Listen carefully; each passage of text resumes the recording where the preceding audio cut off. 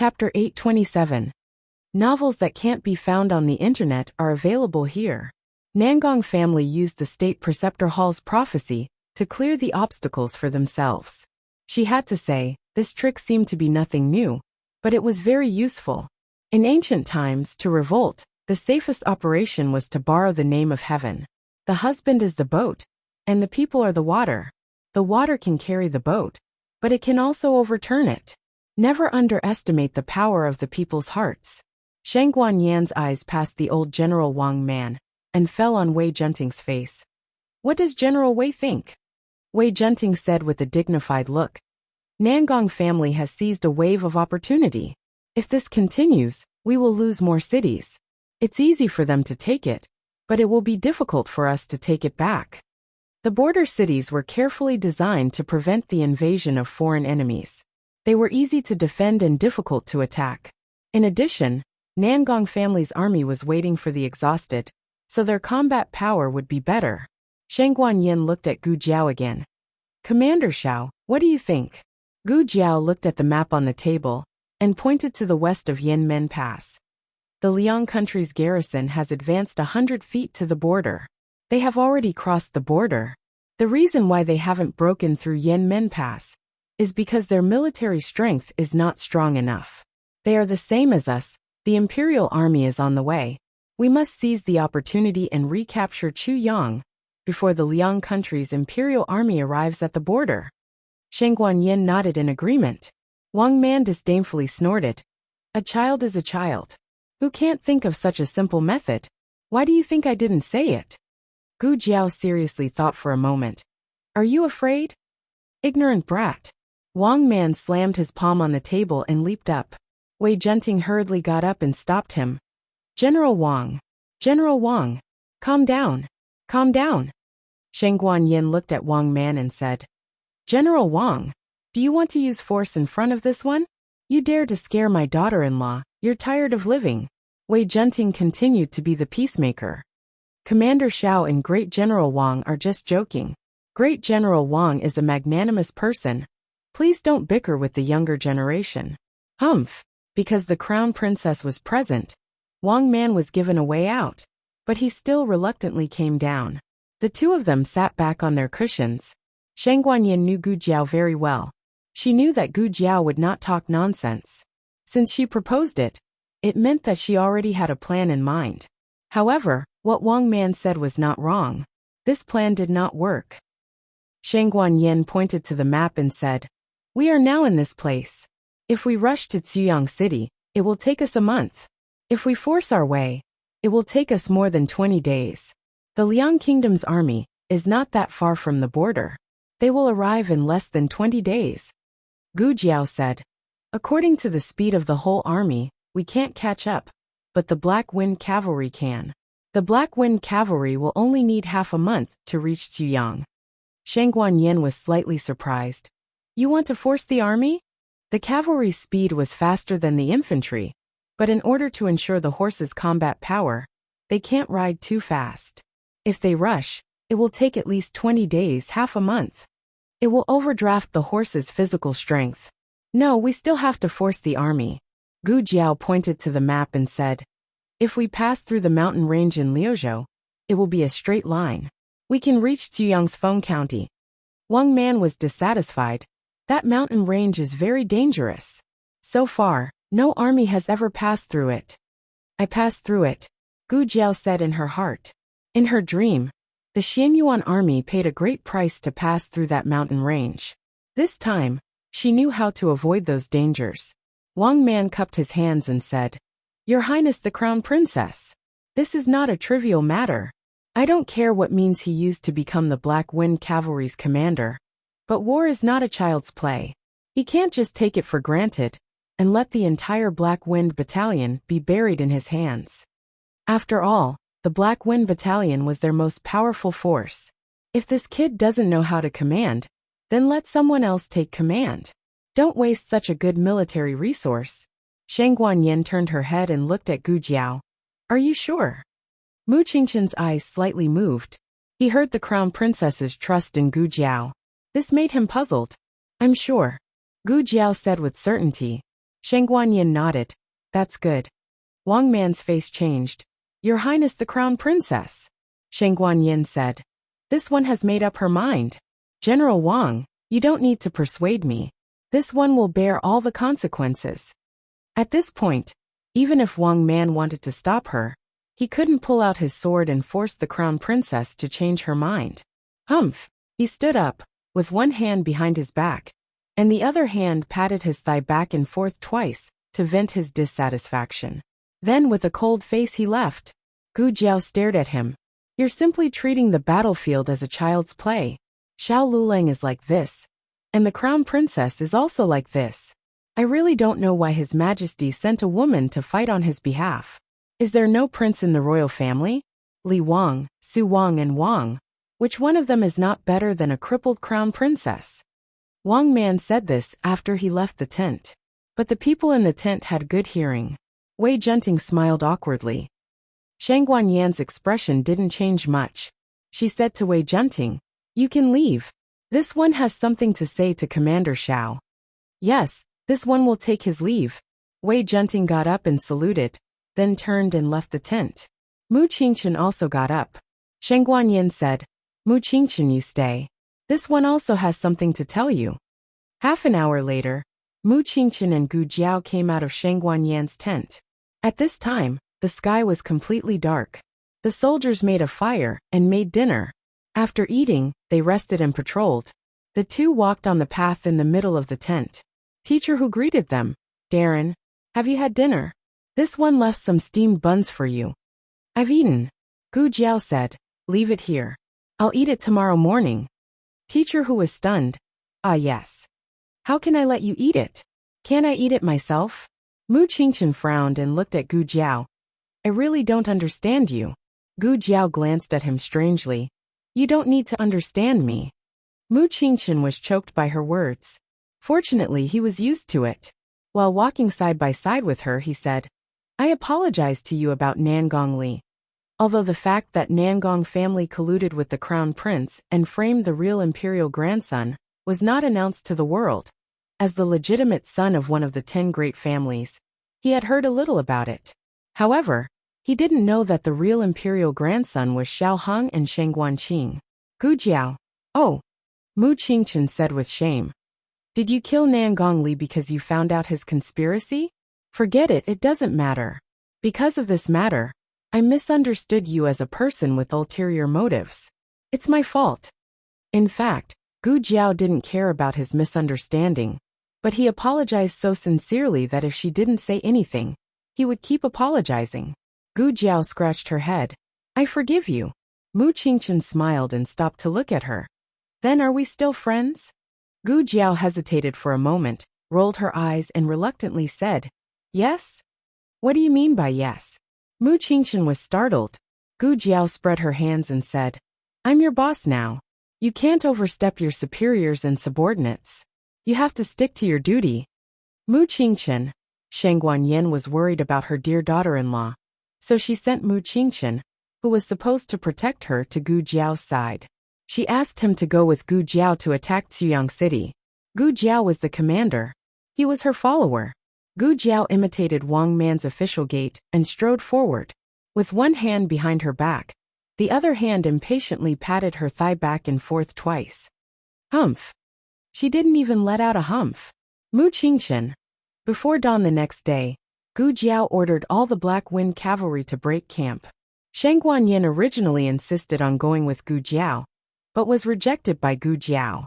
Sheng Guanyan's back was pierced with 8 vertebral screws, so she had to wear armor when going out. The rapid march of the cavalry would drag her down. In addition, as the crown princess, she could collect more local troops along the way. Even if she didn't have enough troops, she could at least buy more provisions.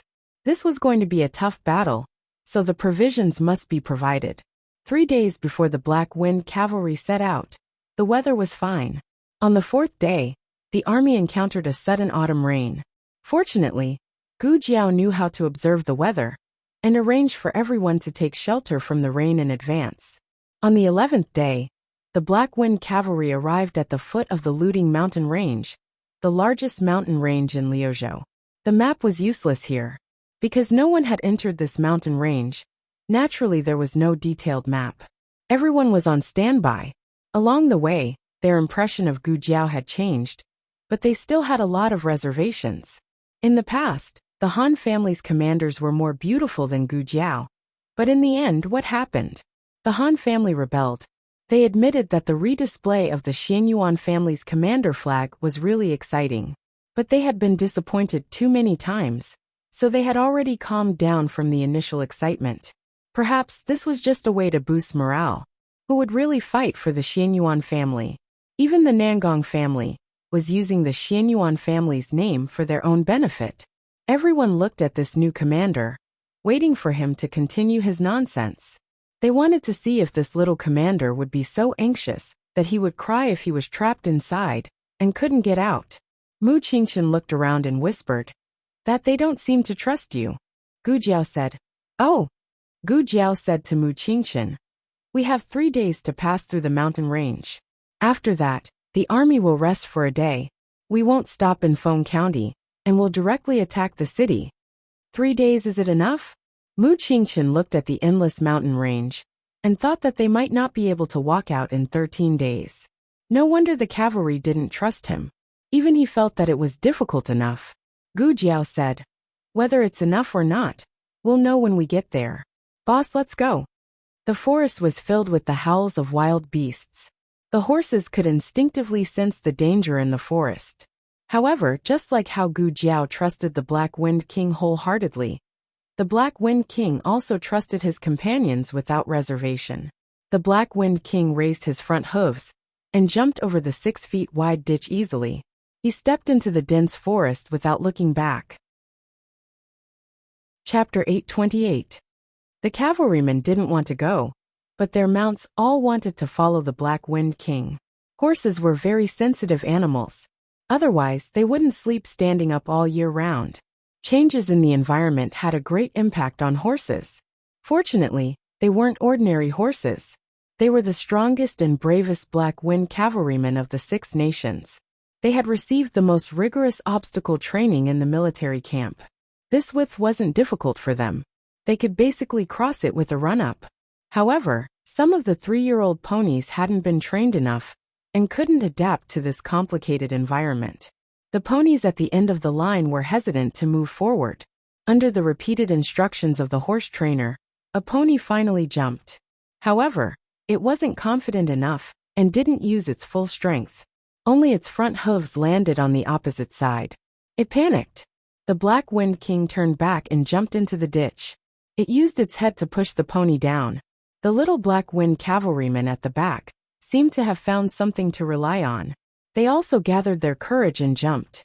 The Black Wind King guarded the ditch and sent them over one by one. When all the little Black Wind cavalrymen had crossed the ditch, the Black Wind King came out of the ditch full of mud and brambles. Its legs were scratched a few times by the brambles. Gu Jiao treated its wounds and continued on the road. The 3 camps marched in the order of the vanguard, assault and reserve camps. Wenren Chong was from the reserve camp. He rode his horse and walked at the back of the line. As he walked, he used a charcoal pencil to record the terrain and route in the forest. "Hey, give me some water." Zhao Dengfeng rode his horse to his side and stretched out his hand. "No." Wenren Chong didn't even raise his head. "You." Zhao Dengfeng glared at him and turned to the cavalryman on the other side. "Li Shun." Li Shun ignored him and urged his horse to go to the front. Zhao Dengfeng gritted his teeth. "Aren't you all small soldiers? You're ignoring me?" When Gu Jiao wanted to put the 3 of them in important positions, they were either not in the barracks or did not return to the barracks. Now they had returned to the barracks, but they were starting from small soldiers. Gu Jiao took the lead and led the way. Teacher Hu and Mu Qingqian followed behind her under the scorching sun. Gu Jiao suddenly stopped and looked around. Mu Qingqian asked, "What are you looking for?" "Little stream." Gu Jiao said, "There should be a stream nearby. If we follow the stream upstream, we'll be able to cross the mountain range." After a pause, she said, "Go and catch a deer. I want it alive. Don't hurt it." It was not difficult to catch a deer, but it was not easy to not injure it at all.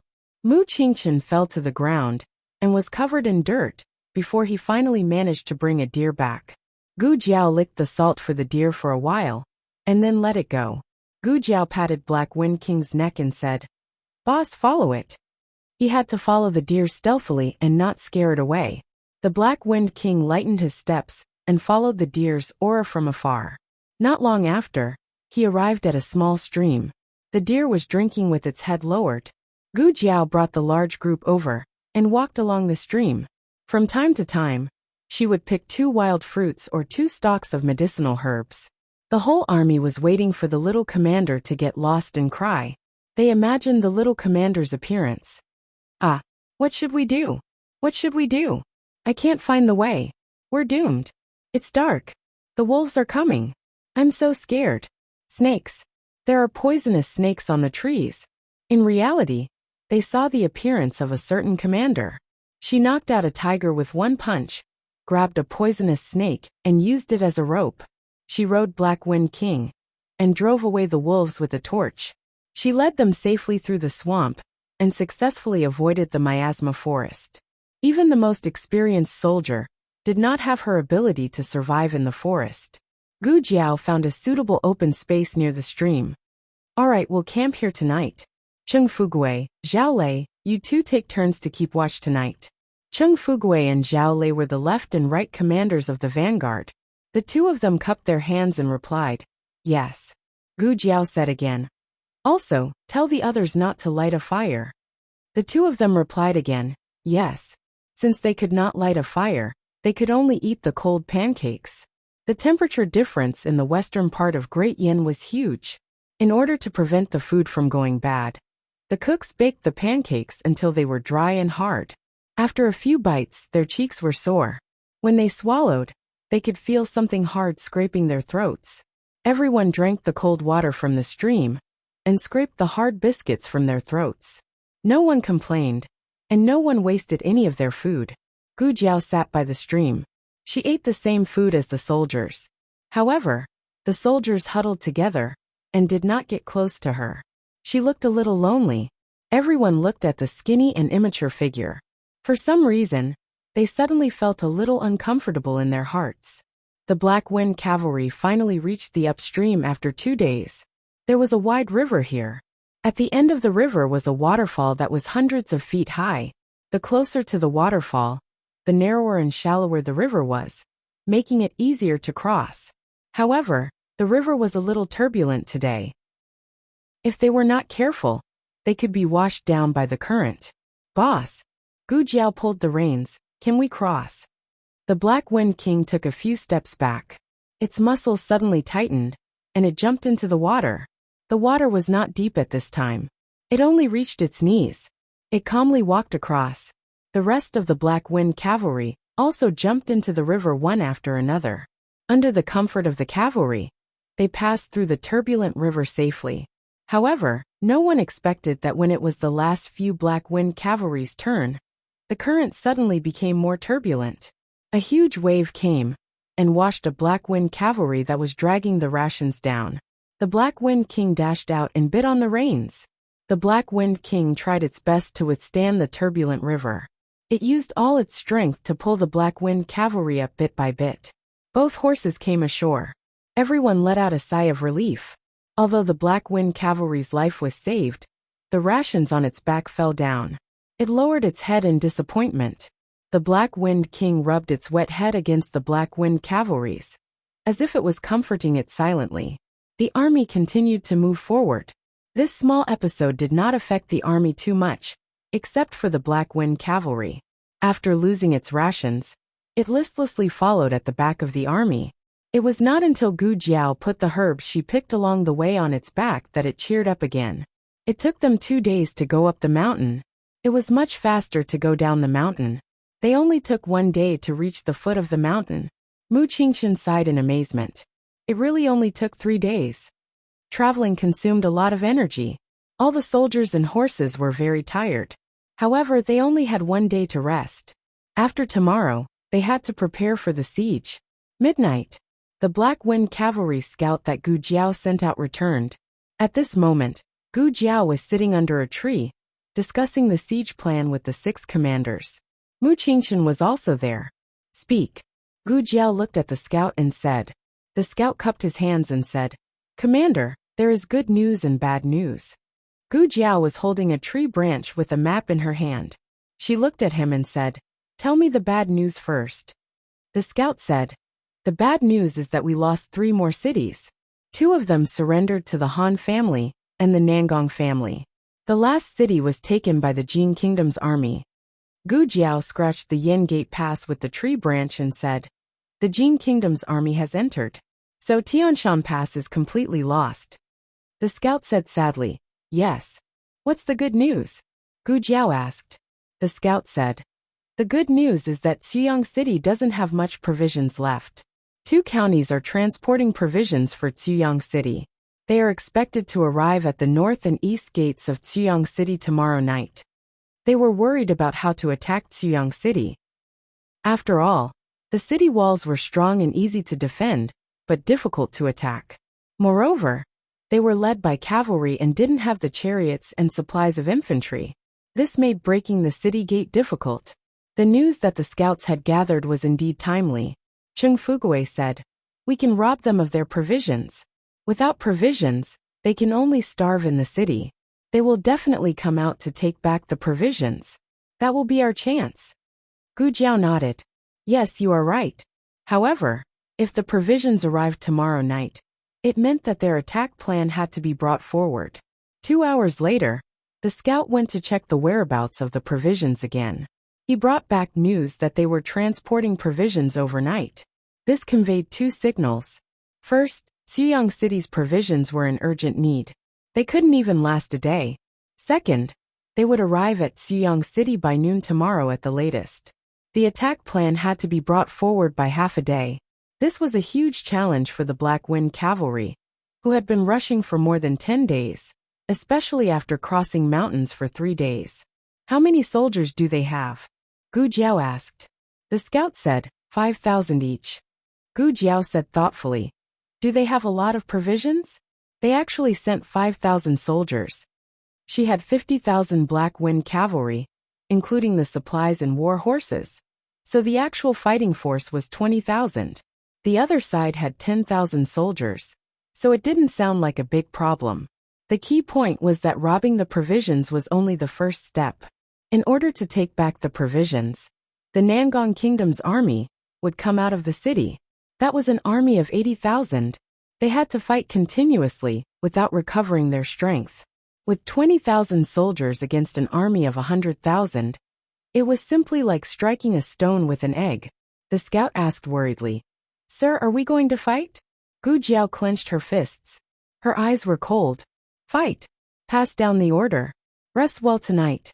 There is no need to wake up early tomorrow. In the afternoon, follow me to attack the city. Chapter 829. Crazy, crazy, crazy. He's really crazy. Zhao Dingfeng went into Wenren Chong's tent and kicked the sleeping Wenren Chong. Wake up. The young commander is crazy. If he's crazy, then he's crazy. Wenren Chong impatiently turned over and continued to sleep. Zhao Dingfeng was stunned. No, what's wrong with you? You've been forging iron for more than 10 years, and you've become stupid. I say, the young commander is crazy. He's going to attack the city tomorrow afternoon. And he's going to fight 2 battles. Can you believe it? How many soldiers do we have? How many soldiers does Xuyang City have? How tired are we from rushing all the way here? How can we fight them? It's not like we haven't fought them before. Wenren Chong said lightly. Zhao Dingfeng was stunned for a long time before he realized that he was referring to the battle many years ago. Xian Yuanli used 20,000 cavalry to defeat 80,000 Jin soldiers. It was about the same as their current strength. The problem was that the Jin army had rushed thousands of miles to attack. The Jin army had exhausted their strength, but they were the ones waiting for the exhausted soldiers. Whether it was their strength or their morale, they were at their peak. Looking at the current situation, how could they compare to the Black Wind Cavalry of the past? Was this new commander better than Xian Yuanli? Or was everyone stronger than the morale of the past?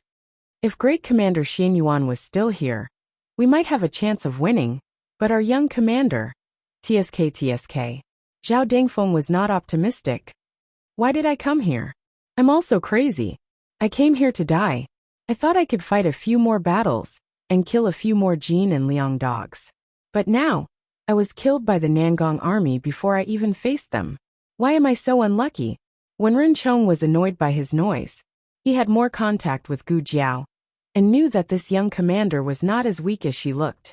But to be honest, he didn't dare to have too much hope for tomorrow's battle. Was this what it meant to die before the battle? Gu Jiao's mental fortitude was very strong. Even if tomorrow was a fierce battle with almost no chance of victory, she still fell asleep immediately. He had a dreamless night. In the morning, she called the 6 commanders to the tree and gave them detailed instructions about the battle plan. Mu Qingchen and Advisor who were also there. Advisor who was in charge of recording the information. These files had to be reported to the imperial court. Gu Jiao used a branch to draw a simple map on the ground. Then, she pointed at a small triangle and said, "This is our current position. There are 2 groups of provisions approaching Xuyang City. They are coming from the North Gate and the East Gate. We are closer to the North City Gate. I went to check the terrain just now. There is a canyon suitable for an ambush along the way. In a while, I will personally lead 1,000 cavalrymen to rob the rations outside the Northern City Gate. After that, I will return here, and we will ambush the Nangong family's army. In addition, in order to disperse their forces, someone must also rob the provisions at the East Gate. When the Nangong family's army arrives, don't fight them head-on. Pretend to be defeated, and lead them in a roundabout way. The further the better. By the time they realize that they have been lured away, it will be too late to reinforce the canyon. I have a grudge with the Nangong family. I killed Nangong Li. As long as I appear, they will definitely send their main forces to chase after me. Therefore, I need to reserve 18,000 troops at the canyon. Only 2,000 troops can be sent to the East Gate. This is a difficult and dangerous task. Even if they use more than half of their forces to chase after me, there will be at least 10,000 troops left. Once you are caught, you will be completely annihilated.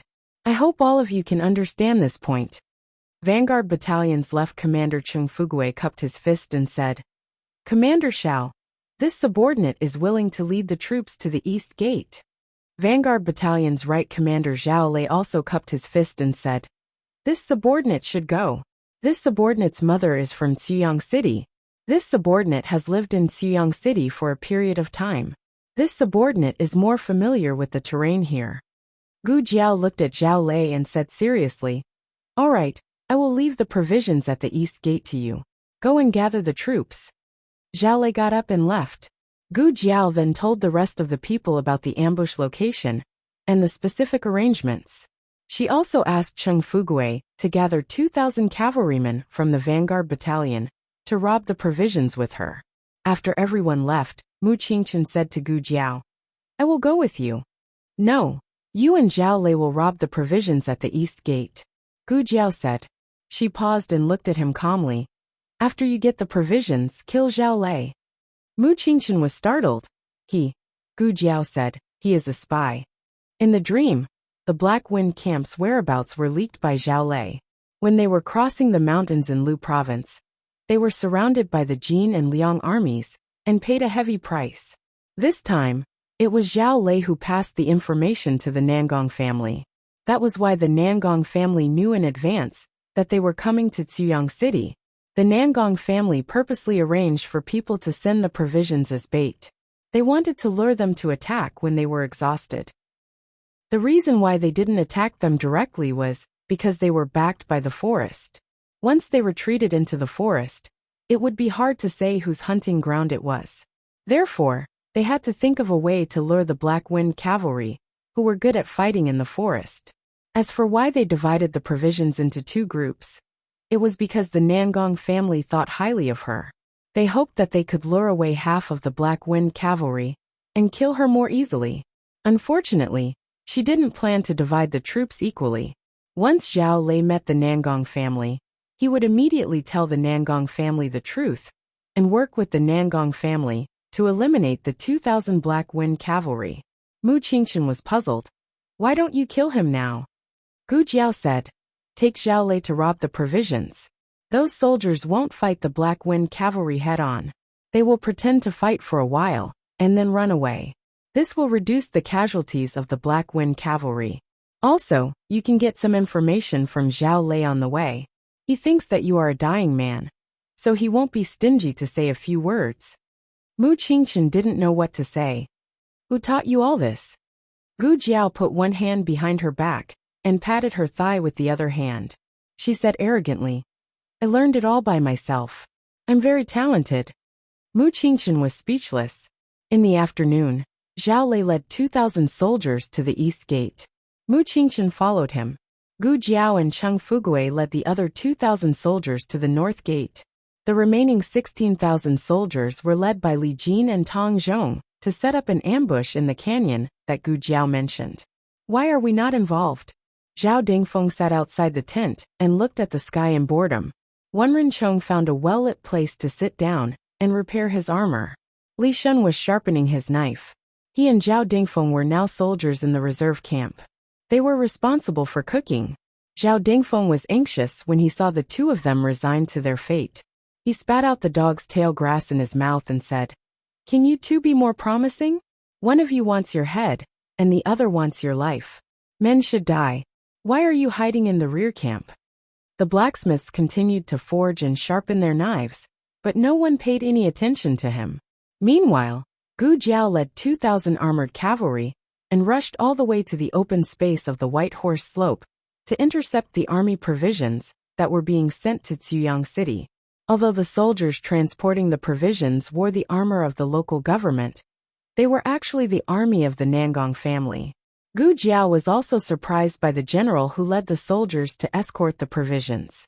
It was the third master of the Nangong family, Nangong Li's younger brother Nangong Zai. There were not many rumors about Nangong Zai in Chengdu. He had been guarding the border with the army. Gu Jiao had seen his portrait in the Imperial Preceptor Hall. He was more handsome and strong than in the portrait. His skin had been tanned into a bronze color by the scorching sun at the border. His bright eyes looked at Gu Jiao with a smile that was not a smile, revealing a bit of undisguised ridicule. You are the new commander of the Black Wind Cavalry? His eyes fell on the birthmark on Gu Jiao's left face. This feature was too obvious. No one would mistake it. Gu Jiao was wearing a red battle suit and black armor.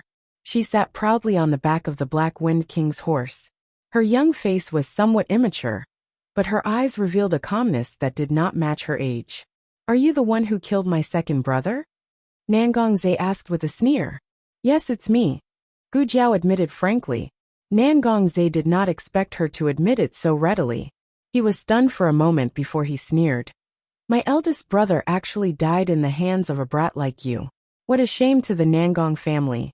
Originally, I did not want to go through so much trouble, but they all told me to be careful of you and insisted on transporting some provisions to lure you out. Fourth brother and I both moved out. Looks like I was lucky. As he spoke, he looked behind Gu Jiao and said with disdain, Unfortunately, only 2,000 people were lured here. Should we say that we did not plan well, or should we say that you are extremely daring? You only have 2,000 people, and you dared to rob my 5,000 soldiers. But it doesn't matter. Once we capture you, your Black Wind Cavalry will naturally come to rescue you like moths to a flame. Gu Jiao said calmly, What a coincidence. I was thinking the same thing. If we capture you, we will be able to attract the 80,000-strong army of your Nangong clan. Ha ha ha. Nangong Zai was about to faint from her laughter. I have lived for more than 30 years, and I have never heard such an arrogant tone. Your Black Wind Cavalry only has 20,000 soldiers, and you dare to fight my 80,000 soldiers? I think you are scared out of your wits. His gaze landed on Gu Jiao's armor. Do you really think that by wearing Xian Yuanli's armor, you can become the second Xian Yuanli? You're still far from him. As soon as he finished speaking, he pulled out the long sword hanging on the saddle and pointed it at Gu Jiao. Leave this person to me. Kill the rest.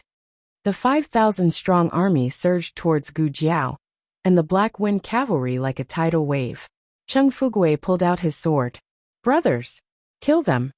In an instant, the weapons clashed and the sounds of battle shook the heavens. Gu Jiao looked at Nan Gongzhe, who had risen into the air and slashed at her. Her young face was expressionless, and she was terrifyingly calm. Nan Gongzhe, who was charging towards her, frowned. Gu Jiao pulled out the red-tasseled spear on her back and said word by word, "The first battle must see blood." Chapter 830. The white cloth on the red-tasseled spear was removed by Gu Jiao, and it flew into the wind. The spearhead shone with a cold light under the hot sun. The red-tasseled spear that was identified as a whip was like the blood from the enemy's heart. It was a shocking red. Nan Gongzhe's sword directly chopped down on Gu Jiao's red-tasseled spear, creating a crisp sound of collision. His sword was a treasured sword made of black iron. It was incomparably sharp and indestructible, not to mention a red-tasseled spear. Even if it was a piece of pig iron, he would be able to split it in half. But what shocked Nan Gongzhe was that the ugly red-tasseled spear was actually unharmed. Did it withstand my sword? No, it should be that this brat blocked his killing move. He used a large amount of qinggong and internal energy to complete this move. He saw the scene of Gu Jiao pulling out her spear to block, but he didn't care. This was because he had absolute confidence that he could break Gu Jiao's red-tasseled spear and slash her body. Nan Gongzhe was above Gu Jiao's head and forcefully pressed down on the long sword in his hand. Gu Jiao looked at him calmly. She suddenly leaned back and raised her left leg, kicking towards Nan Gongzhe's head. Nan Gongzhe held his sword in his right hand and was facing off against Gu Jiao. He could only use his left hand to block, but this position was extremely awkward. In addition, his left hand wasn't his dominant hand, so he didn't have enough strength. His entire body was kicked out by Gu Jiao. Nan Gongzhe almost fell under the hooves of the Black Wind cavalry. Fortunately, he managed to stabilize himself in time. His long sword touched the ground, and he used the momentum to flip and stabilize himself in the chaos. His left arm that blocked Gu Jiao's kick began to feel slightly numb. This brat's strength was terrifying. And what was with the red-tasseled spear in his hand? Why? Did it look a little familiar? Where did you get your red-tasseled spear? Nan Gongzhe asked coldly. As he spoke, a soldier from the Nangong family was kicked to the ground by a Black Wind cavalry. Seeing that his throat was about to be pierced by the Black Wind cavalry's spear, he swung his sword at the Black Wind cavalry. Clang! Gu Jiao's red-tasseled spear blocked his sword. The cavalryman was slightly startled, but his movements were not affected. It was as if they had cooperated thousands of times before. Under Gu Jiao's protection, he stabbed the Nangong rebel to death. Don't say that we are all from the Great Yin Kingdom. Rebels are rebels. It is the mission of the Black Wind cavalry to purge the rebels. Nan Gongzhe did not care about his soldiers as much as Gu Jiao did for the Black Wind cavalry. If they died, so be it. They still had more soldiers. However, this made him even more curious about Gu Jiao. How could he be so gifted at such a young age? Gu Jiao did not intend to talk nonsense with Nan Gongzhe. Nan Gongzhe recognized that the armor she was wearing was Xianyuan Li's armor. But he did not recognize that her red-tasseled spear was Xianyuan Li's weapon. She was not good at martial arts and was blind. She had been a spy in the Xianyuan army for so many years. Gu Jiao stepped on the stirrups and jumped onto the horse's back. She turned in the air and slammed her spear down heavily at Nan Gongzhe. Nan Gongzhe's pupils shrank. The 7 styles of Xianyuan. This was the Xianyuan family's spear technique. The youth was holding Xianyuan Li's red-tasseled spear. How could it be? Who are you? He swung his sword to block the red-tasseled spear above his head. He held the sword hilt with one hand and the blade with the other. He used all his internal energy to block the youth's attack. Gu Jiao immediately followed up with a second strike at lightning speed. With a crisp crack, Nan Gongzhe's black iron sword was broken by the youth's red-tasseled spear. Nan Gongzhe's eyes widened in disbelief. Gu Jiao did not give Nan Gongzhe any time to catch his breath. She quickly stabbed her spear again. Behind her, Chung Fugui was forced down from his horse by a rebel from the Nangong family in order to save his companions. The rebel cut his left shoulder with a sword. Damn you!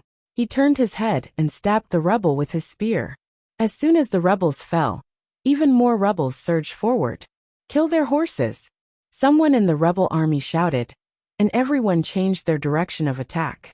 They didn't want to fight the cavalry head-on, but instead, they slashed at the Black Wind cavalry that they were riding. The Xianyuan Steel Cavalry was the bravest war horse in the Six Nations. They were trained to protect their masters and did not care about their own safety. As long as the cavalry did not stop, they would continue to fight. They would not retreat because of swords and sabers, and would not cower because of injuries. Chung Fugui watched as the Black Wind cavalry fell one after another. His eyes were bloodshot. "Damn it! How dare you kill our mounts? Give me your life!" The battle between two armies was not a duel between individuals. Everyone was killing each other, and people could be injured or killed at any time. The Black Wind cavalry was at an absolute disadvantage in terms of numbers. Any small victory that was bought with a huge price or sacrifice would be considered a failure. Gu Jiao had to end the battle as soon as possible. Nangongzhe, who had lost his weapon, got on his horse and took a spear from a Black Wind cavalry. Gu Jiao deftly flicked his spear away. The Black Wind King raised his front hooves and charged towards Nangongze's horse with a murderous aura. Nangongze's warhorse was so frightened that it fled. Its entire body stood upright. Nangongze cursed angrily and fell from the horse's back. He rolled a few times and coincidentally saw a long sword in front of him. His eyes lit up, and he hurriedly reached out to pick it up. Gu Jiao's spear pierced over and nailed his palm to the dusty ground. Gu Jiao said, "I said that the first battle must see blood. The blood of the traitors shall be used to pay tribute to the dead souls of the Xianyuan family." Gu Jiao held the red-tasseled spear and pressed it down. "Ah!" Nangongze let out a shrill cry.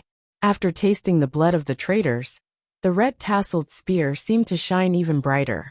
Endless fighting spirit reverberated throughout the battlefield. The morale of the Black Wind cavalry was greatly boosted. Gu Jiao pulled out the red-tasseled spear and kicked Nangongze unconscious. On the battlefield, it was not individual strength that mattered but teamwork. Although Nangongze's martial arts were not as good as in Hun's, he was not weak in a real battle. If Nangongze had not targeted Gu Jiao so much today, and had wholeheartedly led the rebel army to arrange the troops, he would not have lost so thoroughly. Of course, Gu Jiao's age made it easy for people to underestimate her. Who would have thought that a teenager could defeat the fierce general of the Nangong family? After Nangongze was captured alive by Gu Jiao, the rebel army's morale was in chaos. The Black Wind cavalry took advantage of the victory and killed almost all of the rebel army. Gu Jiao asked Chung Fugui to keep a few of them alive. "Go and tell the head of the Nangong family that I, Xiao Lulang, am here. I'm the one who killed his second son, Nangongli. Now I've captured his third son, Nangongze. If he wants to redeem his son, use Ziyang City as an exchange.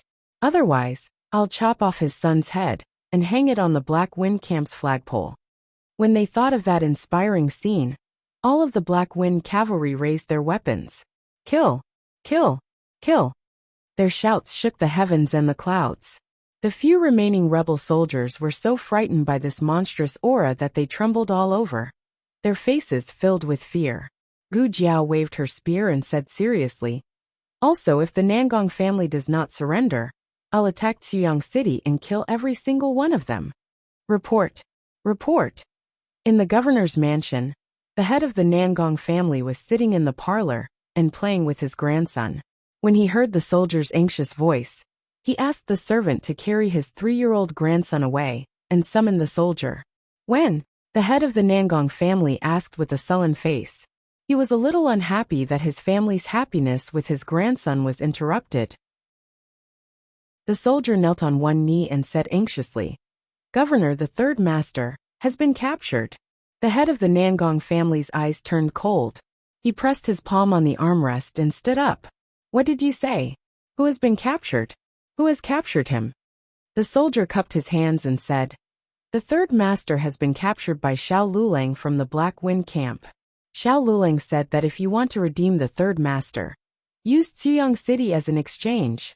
He also said, the head of the Nangong family gripped the armrest tightly and said through gritted teeth, "What else did he say?"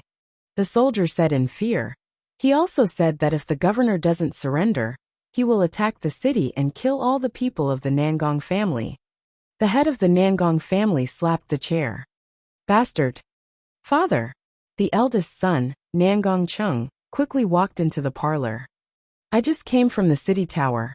I heard that the third brother has been captured. The head of the Nangong family was so angry that his whole body trembled. Xiao Lulang, it's that Xiao Lulang again. Nangong Chung was shocked. It's him? The head of the Nangong family suppressed his anger and closed his eyes. I told him to bring more soldiers, but he didn't listen. Nangong Chung didn't reply. Actually, it was impossible to bring more soldiers. The mission of the third brother, and the fourth brother, was to lure the Black Wind camp out of the mountain. If the third brother and the fourth brother had brought more soldiers, the cavalry of the Black Wind camp wouldn't have come out of the mountain to rob the provisions. Moreover, their target was Xiao Lulang. Whether it was the third brother or the fourth brother, they would capture him alive if they could. If they couldn't, they would kill him. Nangong Chung frowned. I didn't expect the Xiao Lulang to be so powerful. The first day he appeared, the third brother fell into his hands. I wonder how the fourth brother is doing? The head of the Nangong family said. Your fourth brother didn't encounter Xiao Lulang, so he should be fine for now. You should think about how to save your third brother. Grandfather. A woman in red armor walked in with a solemn expression.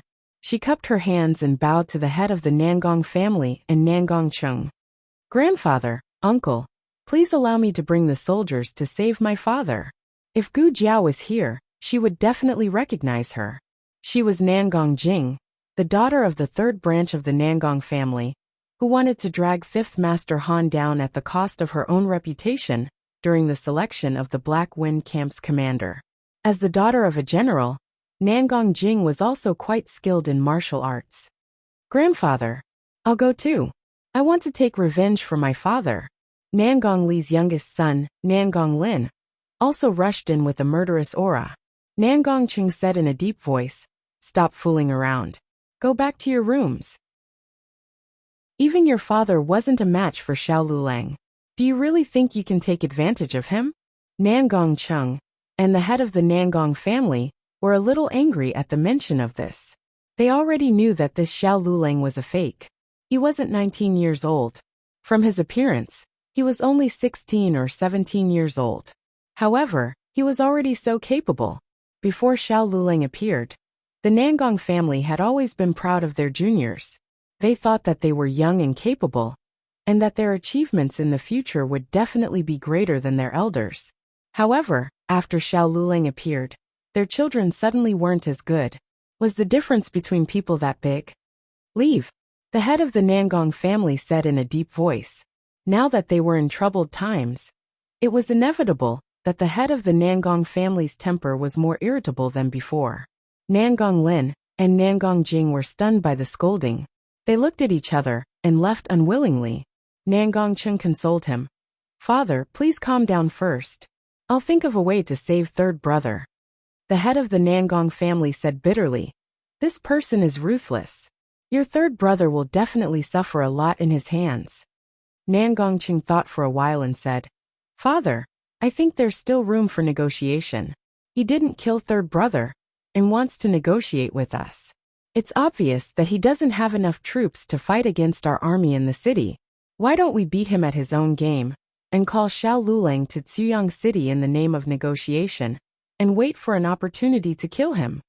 The head of the Nangong family said coldly, How do you know that you're not inviting a wolf into the house? Xiao Lulang is so cunning.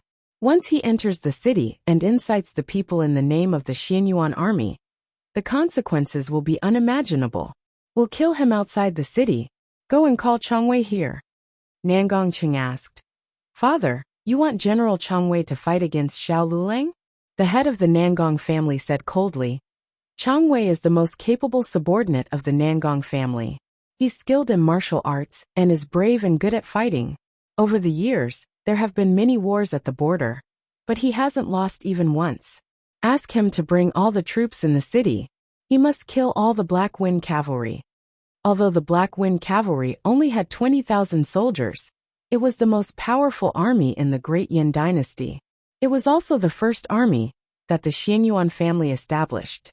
The Xianyuan family relied on the Black Wind cavalry to dominate the 6 states. Later on, they slowly built their own archery unit, infantry unit, and chariot unit. In order to extinguish the fighting spirit of the 3 armies, they must first eliminate the Black Wind cavalry. Chapter 831. In Feng County, on the official road that was used to transport the provisions, there had just been a battle. Thick blood mist filled the entire open space. Cheng Fugui's arm was hanging with gauze, directing the soldiers who were not injured to count the provisions. Probably because the city was really short of provisions, so the provisions this time were all real. This was a great harvest. This was an unprecedented war, and it would not end easily. It was always right to stock up more provisions. It was not good to stay here for a long time. Gu Jiao took 4 medical officers to treat the injuries of the injured soldiers. Bear with it for a while, Gu Jiao said to a soldier whose arm was dislocated. The soldier nodded. Gu Jiao put his arm back in place. Then she took gauze from the small medicine box and wrapped it around his neck. Just like Cheng Fugui, his arm was hung around his neck. After that, Gu Jiao treated the next soldier. She pulled out the sword, disinfected, stopped bleeding, stitched up, and put gauze on the wound. After counting the provisions, the soldiers rested on the spot to recover their strength. But Gu Jiao could not rest. There were no hospital beds here. All the soldiers were lying on the ground. She could only kneel and treat everyone. The cold hard armor rubbed her knees. She knelt in front of a wounded soldier covered in blood. This wounded soldier was very young. He had just joined the army this year. His family was poor. In order to treat his grandfather's illness, he joined the army. He had the talent to be a soldier. Cheng Fugui took him back to the Black Wind camp. My leg. He looked at his injured and swollen leg. His eyes suddenly had tears of fear. This was the first time he went to the battlefield. It was also the first time he faced serious injury and death. It won't be crippled. It will be cured, Gu Jiao said to him. Really? He asked with a choked voice. Gu Jiao said, yes, really. But you have to be obedient. Don't make noise. Don't cry. He stopped his tears in a second, fearing that he wouldn't be able to recover if he cried too much. Gu Jiao took out the anesthetic and applied local anesthesia on him. Then, she used a scalpel to cut open his skin and used a pair of tweezers to pick out the broken sword fragments bit by bit. The wounded soldier did not dare to look at Gu Jiao's movements. He turned his head away and closed his eyes tightly. The rest of the cavalry couldn't help but look over.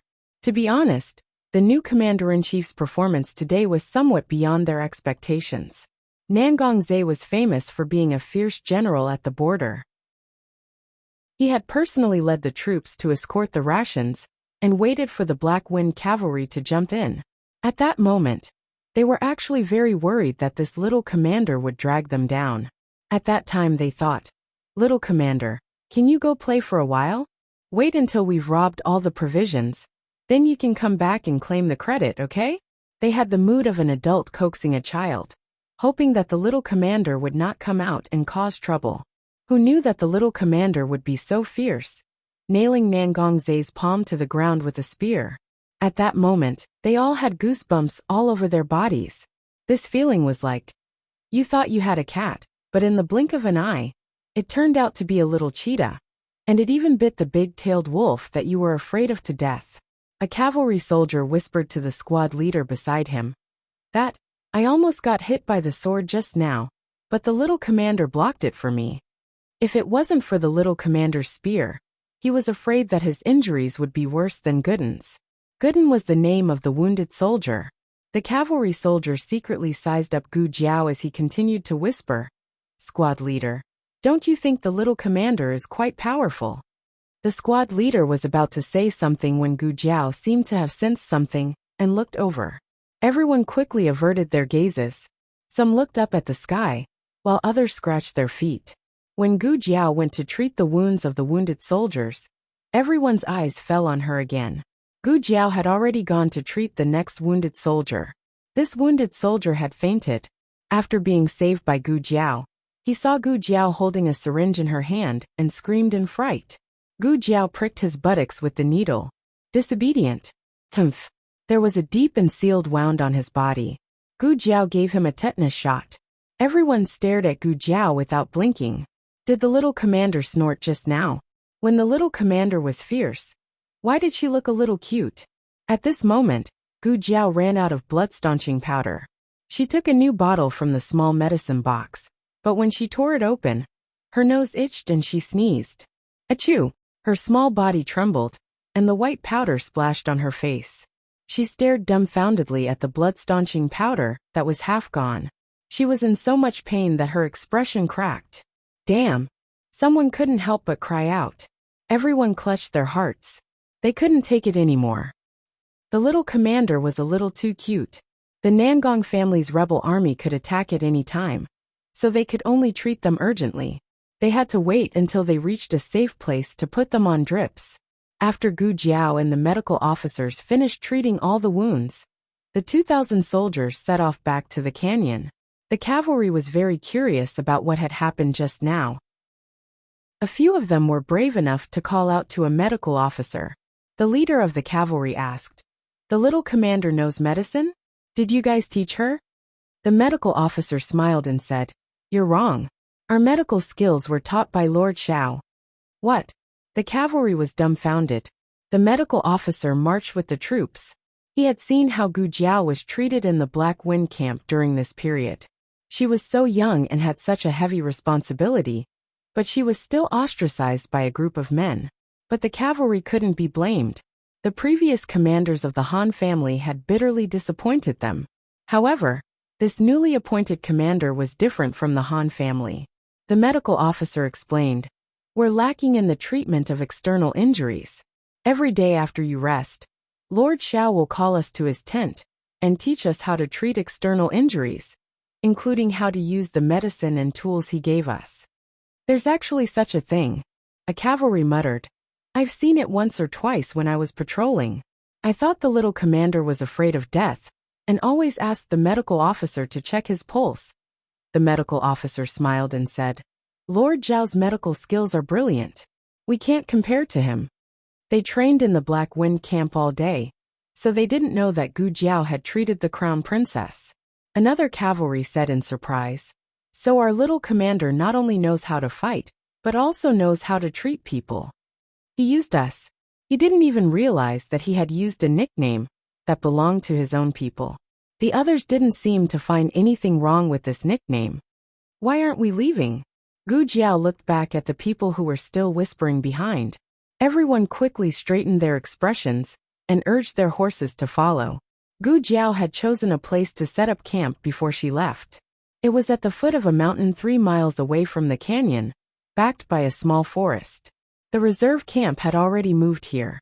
The tents were set up and dinner was ready. Gu Jiao let the injured soldiers return to their tents to recuperate. The injured Black Wind cavalry were also taken away for treatment. As for the food they robbed, it was handed over to Zhang Shiyong and Zhou Run, the 2 commanders of the reserve camp. Li Jin and Tong Zhong of the assault camp came to Gu Jiao's tent and reported the situation of the ambush in the canyon. "Very good." Gu Jiao nodded. "Have the soldiers eaten dinner?" "Yes," Li Jin said. Gu Jiao said, "Once it gets dark, the Nangong family's rebel army will take action. Everyone must be prepared for battle." "Yes." The 2 men cupped their fists in response. "My lord, who is this person?" Advisor who ran over anxiously. He looked at Nangong Zhe who was tied up and thrown on the ground. "Rebel army?" "Nangong Zhe." Gu Jiao said. Advisor who was shocked. "Nangong Zhe, the 3rd master of the Nangong family?" My lord, you captured him?" "We kept him as bait." Gu Jiao clapped her hands and no longer cared about Nangong Zhe on the ground. Instead, she looked at Li Jin and Tong Zhong. "Based on your understanding of the Nangong family, who will they send to lead the troops tonight?" Li Jin thought for a moment and said, "Chang Wei." Tong Zhong said, "Either Chang Wei or Nangong Sitsi." Gu Jiao said, "Nangong Sitsi has gone to deliver another batch of food. Mu Qingchen is leading them in a roundabout way. They won't be able to come tonight." She was talking about Mu Qingchen, not Zhao Lei. Logically speaking, Zhao Lei was the commander of the Black Wind cavalry. Mu Qingchen did not have an official position. Zhao Lei should be the one leading them in a roundabout way. However, she was close to Mu Qingchen. The two of them thought that she was just talking about Mu Qingchen out of habit, and did not take it to heart. That leaves only Chang Wei. Tang Zhong's expression suddenly turned serious. If it's Chang Wei, we'll be in trouble. He's harder to deal with than Nangong Sitsi. He's a real fierce general. Gu Jiao said casually. We'll know if he's fierce or not after the battle. Night fell. Chang Wei was dressed in armor. He led an army of 80,000 soldiers out of Ziyang City and headed toward Feng County in the east. This army was well equipped. There were archers, cavalry, infantry, and heavy chariots. It was obvious that they were going to fight the Black Wind cavalry to the death. Chang Wei was born in a poor family. He became a fierce general on the border with his strength. He was very experienced in battle. He had his own way of dealing with the invincible Black Wind cavalry. When the army was 3 miles away from the valley, Chang Wei called for them to stop. General? His deputy general looked at him in confusion. Chang Wei looked at the valley in the night. It was like the mouth of a giant beast. He said calmly, they will definitely set up an ambush in the valley. The deputy general looked at the valley that reached into the clouds. He said, it's indeed a good place to set up an ambush. General, what do you plan to do? Chang Wei said, take a group of people and feign an attack. Force them to attack. When they've used up all their ambushes, retreat. I have a plan. Chapter 832. At dusk, the entire Black Wind camp entered a state of preparation. They packed up and set off. Nangong Zhe was tied to a wooden stake in the camp. He woke up an hour ago. He thought he would be tortured, but he wasn't. The men left him alone after they tied him up. His injured palm was wrapped in gauze. The wound must have been treated, because there wasn't a lot of blood seeping out. He frowned deeply as he watched the cavalrymen come and go and fight in front of him. He was tied very close to the Black Wind camp's commander's tent. With his hearing, he could hear the conversation inside. He knew there would be a fierce battle tonight, and knew what the Black Wind camp had prepared. If he could tell Nangong Jun the Black Wind camp's battle plan, he would be able to take down the Black Wind camp effortlessly. Unfortunately, that kid tied him up with iron chains. He couldn't break free at all. He tried to lure the cavalry over and coax them to take him to see the Black Wind camp's commander. That way, he could find a chance to escape. But he shouted so many times that the horsemen who came and went in front of him seemed to be deaf. Damn it! Nangong Zhe gritted his teeth. He had to find a way to leave this place. He couldn't let the Black Wind camp use him to threaten Nangong Jun. Just as he was racking his brains for a way to escape, he saw Gu Jiao come out of her tent with a helmet. He hurriedly said, Xiao Lulang, what trick are you playing this time? Do you think you can make my father surrender to you by capturing me? I'm warning you, you better give up. My father will never bow down to you for me. Gu Jiao said to advisor who followed her out. Remember to put more water and cook it slowly. Advisor who nodded. Yes, I'll remember. Zhang Shiyong. Gu Jiao called the reserve camp's left commander, who came back with a newly hunted animal. There's no time to dry a few baskets of herbs. Find a few people to roast them. Yes, Zhang Shiyong replied. Gu Jiao called a few more people over and gave them instructions one by one. She only walked over unhurriedly when Nangong Zhe's face was as black as charcoal. Hugging her helmet, she looked down at Nangong Zhe, who was in a sorry state, and asked, What's the matter? Nangong Zhe hated the feeling of looking up at him. But if he did not look at him, it would seem that he was afraid of him. Nangong Zhe looked up and said coldly, You won't succeed. My father won't exchange the entire Ziyang city for me. Gu Jiao. Oh. Gu Jiao's calm reaction made Nangong Zhe even angrier. He was obviously a brat who was still wet behind the ears.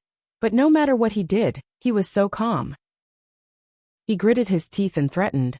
Also, you won't succeed. You only have 20,000 cavalrymen, while my Nangong family has 80,000 soldiers. Your little tricks are nothing in the face of an 80,000-strong army. Xiao Lulang, it's not too late for you to regret. Send me back obediently. Kowtow to my father 3 times and pledge allegiance to the Nangong family. Maybe we can spare your life. Are you done? Gu Jiao tilted her head and looked at him fearlessly. You're not very eloquent." After saying that, she walked away with a little disdain. The army was ready to set off, and the medical officers followed with medicinal herbs and fragrances.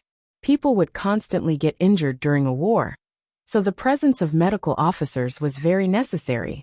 The huge camp was emptied in an instant, leaving only the soldiers of the reserve camp and the injured soldiers, who were transported back from the front line in the afternoon. Nangongze stopped looking around and frowned in confusion. Xiao Lulang had really left. He didn't bring her along. This was too strange. If he was Xiao Lulang, what would he do when the two armies were facing each other? He would use him, the legitimate son of the Nangong family, as a shield so that the Nangong army would not dare to act recklessly. Could it be? He's thinking that if he loses, he'll use me as a last resort? No, I can't let Xiao Lulang succeed. I must escape. The sky became gloomier and gloomier until it was completely dark.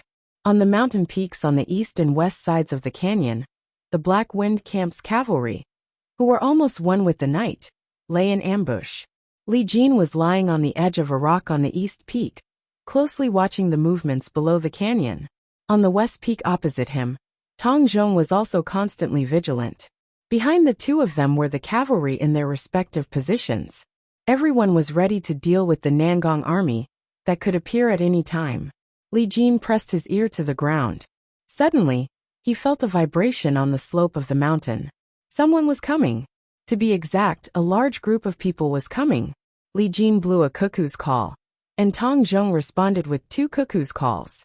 Both sides reached a tacit agreement and raised their right hands together. The sound of horse hooves approached from afar, mixed with the sound of armor rubbing against each other. In the silent mountain range, it sounded like a battle. The moon was good tonight. The armor reflected the cold light, and the sound of horse hooves echoed in the valley. They were close to the canyon. 10 zhang, 7 zhang, 5 zhang, Li Jin suddenly pressed down with his hand. Drop!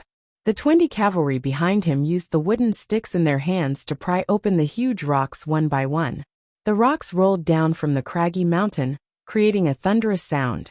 The Nangong army that had charged into the canyon was smashed by the rocks, and their formation was instantly disrupted.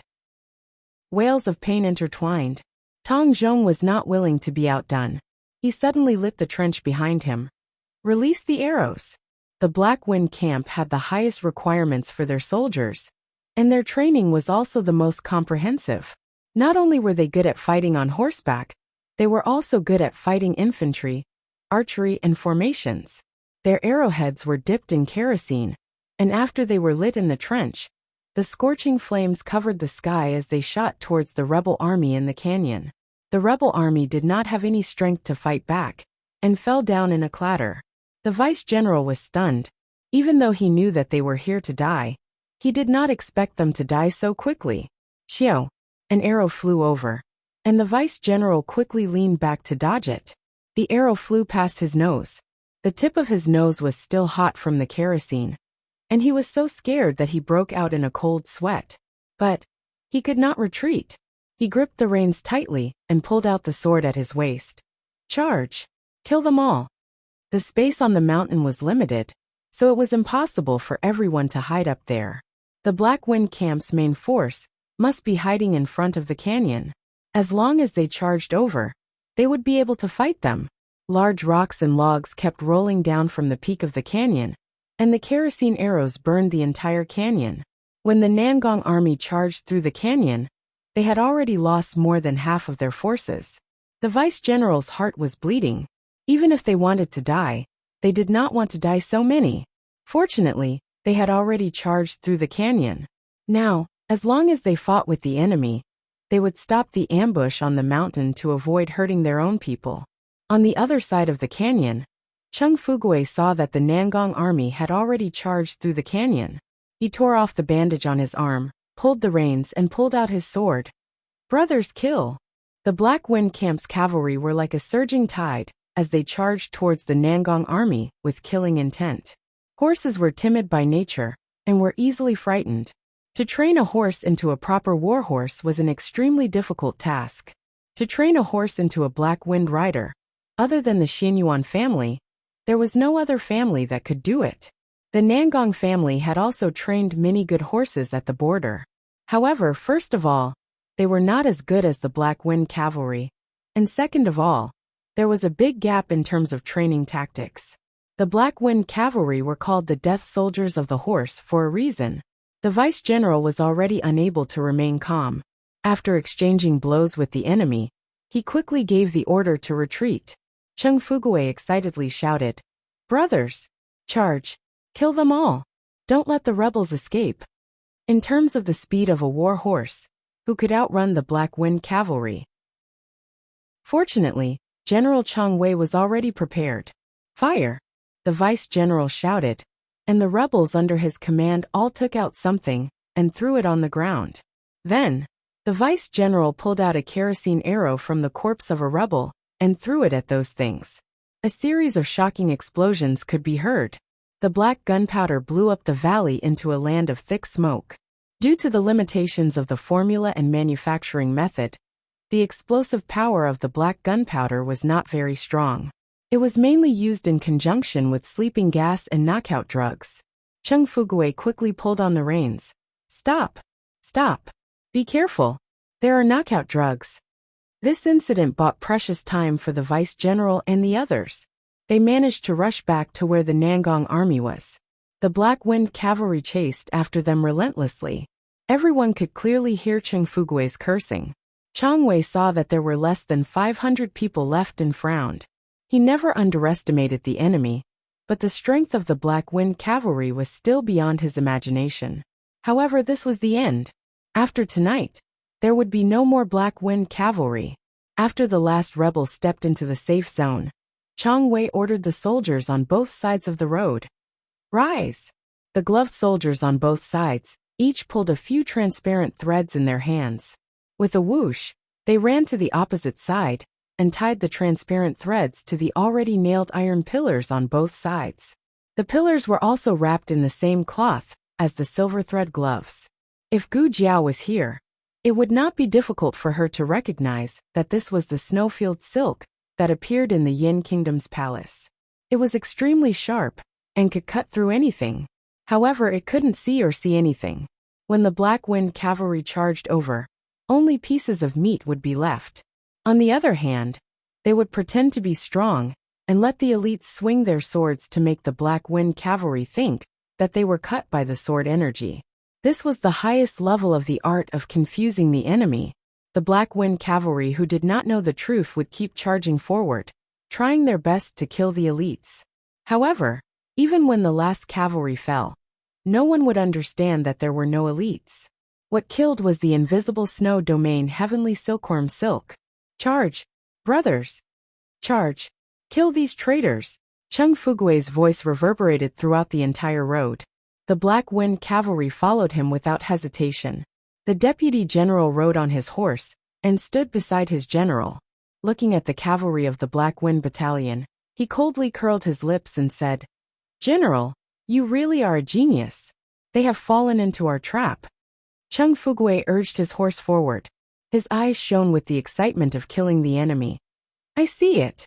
The Nangong clan's rebel army is right in front. Brothers, charge!" Chang Wei did not even bat an eyelid. Only pieces of meat could break through the snowfield silk.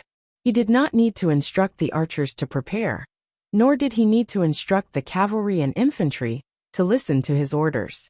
He only needed to make a hand gesture and let the elites start to pretend. That's right. The elites must stand high enough and be eye-catching enough for all the Black Wind cavalry to see. "Go up to the top of the pillar," he said. More than 10 elites used their qinggong and leaped onto the wooden pillar. Cheng Fugui led his subordinates closer. They were turning a corner. Their figures were hidden by the slope in front of them. When they rushed out of the slope and onto the road, the hunt began. 3, 2, 1. The lieutenant counted silently in his heart. 3, 2, 1. He counted silently again. He looked at the pitch-black slope with a dumbfounded expression. "Can't you turn a corner and come out? Why are you still nowhere to be seen? Wait a minute." The sound of horse hooves was also gone. "General." The lieutenant looked at Chang Wei strangely. He could not understand what was going on. Soon Takashi frowned. "Just a moment ago, They were so noisy that their heads were about to split open. How did they suddenly disappear without a trace in the blink of an eye? Did something happen behind the slope when they turned the corner? But it shouldn't be to the extent of suddenly. No. Something is wrong. Chang Wei turned around abruptly and looked at the Nangong clan's army behind him. Woo! A bugle horn suddenly sounded from behind the Nangong clan's army. It was like the opening of a huge battle in the dark night. Following that, someone beat the war drum. Dong! Dong! Dong! Every sound was like a roar from hell. The bugle horn sounded, the war drum beat, and the sound of horse hooves approached in unison. Even the sound of armor rubbing against each other was completely in sync. In the dark night, the flying eagle flag of the Xian Yuan family fluttered in the wind. The wind that came from the valley was like a dragon's roar, causing one's heart to tremble. The 20,000 Xian Yuan steel cavalry wore black armor and helmets. Even their horses were covered in black armor. Chang Wei's gaze was fixed on the young man leading the Xian Yuan steel cavalry. With just one look, Chang Wei recognized the young man from the Xian Yuan family. It was not based on his appearance, nor his identity. It was based on the young man's murderous aura and wolf-like nature. Chang Wei instantly felt as if he had fallen into an ice cellar. The young man pulled down the iron mask on his helmet, revealing only a pair of calm eyes. Attack! All the Xian Yuan steel cavalry raised their hands and pulled down the cold masks on their helmets in unison. The hunt has begun. Chapter 833. Novels with content that cannot be found on the internet are available here. The shock and impact of this scene was extremely great. The dark mass of Black Wind cavalry was like boiling molten iron as they charged towards the 80,000 rebels of the Nangong family. There was a formation when an army fought. Usually, the archers and chariots would be at the front. When charging, the cavalry would be at the front while the infantry would be at the back. Soon Takeshi's main battlefield was near the canyon, so the Nangong cavalry and chariots were naturally arranged there. According to the original plan, as long as the Black Wind cavalry encountered the snowfield silk, they would not have to do anything. The problem was, he was not sure if the lieutenant could successfully lure the Black Wind cavalry over. If the lieutenant and the cavalry were killed in the canyon, the Black Wind cavalry would be waiting for them to attack the canyon. Then, the snowfield silk would not be of any use.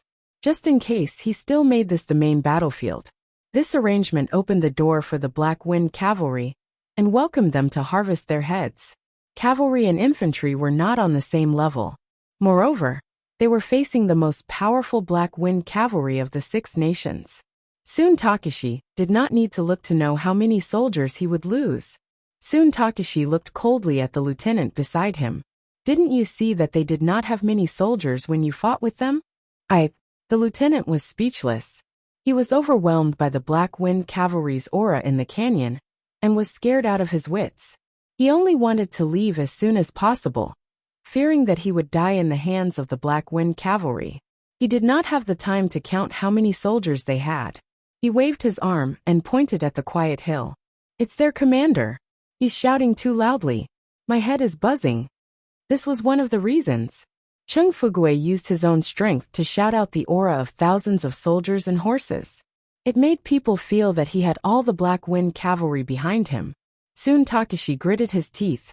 You haven't even seen the Black Wind cavalry's commander. How can you be sure that all the Black Wind cavalry are there? He was stunned by Cheng Fugui's shouting. At this point, soon Takeshi could not tell that he had fallen into a trap. The ambush in the canyon was just a diversion. In fact, the main force of the Black Wind cavalry had already circled to the back of the Nangong army. The commander shouted and scolded, creating such a huge commotion to distract them, so that they wouldn't notice the main force of the Black Wind cavalry approaching from the other side. How did they come up with the idea of going around to the rear?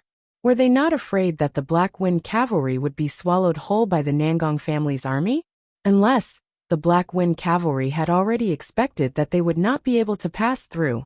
Soon Takeshi looked at the faintly discernible snowfield heavenly silkworm silk in front of him. Then, he looked at the Black Wind battalion cavalrymen, who suddenly hid behind the hill and stopped advancing.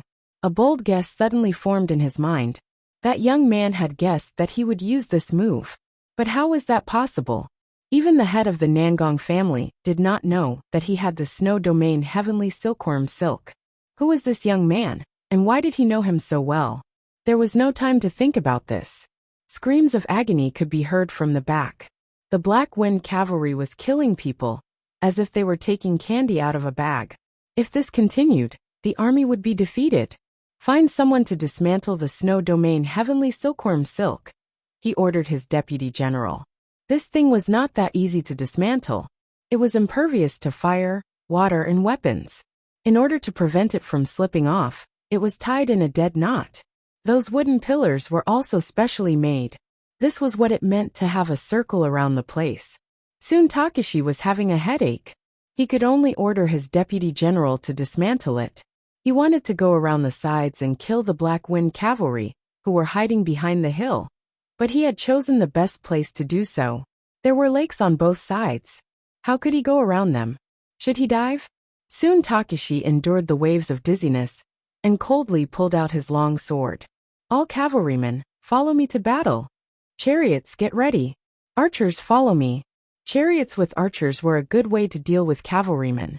However, the chariots were too slow. He had to fight with the Black Wind cavalry first.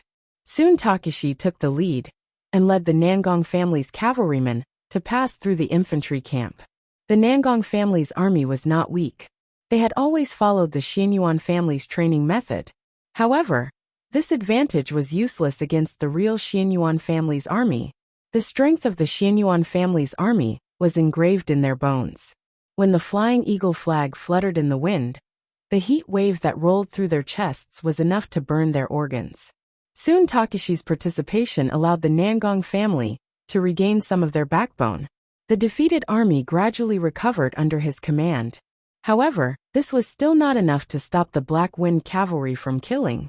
The invincible Black Wind cavalry was like a giant beast from the abyss. They were also like Asuras from hell. No rebel army could escape from their butcher's knife. Soon Takeshi watched as his soldiers fell one by one. His eyes were bloodshot. On the other side, the deputy general was ordering a few soldiers to dismantle the snow domain heavenly silkworm silk. Weapons would not work. With one slash, the sword would break into two. Burning it with fire would not work either. He tried to cut the wooden pillar. However, the wooden pillar was harder than iron. It did not budge even after he cut it with his sword. Finally, the deputy general had an idea. Dig out the pillar for me. Swoosh. An arrow flew over and struck one of the Nangong soldiers, causing him to fall to the ground. The deputy general's eyes trembled. He quickly looked over and saw Ching Fugue, Li Jin, and Tong Zhong leading a large group of cavalry to shoot arrows at them. Whenever one came close to the pillar, they would shoot one. If two came close, they would shoot both. The deputy general raised a shield to block himself. He gritted his teeth and said, "Are you bullying us because we don't have archers?" Fuck. They really didn't. They were taken away by General Tsun Takeshi. The situation on the battlefield was constantly changing. A moment of carelessness could lead to irreversible consequences. This was not to say that Tsun Takeshi's ability to see the entire situation was not enough. It was just that Gu Jiao's appearance was the biggest variable in this battle. Tsun Takeshi had seen countless people, but he had never fought with such an enemy. The other party seemed to be very familiar with his style, but he knew nothing about him. He originally thought that the other party was just a martial arts prodigy. Who would have thought that the other party was a talented commander? Soon Takeshi's eyes were bloodshot as he looked at the young man, who had killed countless Nangong soldiers. The young man was too ferocious. No one dared to get close to him. However, no one could escape from his hunt. Soon Takeshi led the cavalry to surround Gu Jiao. Gu Jiao saw so many people charging at her, but there was no fear in her eyes. She grabbed the reins with one hand, and the red-tasseled spear with the other. Her eyes were filled with killing intent. Go! Black Wind King's aura was fully unleashed. He sped up and charged into the Nangong army's cavalry formation. The Nangong family's war horses were frightened by Black Wind King. The cavalry formation that took a lot of effort to charge over was instantly scattered. Gu Jiao and Black Wind King chased after their prey. However, this was not the scariest thing. Soon Takashi wanted to kill Gu Jiao a few times, but he was stopped by the Black Wind Cavalry. Then he discovered something unbelievable. These Black Wind Cavalry looked like they were killing their own people. However, they were in an organized and planned way to drive the Nangong army toward the canyon. They surrounded the Nangong army, causing the frightened soldiers to have nowhere to run. They could only retreat with all their might. However, the result of retreating was soon Takashi turned around and looked at the Nangong soldiers who were charging forward recklessly. "Stop! All of you stop!" Unfortunately, it was too late. The rebels who did not know what was going on ran toward the snow domain Heavenly Silk. That was supposed to be used against the Black Wind Cavalry. Why did it end up on our own people? Soon Takashi let out a beast-like roar. Gu Jiao raised her spear and killed a rebel who tried to ambush Black Wind King. The situation looked good, but only she knew that. Everyone's stamina was reaching its limit. Although it was not obvious, the Black Wind Cavalry's casualties would increase if they continued to fight. Gu Jiao pulled the reins tightly. "Boss!" Black Wind King understood. It followed Gu Jiao's direction and galloped toward General Tsun Takashi. It was also running out of stamina. Everyone had been traveling for so many days. Not only were the people exhausted, but the horses were also exhausted. All the Black Wind Cavalry gave it their all. They did not care about their lives or their internal injuries. On the side, some Black Wind Cavalry had already fallen to the ground. They had fallen from exhaustion. Soon Takashi swung his sword at a Black Wind Cavalry warhorse. Gu Jiao raised her spear, and with a kung sound, she blocked his ferocious sword. Soon Takashi turned around and met the young man's cold and calm eyes. The young man said calmly, "Your opponent is me." Soon Takashi made a feint and stabbed his sword at Gu Jiao's heart. His attack was almost a sneak attack. To be honest, he was embarrassed to use such a sneak attack on a junior. However, the situation was critical. If they did not take the head of the Black Wind Cavalry's commander, the Nangong army would really lose this battle. Gu Jiao was hit by his sword. His eyes lit up. He knew that no one would be able to dodge this attack. However, in the next second his expression froze. Why couldn't it pierce through? Fifth Master Han's sword could not pierce through my armor. Your sword, can it be sharper than his? Gu Jiao looked at him calmly. Under his dumbfounded gaze, she raised her red tasseled spear and pierced through his hard armor, stabbing him in the chest. Chapter 834. General Chong Wei. One of the Nangong rebel soldiers who witnessed this scene cried out. The Black Wind Battalion soldiers took the chance to shout out, "General Chong Wei is dead." General Chong Wei was killed by the Black Wind Battalion's commander. Brothers, their ever-victorious general has died at the hands of their commander. Everyone charge. Kill these traitors. The Black Wind Battalion soldiers' morale continued to rise. Even though everyone was on the verge of collapsing from exhaustion, they clenched their teeth tightly, not letting the Nangong rebel soldiers see any signs of exhaustion. The surrounding Nangong rebel soldiers witnessed Chong Wei being assassinated with their own eyes. Even if they couldn't see it from afar, it didn't matter because Gu Jiao directly stabbed the person with his spear, hanging him high in the air. "This is your General Chong Wei. He has already died at my hands." The young man's immature voice was full of murderous intent, and it reverberated in the noisy battlefield. General Chong Wei had never been defeated before, but now he was defeated at the hands of a fledgling youth. The youth's armor reflected the silvery white moonlight. Everyone was dazed for a moment as if a new war god was born after Xianyuanli. The Nangong rebel army's morale was already low, and General Chong Wei's defeat was the last straw that broke the camel's back.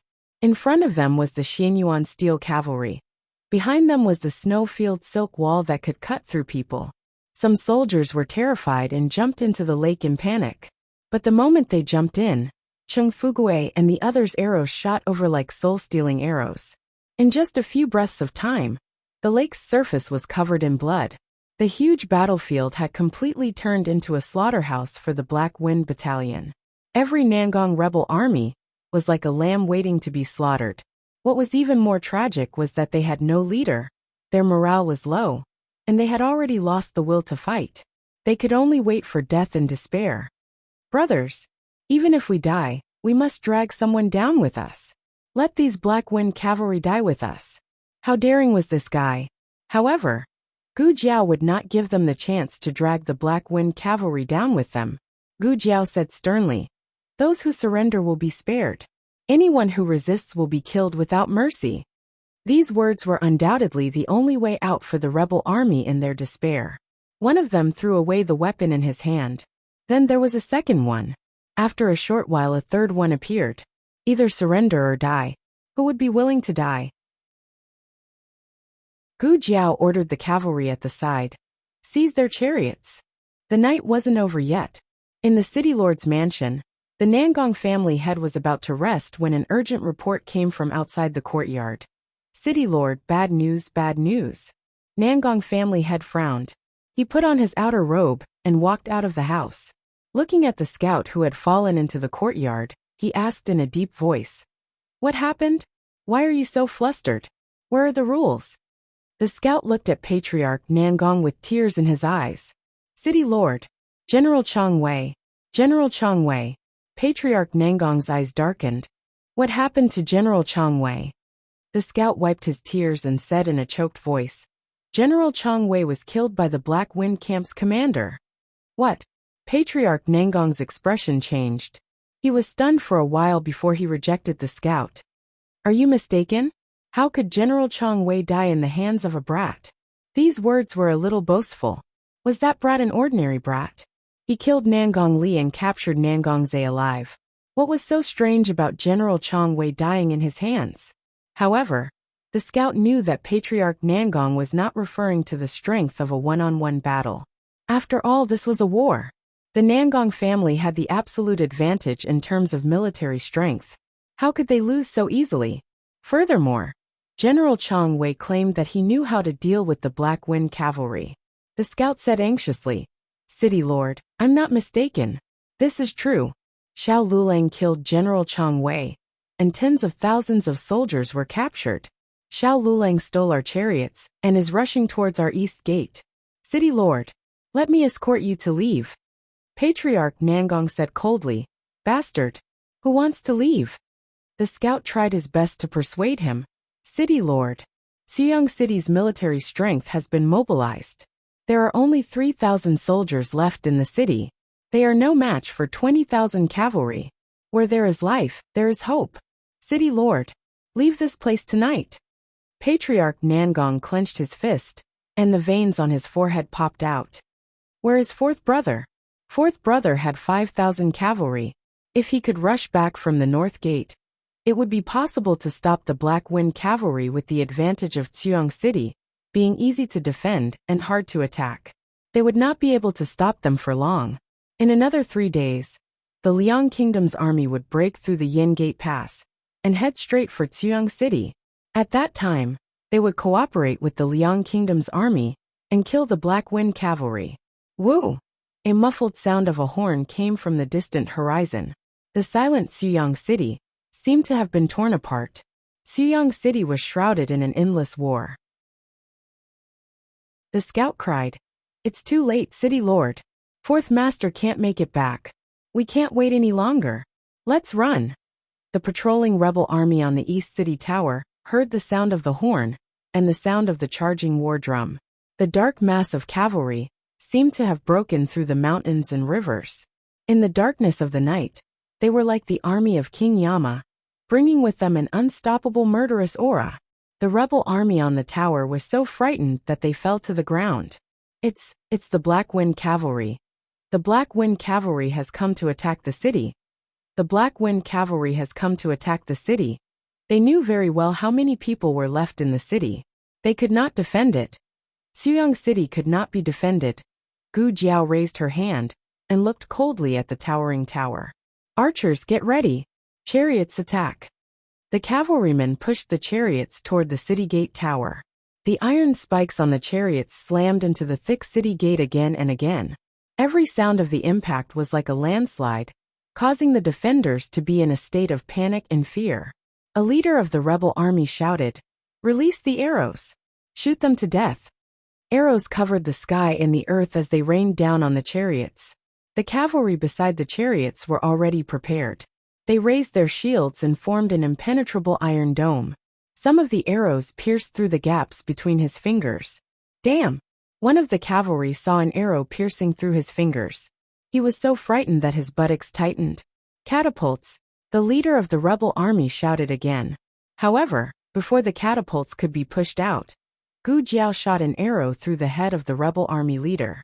A great battle was about to break out. However, all of a sudden, the rebel army on the tower retreated. Gu Jiao vaguely heard something about the lord of the city summoning the soldiers. Not long after, a scout from the Black Wind Battalion came over. He stopped in front of Gu Jiao and saluted. "Commander, the people of the Nangong family have escaped from the South City Gate."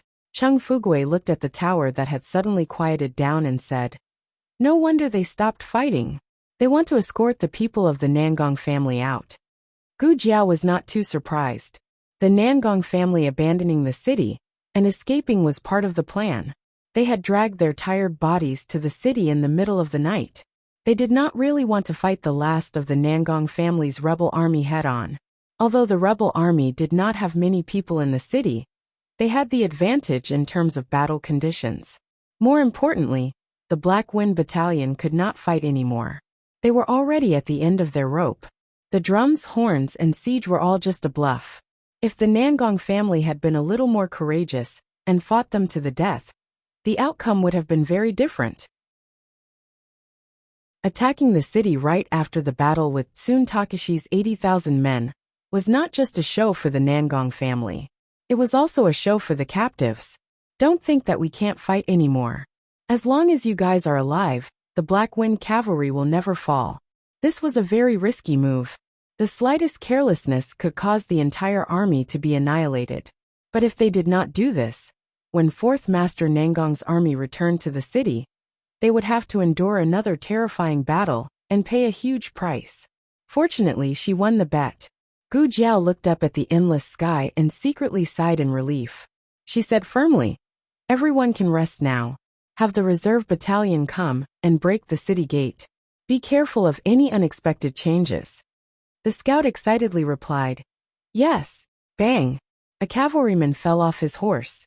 Soon, his horse also fell down beside him.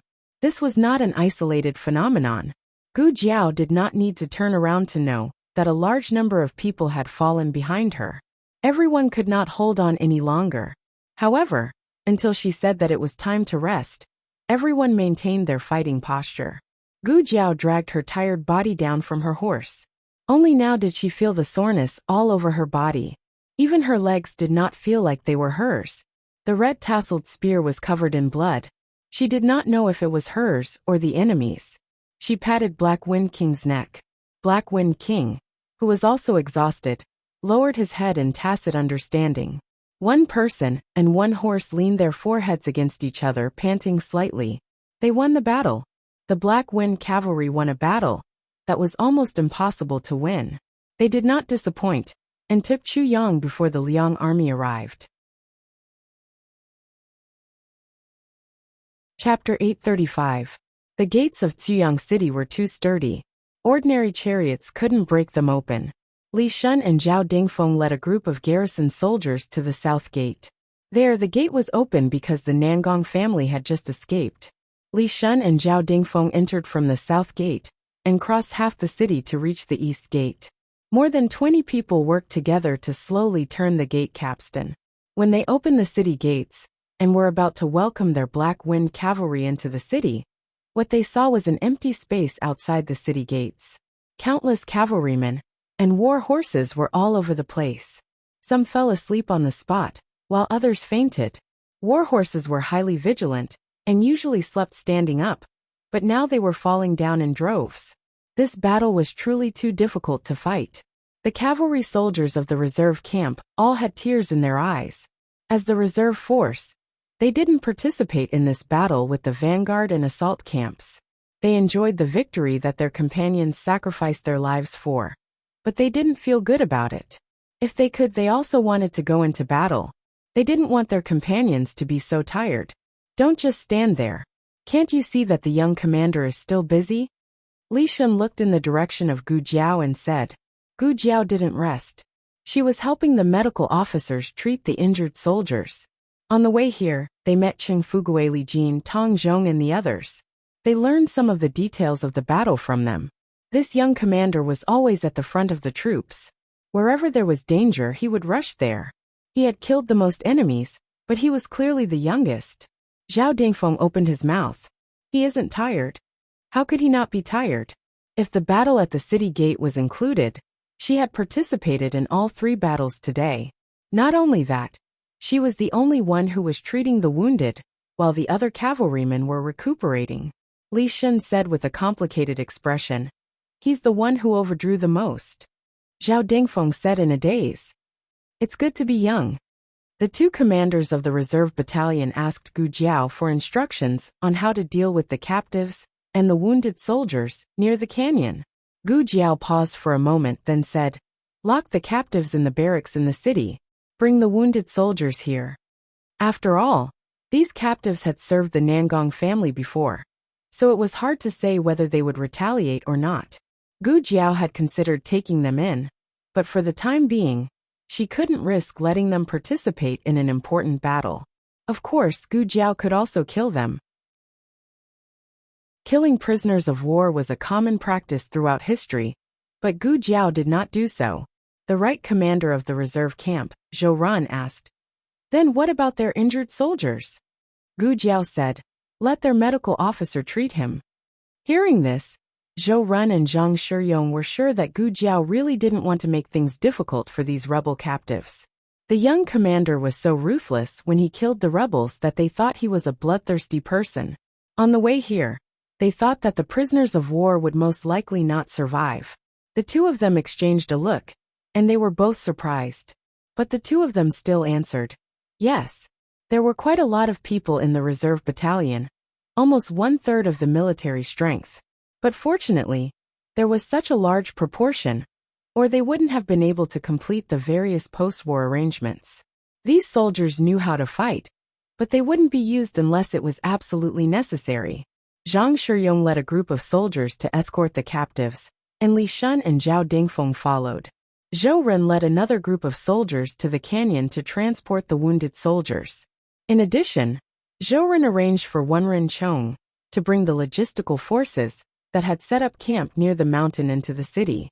While the entire reserve battalion was dealing with the aftermath, a total of 2 major events happened. First, Nangong Zhe had escaped. He had broken the bones in his hand in order to escape from the narrow iron chain and ascend to the heavens. Second, Sun Takashi wasn't dead. He was still breathing. It was discovered by the Black Wind Camp's cavalrymen, who were transporting the corpses. His breathing was too weak. If not for the cavalryman's extraordinary hearing, it would have been difficult to detect Sun Takashi's weak breathing in the noisy scene. There were many wounded among the captives, and they were usually handed over to their own medical officers. But Sun Takashi's identity was special, and Zhouren wasn't sure if he should be given the chance to treat him. So, Zhouren sent soldiers to ask for Gu Jiao's opinion. Gu Jiao pondered for a moment and said, "Bring him here." The cavalryman was stunned. Yes. He walked a few steps, scratched his head, and mustered up his courage to say to Gu Jiao, "Commander, Sun Takashi has a very high reputation in the army. You better, I'm." Gu Jiao understood what he meant. He was worried that Sun Takashi might harm her if he survived. Gu Jiao nodded. "I know. Go ahead." It was a kind gesture. Her impression of Sun Takashi came from the dream of the 3-year civil war. The Han family wanted to become the next Xianyuan family, so they launched a plan to eliminate the other aristocratic families. The aristocratic families killed each other, and the Nangong family and the Han family killed each other the most.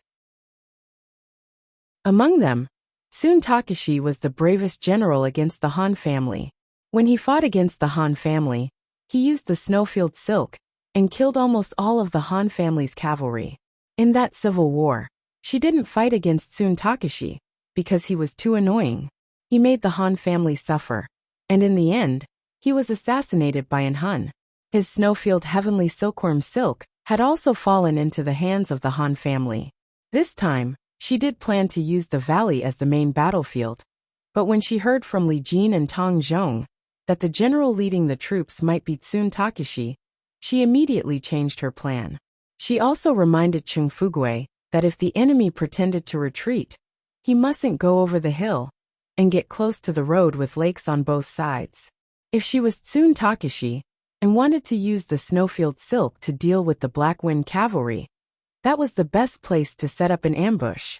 The Black Wind cavalry was very efficient. When Tsun Takeshi was dragged over on a cart, the tents for the wounded soldiers were already set up. Gu Jiao had just finished an operation and said to the cavalry at the door, "Bring him in."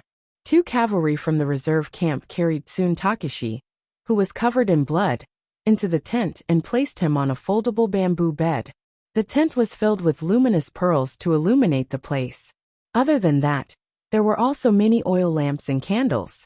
Gu Jiao even used the small flashlight in the small medical box.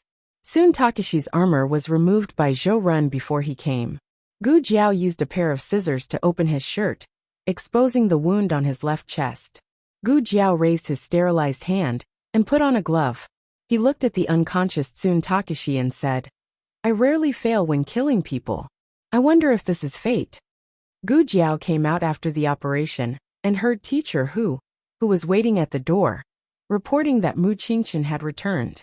Zhao Lei seems to have died in battle. Teacher Hu sighed. Young Master Mu didn't say what happened. Why don't you ask him yourself?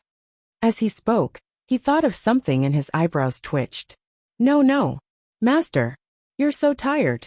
Why don't you take a nap first? It won't be too late to ask him when you wake up. Gu Jiao walked away. Teacher Hu looked at the thin figure and sighed as he rubbed his chest.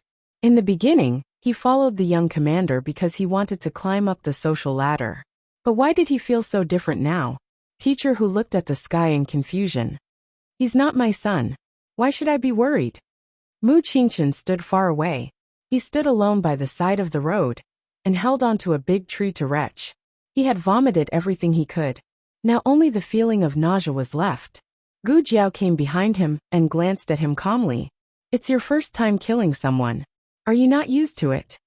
Mu Qingchen heard Gu Jiao's voice and suppressed the urge to retch.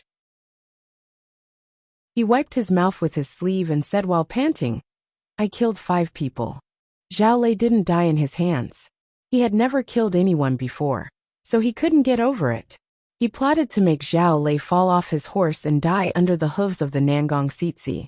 However, he didn't expect that the Nangong family's 5,000 soldiers were not that easy to get rid of.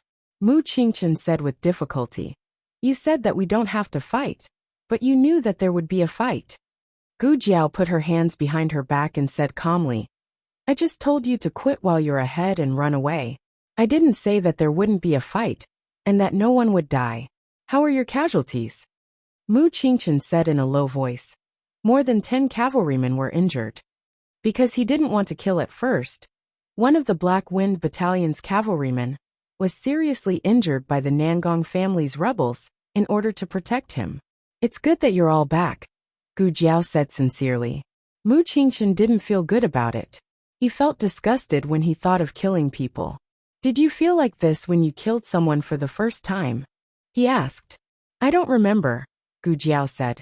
I killed too many people. Mu Qingchen looked at her in surprise. Gu Jiao didn't explain. She turned around and walked back.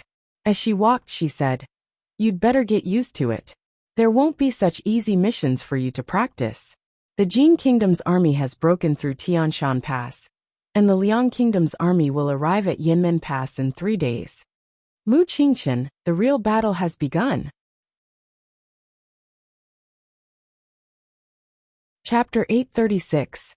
At 5 o'clock, all the Black Wind cavalry, who were resting on the ground outside the city, had woken up. They lined up neatly and stood against the wind, no matter how tired or exhausted they were. Once the army was reorganized, they would be able to quickly enter a state of combat readiness. Gu Jiao, who had been busy the whole night and hadn't rested, was riding on the back of the Black Wind King. His red armor was like fire, and the black armor was like a blade. Even the howling wind couldn't blow away the killing intent and fighting spirit of this young man. After yesterday's battle, everyone looked at this young commander in a new light. Whether or not they could trust him with their loyalty was another matter, but they could trust him with their backs. On the battlefield he was the king. Gu Jiao held the reins with one hand, and her helmet with the other. She looked at all the Black Wind cavalry calmly and said, "The 10th and 9th rules of the army." Everyone straightened their backs, and recited with a magnanimous expression on their faces. Stealing people's belongings, and taking people's heads for their own benefit. Taking people's heads for their own merit. This is called a pirate army. Those who break this rule will be beheaded. Wherever you go, you abuse the people. If you separate women, this is called a traitor army. Those who break this rule will be beheaded. Gu Jiao said, "Very good. You are the soldiers of the Great Yen. Xuyang City belongs to the Great Yen. Remember the mission on your shoulders. Don't hurt the people in the city in any way." After saying that, she looked at the Great Yen flag, and the Xianyuan flying eagle flag raised high in the cavalry's hands. Enter the city. Nearly 50,000 people entered the city. It was still early, and the people in the city were still resting. The Black Wind cavalry's hooves were very light, and the soldiers tried to minimize the sound of armor rubbing against each other. Even so, when they were halfway through the journey, the people in the city got up early and started to work. When they saw the Black Wind cavalry, they were so scared that they froze on the spot. In the market, a peddler carrying mountain goods whispered to his companion, "I told you that I heard someone ramming the gate last night. You didn't believe me. Look, didn't they break in?" All the people kept quiet out of fear. The difference between the Black Wind cavalry and the Nangong army was obvious. Firstly, their aura was different. Secondly, their armor and war horses were vastly different. Not to mention that one of the banners in front of the troops was different. Gu Jiao took the lead and walked at the front. She put on her helmet, but didn't put down her mask. Her young and tender face was exposed, along with the birthmark on her left cheek. The commoners were terrified. The Black Wind King was the king of war horses, and its aura was unapproachable. The strange-looking man and his ferocious-looking warhorse made some children cry on the spot. The child's mother hurriedly covered the child's mouth, afraid that the little god of death would be unhappy and kill her son. Gu Jiao didn't mind, and continued to ride the Black Wind King forward. Bang! He didn't know who had closed the windows. Bang! Then, someone closed the door. The commoners on the street seemed to have finally come to their senses. They carried their children and pushed their stalls, and the lively street was suddenly empty. Advisor who was riding behind Gu Jiao, opened his mouth. "My lady, we don't seem to be very popular. We are the ones who cleaned up the rubbles and saved the people of Xuyang City. Shouldn't the commoners line the streets to welcome us?" Gu Jiao said calmly. "In their eyes, we are the rebels." Advisor who? A 1-year-old child was placed in a basket next to a vegetable stall. The adults didn't see the basket fall, and the little guy didn't cry either. He used his hands and feet to crawl out of the basket. As he crawled, he arrived at the official road. Cheng Fugui was walking at the front of the troops. He hurriedly stepped out, dismounted, and picked up the child. Cheng Fugui didn't look fierce, but he had been in a battle. His face was bruised and swollen, and he looked quite fierce and scary.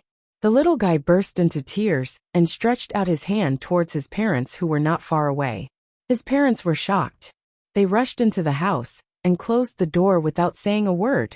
Cheng Fugui was confused. "You don't want your child anymore?" The little guy wailed loudly. His cries were heart-wrenching and soul-stirring. He didn't forget to use his invincible little chubby hand to pull Cheng Fugui's ear. Cheng Fugui cried out in pain. "Ouch, ouch, ouch." In the end, Mu Qingchen came over on his horse. He dismounted and came to Cheng Fugui's side. "Give him to me." The little guy stopped crying as soon as he was in his arms. He was very obedient, and his little fat hand was very quiet. He was indeed a handsome uncle, who could even coax a young princess. Mu Qingchen walked over with the little guy in his arms, and gently knocked on the door. The couple looked out through the crack of the door. If it were Cheng Fugui, they would be too scared to open the door. Mu Qingchen didn't have much murderous aura, so even if he was wearing armor, he still gave people a sense of elegance and refinement. The couple boldly opened the door. Mu Qingshan returned the child to them. Be careful in the future, he reminded them. The couple looked at the handsome young man in front of them in a daze. Ah, yes, yes. Mu Qingshan turned and left, returning to the team with Chung Fugui. Looking at the unscathed child in their arms, the couple couldn't believe it. The news of Ziyang City being recaptured spread to Tianshan Pass, which was hundreds of miles away. In the mansion of Linfeng City, Old Master Han and his descendants gathered together. After listening to the spy's report, the atmosphere in the parlor was a bit solemn.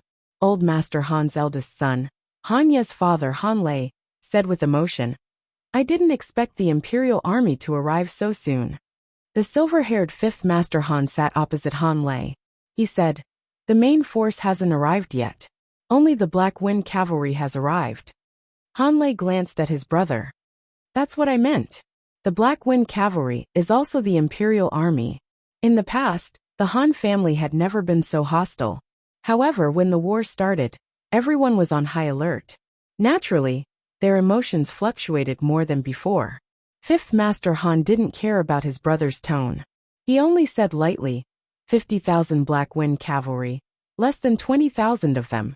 Even so, they still managed to take down Ziyang City, which was guarded by 80,000 soldiers.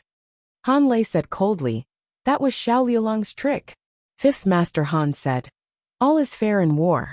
Even Changwei fell. I don't know what our Han family's chances of winning are. Han Lei frowned. Fifth brother, you're praising others too much. You're diminishing our own morale.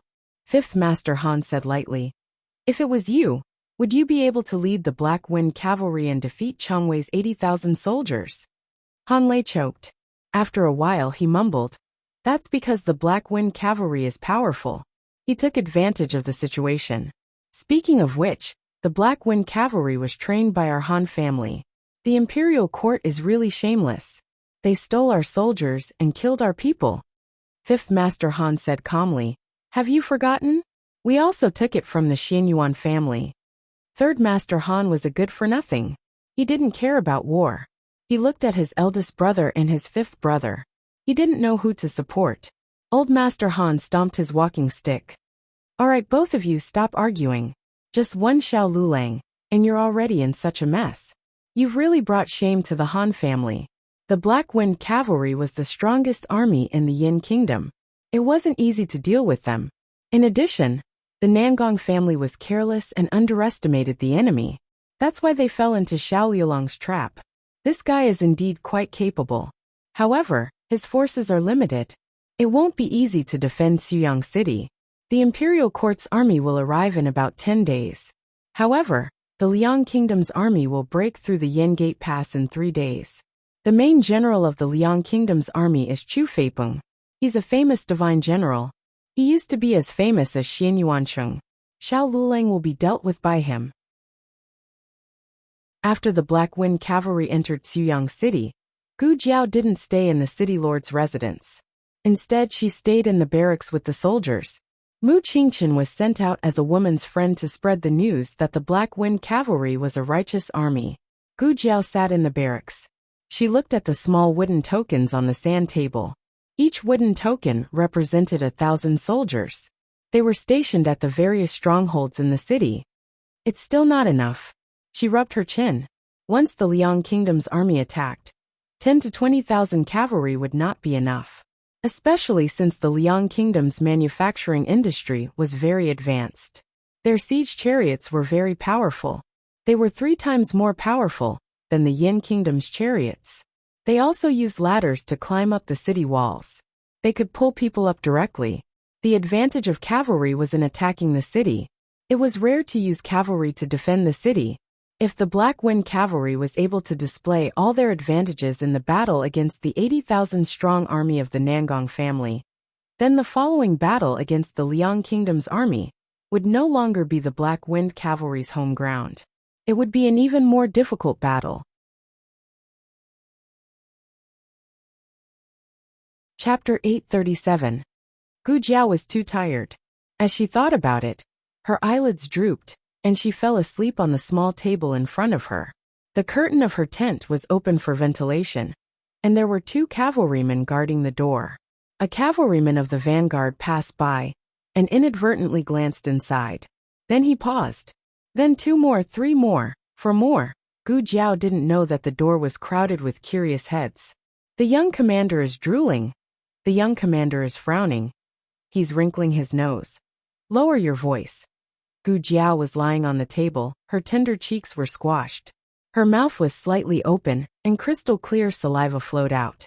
After learning from Wang Man for so many days, Gu Jiao, who had finally learned the essence of it, had no idea that her image as an official had completely collapsed one day. Hey, don't push me, I can't see," a cavalryman muttered.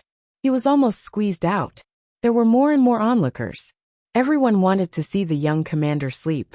Speaking of which, it was strange. They were all grown men. So why would they like to look at another grown man? In terms of appearance, Mu Qingchen was more handsome.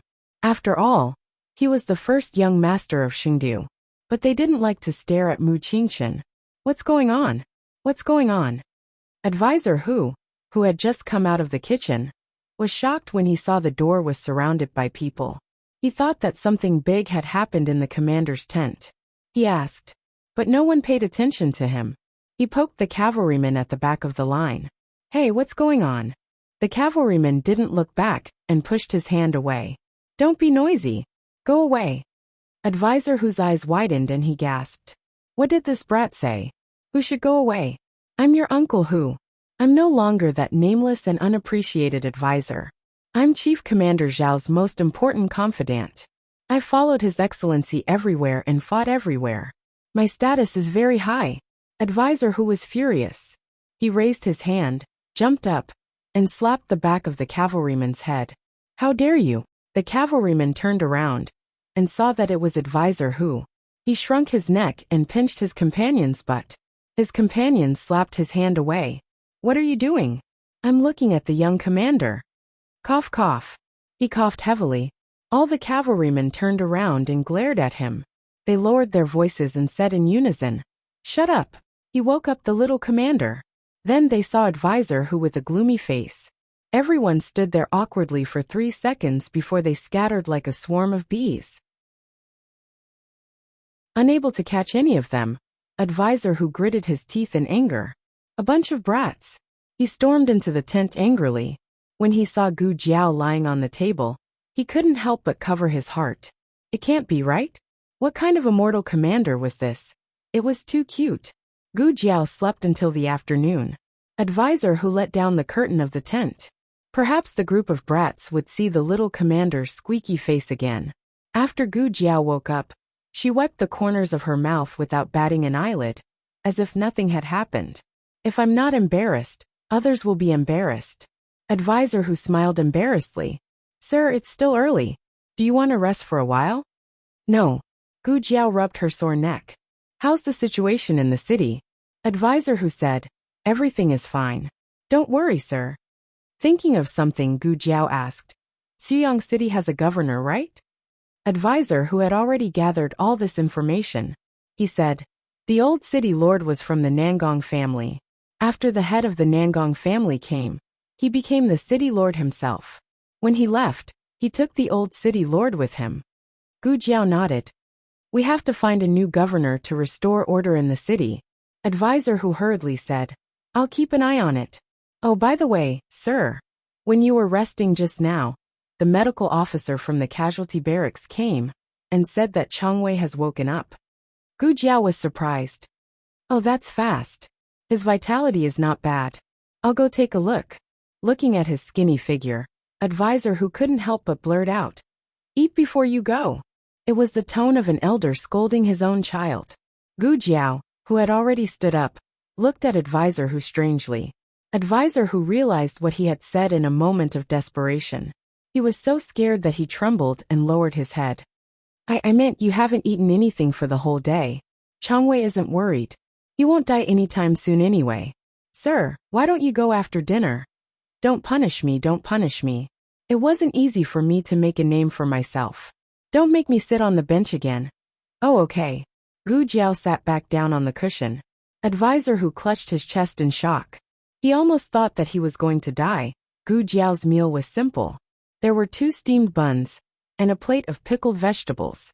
Today, they had slaughtered pigs in the reserve barracks and made braised pork with cabbage for the soldiers. Advisor Hu also left a bowl for Gu Jiao. War consumed a lot of energy, so did his appetite. Gu Jiao swept away all the food on the table. Advisor Hu was stunned. Gu Jiao went to the casualty barracks. Chang Wei's situation was special. There was a possibility that he would counterattack. He was placed in a separate casualty barracks and was guarded by 2 Black Wind cavalry. When Gu Jiao went in, a medical officer's attendant was feeding him porridge. He turned his face away in refusal. The attendant was put in a difficult position. "You may leave," Gu Jiao said to the attendant. "Yes." The attendant put down the bowl and left. Gu Jiao came to the bedside and looked at Chang Wei indifferently. "You woke up quite quickly." Chang Wei turned around and looked coldly at Gu Jiao.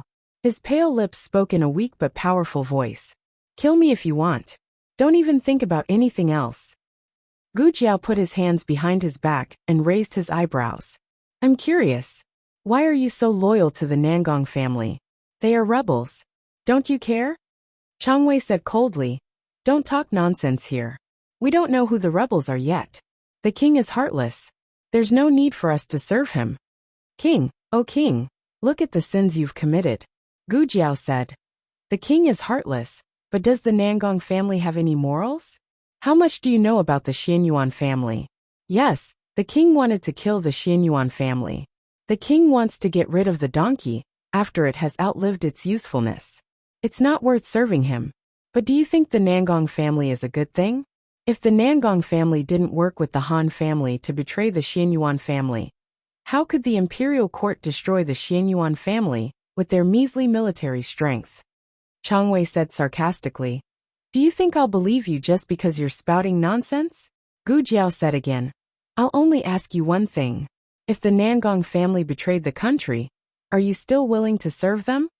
Chang Wei looked away. "That's none of your business." It was an evasive action. It seemed that the only reason Chang Wei served the Nangong family was because he was grateful to the Nangong family for recognizing his worth. The rest was because he was dissatisfied with the king's cruelty. However, he didn't seem to have any intention of betraying the country. He also didn't know that the Nangong family had plans to collude with the country of Liang. It was too late to look for evidence now. She only had 3 days to make Chang Wei believe her. If Tsun Takashi was still unwilling to fight the enemy with her after 3 days, then Xuyang City would most likely be lost. South of the country of Yen, Dukin and his great-aunt wanted to reach Chishui Pass as soon as possible. After leaving Hu City, they chose to travel by sea. Wang Su followed them. They boarded the Navy warship at the Yamen port. If the journey went smoothly, they would reach Chishui Pass within 5 days. His great-aunt was obviously dissatisfied with the progress. She was worried sick about Jiao Jiao. She didn't know how much hardship she had to go through, how many battles she had to fight, how much blood she had to shed, and how many injuries she had to suffer. "Is there a shortcut?" she asked. The old chancellor asked in the language of the Yin kingdom. Wang Su already knew that they were the distinguished guests of the duke's public house. He cupped his hands politely and said, "There is, but it's a bit risky. That place doesn't belong to the sea area of the Yin kingdom. We almost never go there." His great-aunt glanced at him. The old chancellor immediately understood and continued to ask Wang Su in the language of the Yin kingdom, "How fast can we go there?" 2 days, Wang Su said. "We'll go there." His great-aunt said decisively. Wang Su looked at Dukin, who was opposite him. Dukin wrote, agreed. He was worried that Gu Jiaojiao had the same feeling as his great-aunt. 3 days was nothing in a peaceful area. But in the border where the flames of war were spreading, it was the life and death of tens of thousands. Dukin was the imperial envoy. Wang Su had no choice but to listen to him on important matters. He said unwillingly, "But if something happens on the way, don't regret it." Wang Su's jinx came true in the afternoon when they took the shortcut. Their 3 warships were surrounded by a group of pirates. The pirates were all tall and strong. They were incomparably brave. The military forces on the warships were almost powerless in the hands of these valiant pirates. Finally, the pirates broke through the blockade of the warships and stepped onto the warship that Dukin and the others were on. The pirate leader raised the machete in his hand. "Brothers, go. Kill all their men. Snatch all their women. Capture all their children." This person was 7 feet tall. He had a strong body and a strong aura. He wore a small cloth over his right eye. Everyone thought of the pirate One-Eyed Dragon at the same time. He didn't make a move himself. However, one of his subordinates was very fast and had very high martial arts. He knocked down 2 or 3 people with one punch. Not long after, all the guards on Class A were thrown into the sea. Wang Su pulled out his long sword and slashed at the back of the little pirate. Who would have thought that before he could even touch the little pirate's hair, the little pirate would turn around and fiercely stomp down. Stepping on him, Wang Su lay on the deck and vomited blood. Even pirates have such high martial arts now. The little pirate took care of all the guards. The pirate leader raised the corner of his beautiful lips and came to Wang Su without restraint. He said in the language of the Yin Kingdom that he wasn't very familiar with. "Robbery. Gold handed over." The little pirate stepped on Wang Su's face expressionlessly. Wang Su gritted his teeth and said, "I won't hand it over, even if I die. You're quite stubborn." The pirate leader faintly pointed to the room where his great-aunt and the others were. He said arrogantly, "Then I can only kill them all." As soon as he said that, a small round head poked out from the room. The owner of the small head looked at the pirate leader and blinked her big eyes. "Little chicken monkey." Chapter 838. Novels with connotations that can't be found on the internet can be found here. This little chick monkey was simply a demon's voice. A certain one-eyed pirate leader's body trembled. It can't be. How could it be this guy? Also, how could he still be recognized when he was already armed to this extent? You've got the wrong person. The one-eyed pirate leader refused to admit it. He turned around and strode towards the guardrail. He wanted to get off the ship. Once the news of him robbing his own people reached his son's ears, his son would be angry with him. He hooked his finger at the little pirate and said, "Retreat." Little Jing Kong ran out and said, Little chick monkey, why are you leaving?" The one-eyed pirate quickened his pace and strode forward, adhering to the principle of "it's not my fault if I'm not caught." Who would have thought that at this moment, the little pirate's marbles would fall out and clatter at his feet? He stepped on it and fell face first onto the ground. "My waist, Chong Jing, can't you not cheat your master for a day?" Chong Jing looked at Marquis Xianping with disdain. He picked up the marbles on the deck and rubbed them on Marquis Xianping's trousers. Then, he put the clean marbles back into his brocade pouch. "Brother Chong Jing." Little Jing Kong came to Chong Jing's side, raised his little head, and stretched out his little fist. "Long time no see." "And Jing Kong, long time no see." Chong Jing nodded and stretched out his hand to punch little Jing Kong. Wang Su was dumbfounded. "What's going on? Do you know each other? What dialect are you speaking? Why can't I understand?" Little Jing Kong was an ordinary little language genius. He switched seamlessly to the Zhao language, so of course, Wang Su couldn't understand. However, the people in the room understood. The old chancellor walked out with a sullen face. "Marquis Xianping, how dare you leave your position as a marquis and become a pirate on the sea?" He even said something like kill all their men, steal all their women, and catch all their children. Listen. Is this something that a marquis of a country can say? He was a living pirate. Is this what you got from suppressing the bandits at sea last year? Instead of learning the good stuff, why did he learn the words of these bastards? Marquis Xianping had already calmed down, and he slowly climbed up from the ground. He dusted his sleeves in a dignified and elegant manner and smiled. "Chancellor Hua, long time no see. How have you been?" "I'm just..." The old chancellor interrupted his words and continued on his behalf. "It's just pretending to be a pirate to test the military strength of our warship. However, it seems like this military strength isn't enough. I still have to go out personally to escort you." Marquis Xianping's mouth twitched. "No wonder you're a storyteller. How did you manage to guess such an excellent line?" Marquis Xianping hurriedly changed the topic. Speaking of which, why are you on the Yin Kingdom's ship? You are the Chancellor of Zhao Country. It is not appropriate for you to appear together with the officials of Yin Country. His ability to play the blame game has improved. Unfortunately, Marquis Xianping, the person you are facing this time is not me. The old Chancellor stepped to the side. From the side room, Empress Dowager Zhuang walked out majestically. Marquis Xianping's gaze trembled. He looked at the old Chancellor and then looked at Empress Dowager Zhuang. No way, the two of you eloped. The old Chancellor exploded on the spot. It's not what you think. Marquis Xianping looked at him strangely. If it's not, then it's not. Why are you so agitated? The old Chancellor raised his hand and tidied up his lapel. Am I agitated? Aren't you the one who ruined the Empress Dowager's reputation? Marquis Xianping squinted his eyes. Granduncle? The old Chancellor replied instantly. What? Marquis Xianping Wang Su didn't understand the language of Zhao Country. He only saw them talking back and forth, and didn't know what they were talking about. Empress Dowager Zhuang looked at Marquis Xianping deeply. Come with me. Marquis Xianping followed the Empress Dowager into the side room. Wang Su supported himself on the deck and stood up.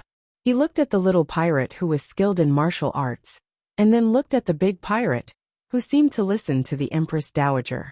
He felt a throbbing pain in his chest. What kind of people were these?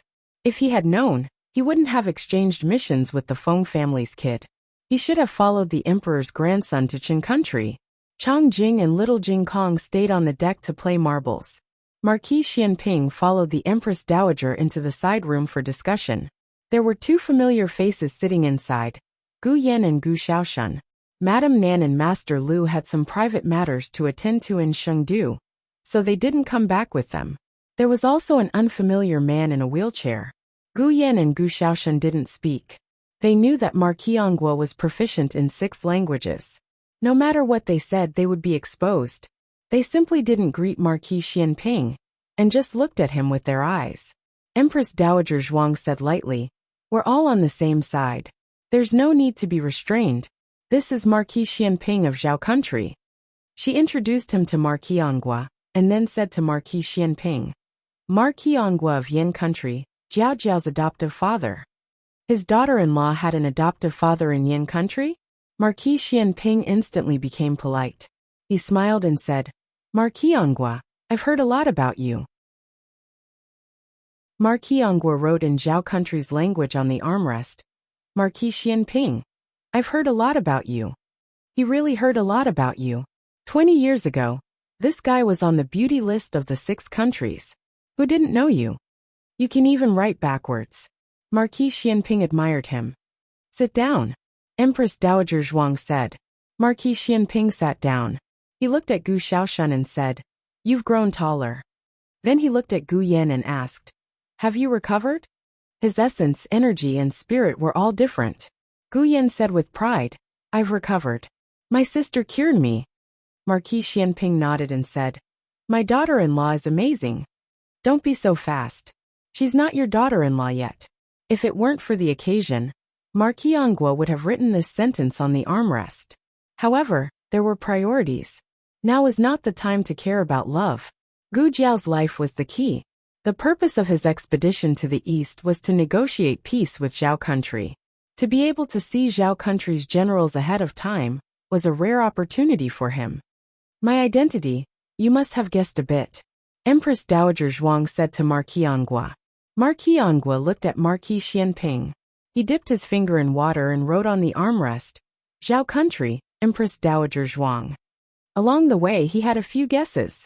He only confirmed it just now. To be able to make Marquis Xianping bow, other than the Emperor of Dezhou, there was only the Empress Dowager Regent.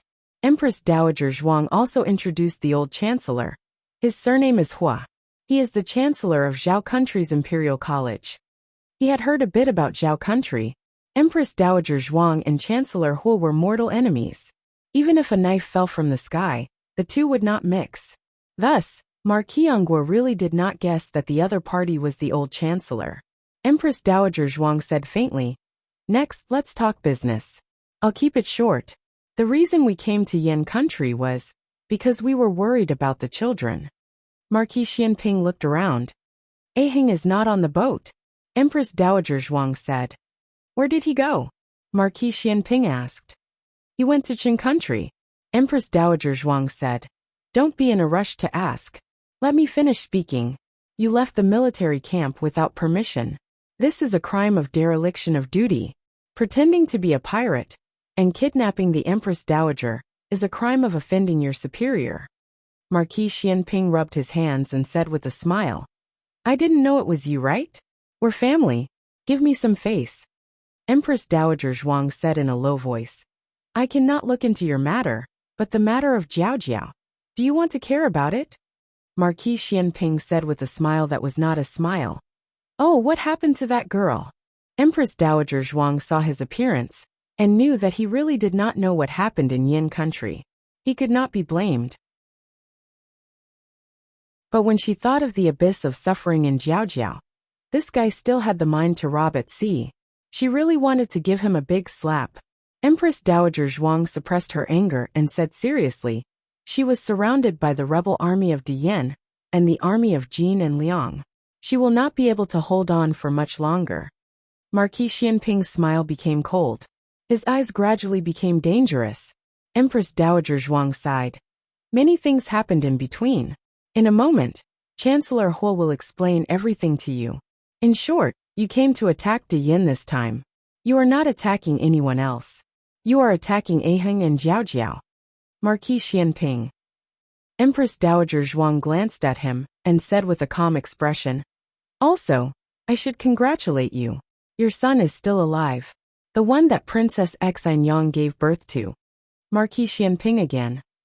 Empress Dowager Zhuang ignored Marquis Xianping's shock and asked, who are you going south with this time? Without waiting for Marquis Xianping to speak, a certain Grand Marshal's devilish laughter came from the deck. Ha ha ha ha ha. Old Xiao. Today we robbed another fat fish. Our army's pay has increased again. This method of raking in soldiers' pay is not bad. Later, we will help Dian in the name of suppressing the bandits. We will have them pay us a bit more for suppressing the bandits. We will gain both fame and fortune. Ha ha ha ha ha. Gu Yan and Gu Xiaoshan looked sympathetically at the door. The unlucky guy who had fallen without even making an appearance. The two silently counted in their hearts 1, 2, 3. The burly Tang Yushan boldly and decisively walked into the room.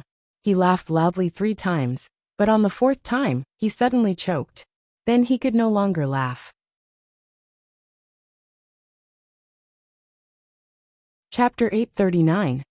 I'm in the wrong place. Tang Yueshan turned and walked out.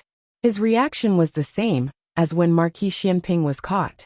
It was obvious that he had been led astray by Marquis Xianping recently.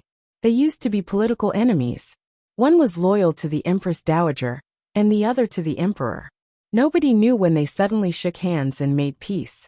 Maybe it was because the Empress Dowager and the Emperor had buried the hatchet. But the two of you can make peace with each other. But why are you colluding with each other? Was there such a big difference? It was not surprising that Marquis Xianping did such a thing. He was not a serious person. He was the most shameless person in the world. Of course, he was also the most good-looking person. The problem was that Tang Yueshan was not like that. He was the supreme marshal of the army. If he had behaved like Marquis Xianping, Empress Dowager Zhuang would have driven him as far away as possible. Tang Yueshan and Marquis Xianping were dressed in the same way. Even the essence of one-eyed dragon was gone. The difference was that Marquis Xianping covered his right eye and he covered his left. In addition, Marquis Xianping was dressed as an unruly and handsome pirate. Tang Yueshan was only unruly. Seeing Tang Yueshan, Marquis Xianping remembered that he had not taken off his eye mask. He hurriedly took it off. Once he did, his appearance was revealed. Dukan finally understood who Sheng Guanqing looked like. It seemed that not only the appearance, but also the character, was exactly like him. Marquis Xianping turned his head and smiled calmly. Old Tang, come here. Come here, my ass. Why didn't you say that the Empress Dowager was in there? It's all your fault. I said to rob the merchant ship, but you had to rob the warship of the government. Empress Dowager Zhuang glanced at him coldly. Tang Yueshan's heart skipped a beat. Empress Dowager Zhuang said lightly, Tang Yueshan, you are bold. Who is the fat fish? Tell me. Ah. Tang Yueshan was not as eloquent as Marquis Xianping. His voice was stuck in his throat. He was puzzled. Why was it that when he and Marquis Xianping robbed Great Yan's warship, they could rob Empress Dowager Zhuang? The old chancellor was also there. There were also two faces that he seemed to have seen before, but wasn't sure about. There was also an unfamiliar man sitting in a wheelchair. Wow. Could it be that the Empress Dowager was kidnapped by the people of the Great Yan? And he was the one who did it? You're thinking too much. There isn't. Empress Dowager Zhuang hit the nail on the head. Tang Yueshan lowered his head and cupped his hands pitifully. Greetings, Your Majesty. Humph. Empress Dowager Zhuang snorted. Tang Yueshan glanced at Dukan listlessly. Who is he? This man looked the weakest in the room, but his aura was the strongest after Empress Dowager Zhuang and Marquis Xianping. Empress Dowager Zhuang was not in the mood to introduce them to him one by one. Marquis Xianping was very happy to share Empress Dowager Zhuang's worries. Marquis Xianping introduced him with a smile. This is Dukan of the Great Yan, my in-law. Tang Yueshan was confused. I haven't seen you for a while. How come you robbed your in-law? Marquis Xianping was speechless.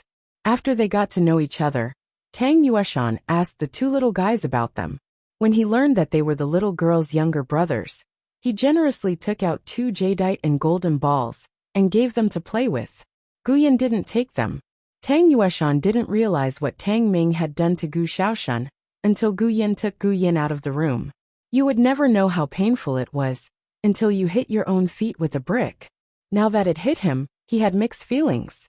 Of course, the most important thing now is how to reinforce Gu Jiao. Gu Jiao's situation was too difficult. Although they were rushing east, the battle reports from the west were constantly sent by pigeons. They already knew that Gu Jiao led the Black Wind Battalion to take Xuyang City alone. Xuyang City was the fortress of Yanmen Pass, where 80,000 rebels of the Nangong family were stationed. Thinking of the huge gap in strength and the fact that Gu Jiao went thousands of miles to fight, Empress Dowager Zhuang's heart was full of anxiety. This was much more difficult than attacking the Qin Kingdom and the remnants of the previous dynasty in the Zhao Kingdom. Fortunately, Gu Jiao only acted secretly at that time. There were many main combatants, including Tang Yueshan, Marquis Ding and Gu Chao, Gu Chongqing, and the generals at the border. The people also lined the streets to welcome her. It was a battle of unity between the people and the people. Right now, her Jiao was facing a besieged situation. The old chancellor told the two of them about all the things that happened in the Yan Kingdom, including the reason why the children went to the Yan Kingdom was to treat Gu Yan's illness, Xiao Heng's identity, and Xiao Qing, who was still alive. After that, he also talked about Gu Jiao's various encounters in Shengdu. To be exact, it was a mess. With her own strength, she caused a stir in the whole circle, killed Nangong Li, and stirred up the water in the pool of Shengdu. Marquis Xianping and Tang Yueshan listened and nodded with pride. She is so good at stirring up trouble. She is indeed my son, brother, and daughter-in-law brother. The old chancellor was speechless. The amount of information was too much for them to digest.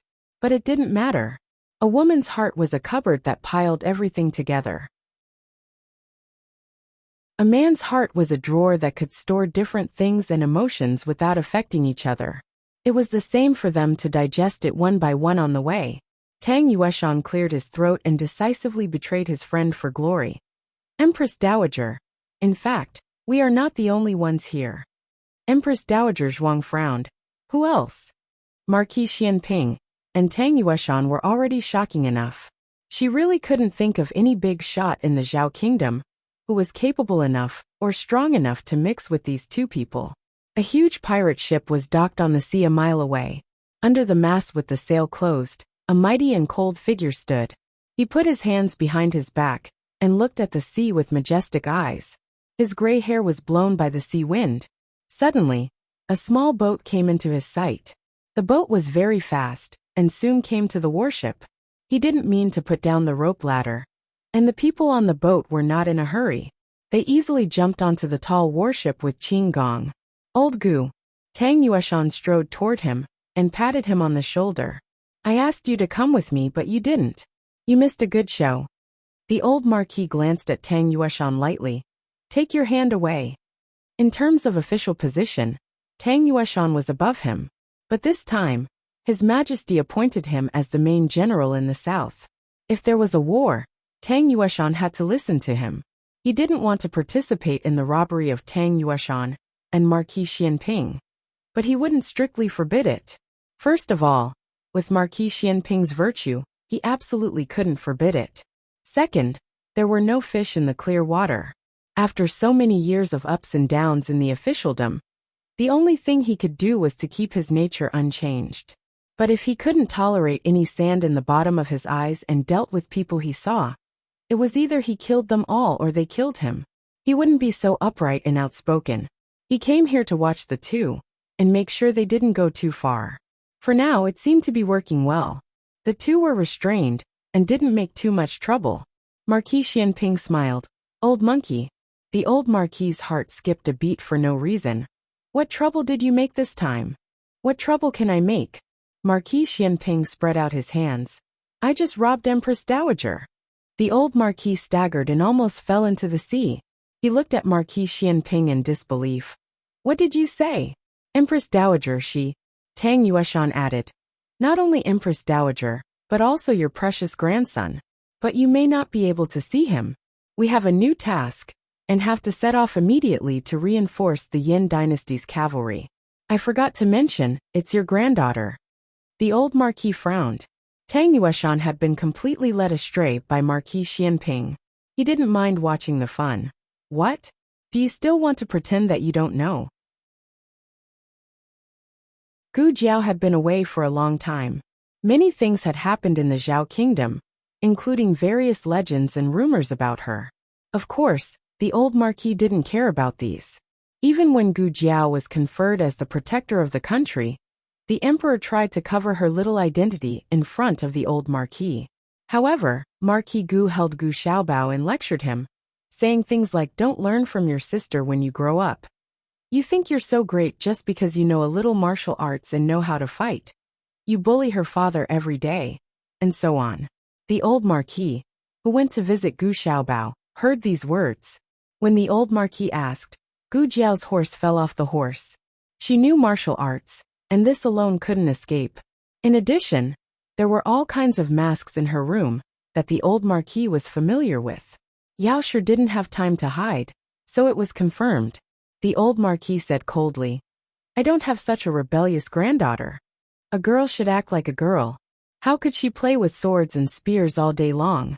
She even fooled him, her biological grandfather, and went to the Yin dynasty to be a cavalry. It was unreasonable. Tang Yueshan looked at Marquis Xianping. Old Xiao, he won't go. Marquis Xianping casually rolled up his sleeves. Okay, then let's go. Tang Yueshan nodded. The next second, they raised their hands together, one on each side, and blocked the old Marquis's arms. The old Marquis was suddenly dragged back, and he glared at them. What are you doing? Marquis Xianping smiled. We're going to the border. Chapter 840. In the wounded barracks of Cuyang City, Gu Jiao had just finished distributing the anti-inflammatory medicine and wound balm to the medical officers. Based on the experience of several battles, the demand for these two herbs was huge. The small medicine box provided a considerable amount of them. Before they came, the state preceptor hall also gave them a large number of self-made pills and ointments. On the way here, Gu Jiao also collected a lot of herbs.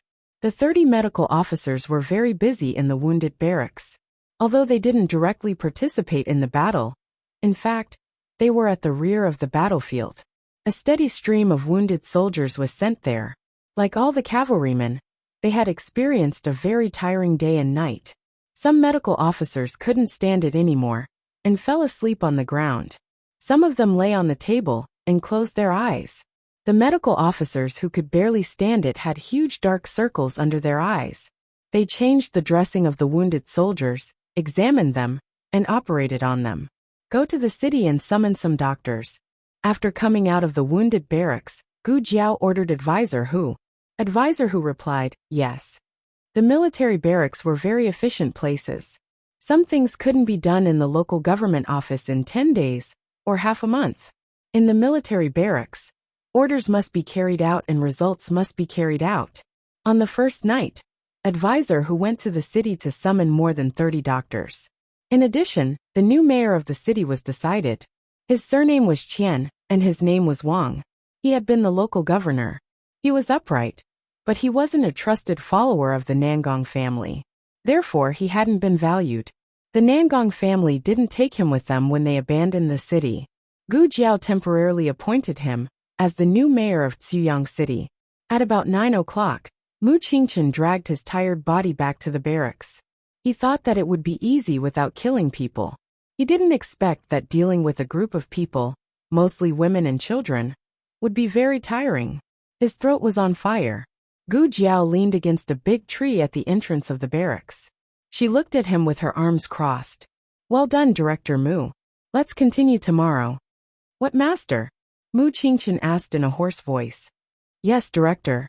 The Director of the Women's Federation, and the Director of the Subdistrict Office, Gu Jiao added in her heart. She looked at him with bright eyes. It's okay. You can go and rest.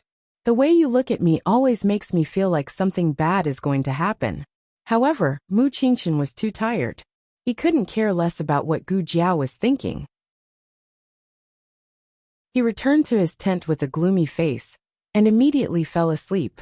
For the past 2 days, Gu Jiao did not issue any orders, only allowing the soldiers to recuperate and rest.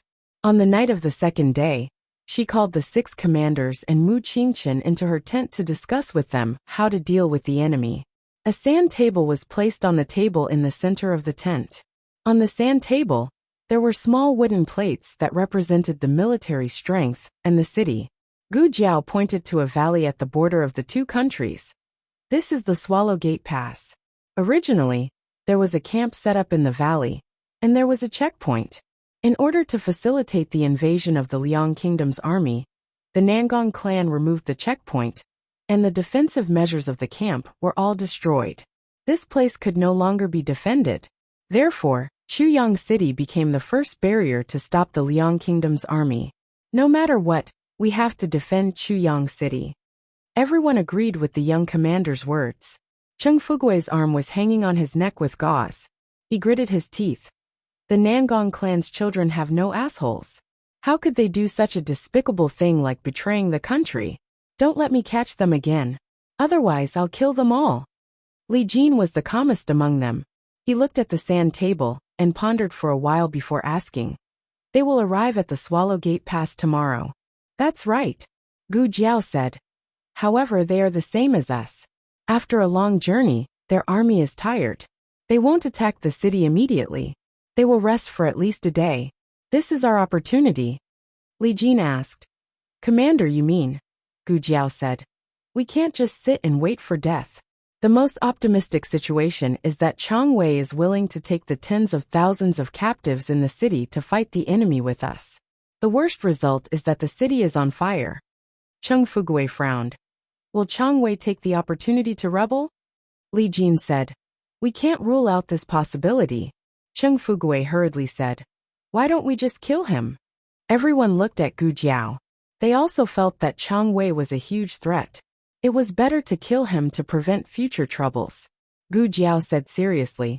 If it really comes to that, and we need to fight with the entire army, I will definitely kill him before we go. Hearing Gu Jiao's words, everyone was relieved. Everyone saw how fierce the young commander was on the battlefield. He would never go back on his words and be soft-hearted. Li Jin said again. Commander, you said that we can't just sit and wait. Do you already have a plan? Gu Jiao said. The Imperial Army will arrive in more than 10 days. We have to delay the attack of the Liang Kingdom's army. Zhang Shiyong, the left commander of the reserve camp, slapped his thigh and said, I know. Burn their food. Zhou Run, the right commander of the reserve camp, glared at him. Why do you only know how to burn their food?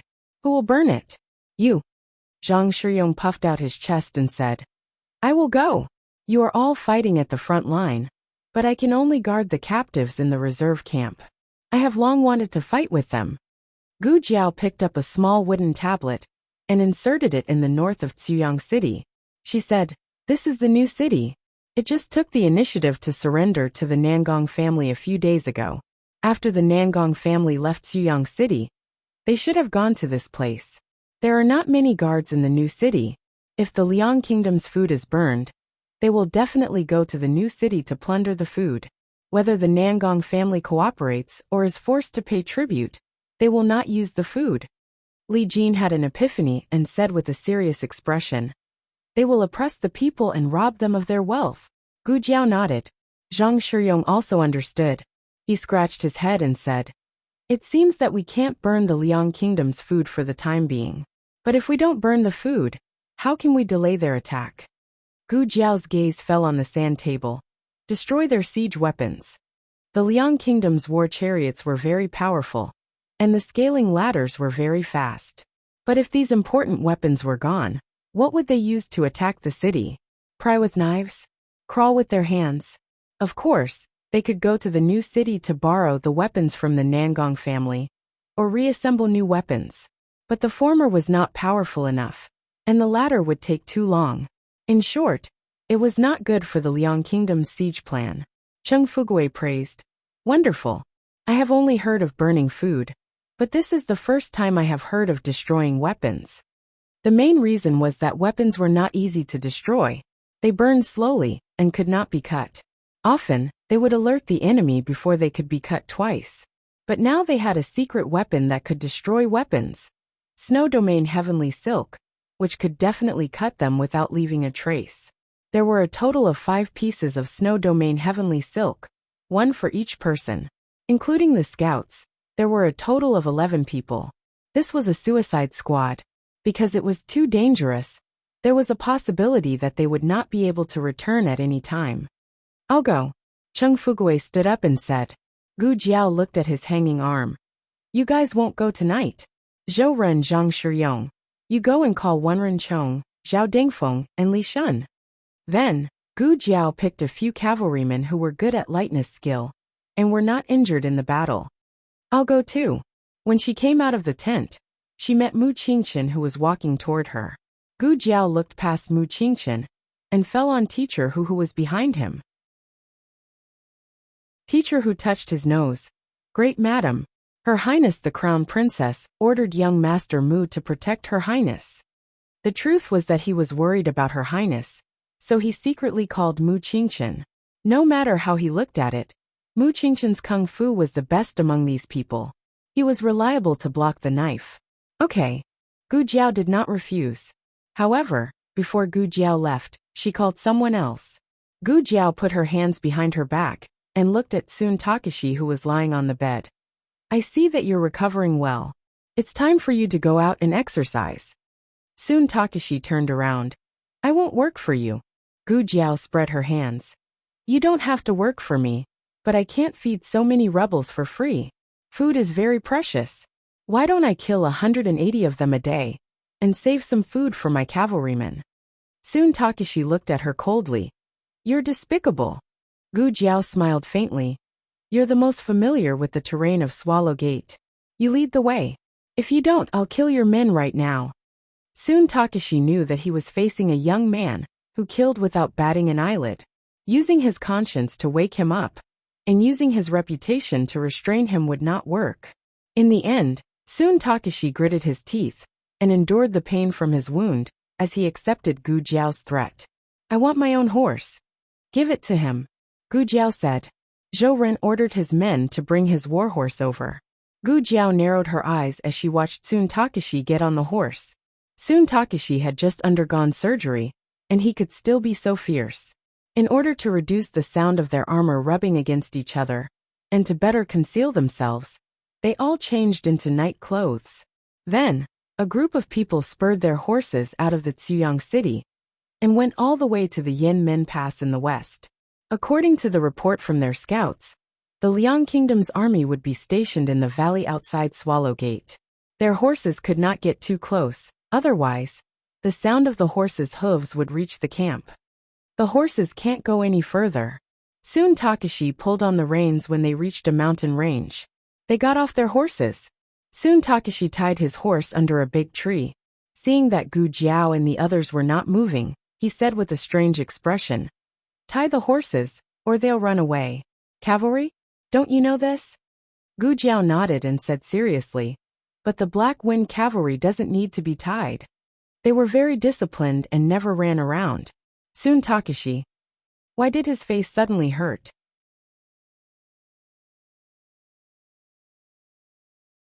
Chapter 841. That sentence was not the most fatal.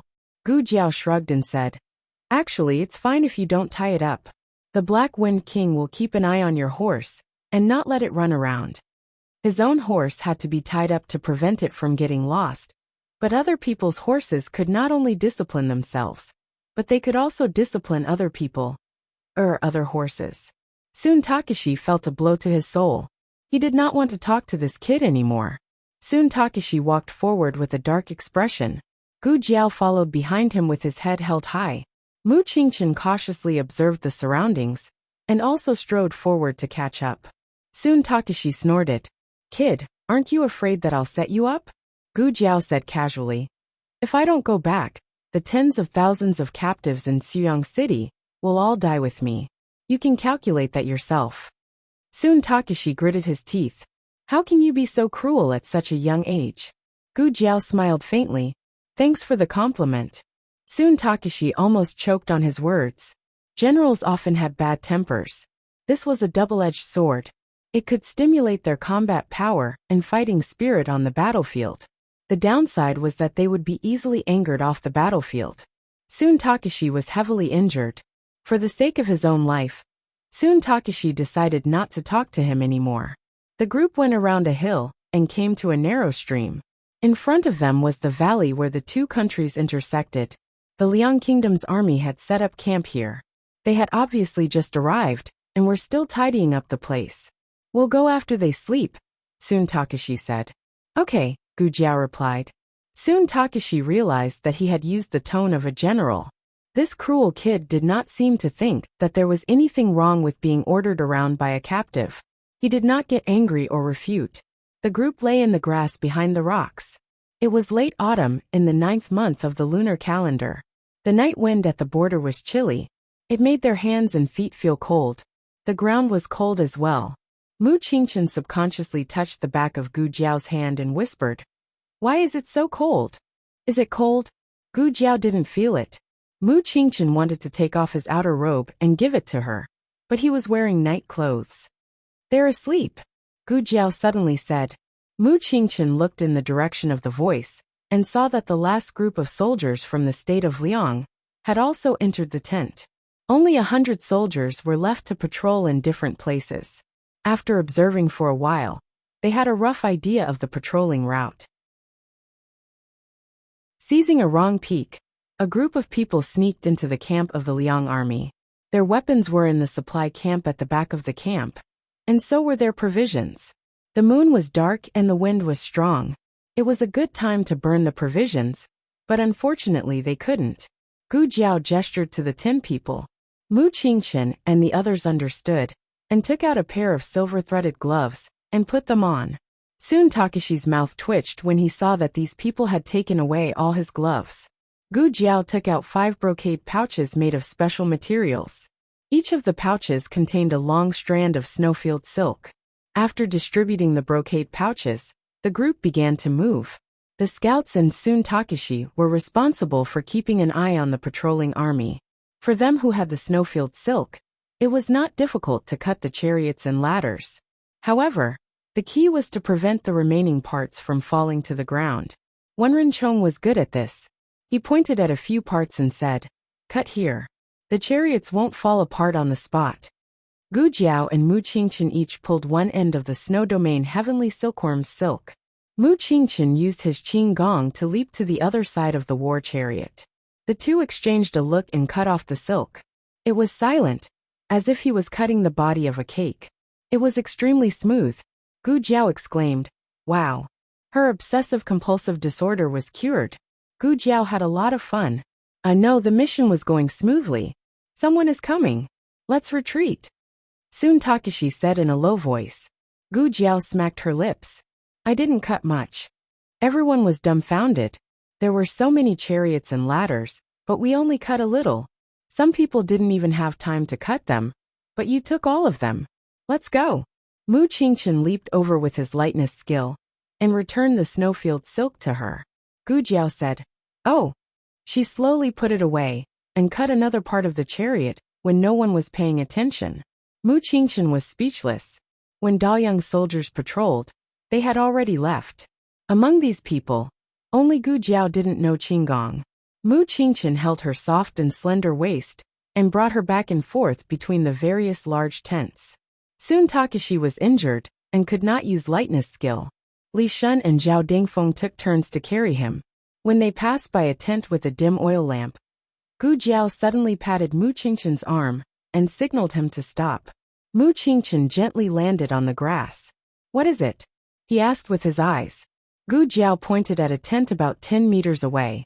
"I saw someone go in." The others also stopped beside them. They hid in the dark and looked at the tent that Gu Jiao pointed at. Gu Jiao thought for a while and gestured to the others to leave first. Mu Qingchen, Li Shun, and Zhao Dingfeng stayed behind. Although they were unwilling to leave, it was a military order. Zhao Dingfeng, Wenren Chong, and the others quietly disappeared into the night. Gu Jiao and the others approached the tent. They hid behind the tent. Gu Jiao and the other two put their ears to the tent wall. Li Shun was responsible for keeping an eye on the surroundings. Men's voices came from the tent. They were speaking the language of the Yin Kingdom, but one of them was not very fluent. The one who was not fluent said, "Is this your sincerity? The king of the Yin Kingdom is trying to capture you. Without the protection of the Liang Kingdom, you will soon become his prisoners." Everyone understood. One was a general of the Liang Kingdom, and the other was a rebel army of the Yin Kingdom. It was either the Han clan or the Nangong clan. Obviously, the latter was more likely. "I want to see your General Chu." The others did not recognize the voice, but soon Takashi recognized it immediately. It was the fourth son of the Nangong clan, Nangong Ju. Nangong Zai and Nangong Ju were guarding the border all year round, so Tsun Takashi was very familiar with them. The general of the Liang Kingdom said, "General Chu is tired from the journey. He has already rested." Gu Jiao translated, "Your position is not high enough. Talking to me is already a gift to you." Nangong Ju's aura was tinged with anger, but it was quickly suppressed. "Do you really think the Black Wind Camp is so easy to deal with?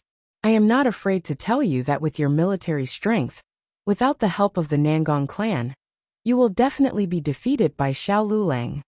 Gu Jiao clenched her small fist. "Mysterious energy. I am so awesome. So, he really is from the Nangong clan." Gu Jiao looked at Tsun Takashi sympathetically. No wonder his face turned so ugly. "Look, this is the Yin Kingdom's lord you are loyal to, colluding with the traitor of the Liang Kingdom." The general of the Liang Kingdom said arrogantly, "Don't try to scare me. You lost because you are not capable. Do you think that the Liang Kingdom's army is as useless as the remnants of the Nangong clan? If that General Tsun Takashi comes to the Liang Kingdom, we won't even let him be a chiliarch." Gu Jiao nodded with praise. "Wonderful. Go on, you are an ally tonight." The general of the Liang Kingdom said calmly. "The Liang Kingdom has no need to cooperate with the Nangong clan." Nangong Ju said with cold sweat, "Aren't you just bullying us because we have lost our military strength? But as far as I know, General Tsun Takashi of the Nangong clan is not dead. He was only captured and is being treated in Suyang City. There are nearly 60,000 soldiers in Suyang City. As long as Tsun Takashi leads them to cooperate with you, the Liang Kingdom's plan to attack the city will be twice the result with half the effort." Gu Jiao looked at Tsun Takashi sympathetically again. Tsun Takashi looked calm on the surface, but the blood seeping out of his chest betrayed his emotions. The general of the Liang Kingdom seemed to be interested in this proposal, but he held back his bargaining chip and tried his best to negotiate. "Tsun Takashi deserves to die, but he is not dead. How can you be sure that he did not join the Black Wind Camp?" Nangong Ju said with certainty, "Tsun Takashi will not betray the Nangong clan." The general of the Liang Kingdom smiled. "Oh, Nangong-ju said sarcastically. He came from a poor family. When my father met him, he was begging on the street. It was my father who picked him up, took him in, and let him join the army. He is stubborn and inflexible. But fortunately, he is loyal to the Nangong clan. He can be said to be the most loyal dog of the Nangong clan. Wherever the Nangong clan points, he will bite. Even if his body is broken, he will not hesitate. Gu Jiao almost rushed forward to give Nangong-ju flowers. Well said. Tonight's friendly army belongs to you.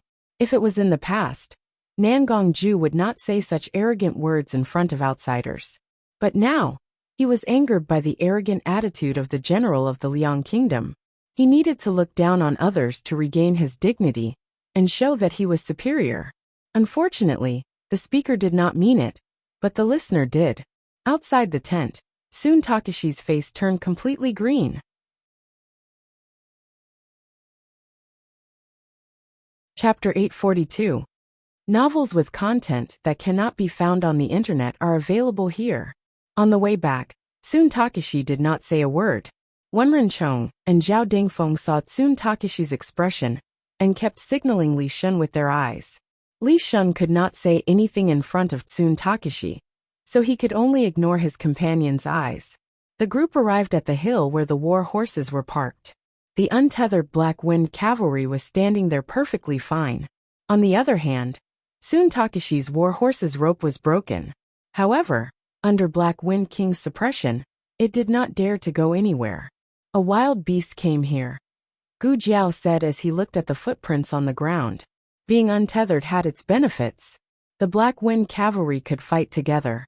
If they were tied up, they would only be bitten to death by the wild beasts. Are you hurt? Gu Jiao patted Black Wind King's neck and asked. Black Wind King raised his head and snorted. It seemed like he was fine. 11 Black Wind cavalry was not a joke. Even if it was a wolf, it would have been driven away. Soon Takeshi's horse was a little frightened, but Black Wind King had already calmed it down. In the past, everyone only saw Black Wind King's power as a ruler. However, this time, everyone felt another side of Black Wind King, a side that had never been seen in Han Ye's hands. The group leaped onto their horses. Gu Jiao sighed and said, "Don't be so dejected. Maybe he doesn't really think that way. He's just saying it out of anger." This was the right way to persuade him. The more he persuaded, the angrier he got. Soon Takeshi snorted coldly. He whipped his horse and charged into the night. Zhao Dingfeng finally could not help but ask, "What happened? Was he beaten up by someone?" Li Shun did not speak much. He ignored Zhao Dingfeng. Mu Qingchen was not familiar with Zhao Dingfeng, so he did not speak either. Zhao Dingfeng then looked at the junior commander. The junior commander sighed exaggeratedly. "Sigh, he was beaten up by scum. His heart is broken." Zhao Dingfeng. Everyone. Zhao Dingfeng and the rest chased after Tsun Takeshi. What if he wanted to escape? Mu Qingchen and Gu Jiao brought up the rear. The two walked at a moderate pace. Mu Qingchen said, "I can't guess who the general of the Liang kingdom is, but the one from the Nangong clan seems to be the fourth son, Nangong-ju." Gu Jiao said, "Yeah, I think it's him too." He said, "My father brought Tsun Takeshi back. That father should be the head of the Nangong family." The head of the Nangong family had a total of 4 sons, and Nangong Chung was the eldest. His martial arts were not proficient, so the Nangong family would not allow him to take the risk to come here in the middle of the night. The second son, Nangong Li, was dead, but the third son, Nangong Zai, didn't sound like that. Right now, only his fourth son, Nangong Ju, still had full combat power. Mu Qingchen asked, "Should we kill him?" Gu Jiao glanced at him. "Are you used to killing people now?" Mu Qingchen lowered his eyes and said, "You have to get used to it." Gu Jiao was very satisfied. As expected of young Master Qingchen, he improved rapidly. Gu Jiao said, "He won't come out tonight, so we can't kill him. Let's wait for the duel." After the group returned to the barracks in Suyang City, Tsun Takeshi went straight to his camp for wounded soldiers. The medical officer felt a gust of wind blow past him, and he immediately woke up from his sleep. He shuddered and looked at Tsun Takeshi, who had almost smashed himself onto the bed, and then looked at the junior commander outside. He quickly walked out and asked, "Commander, is he okay?" Gu Jiao said, "He's fine. Don't worry about him, and don't ask too much. Just use the medicine as usual." "Yes," the medical officer replied. Everyone returned to their own tents, and the medical officer went to take care of the other patients. Soon Takashi lay alone on the bed with a thick mattress, and his body was cold. He came from a poor family. When my father met him, he was begging on the street. He's stubborn, self-opinionated, and inflexible. He's the most loyal dog that our Nangong family has raised. As long as Tsun Takashi leads them to work with you from the inside, your plan to attack the city will be twice the result with half the effort. Just because you're useless and lost, you think that our Liang army is as useless as your Nangong family's remaining soldiers? If that General Tsun Takashi comes to our Liang, we won't even let him be a chiliarch." Tsun Takashi clenched his fists bit by bit, and his body trembled violently. His wounds burst open, and blood seeped out from the bandages, dyeing his entire shirt red. The Liang army only discovered the abnormality of the military equipment the next morning. It was drizzling at the border, and a few soldiers from the supply camp went to wipe the rainwater off the chariots. As soon as they touched the chariots collapsed with a boom. The few of them were stunned. The huge commotion alerted the deputy general of the supply camp. The deputy general checked the rest of the chariots, and without exception, all of them collapsed. Not only that, but the ladders they used to climb up the city walls were also broken into pieces. This was a major accident in the barracks. The deputy general of the supply camp immediately reported to the few generals. When Chu Feiping came to the scene, he touched the smooth cut on the chariot with his fingertips, and his eyes turned cold. "Snow domain heavenly silk." The general next to him said, "General, this," Chu Feiping said indifferently, "looks like someone came here last night." The general immediately knelt down on one knee. "I failed in my duty." Chu Feiping looked at the direction of Tuyang City. Nangong Ju is right. The Black Wind cavalry of Great Yen is not easy to deal with. The plan to attack the city will have to be postponed. Tell the Nangong family that I agree to their conditions.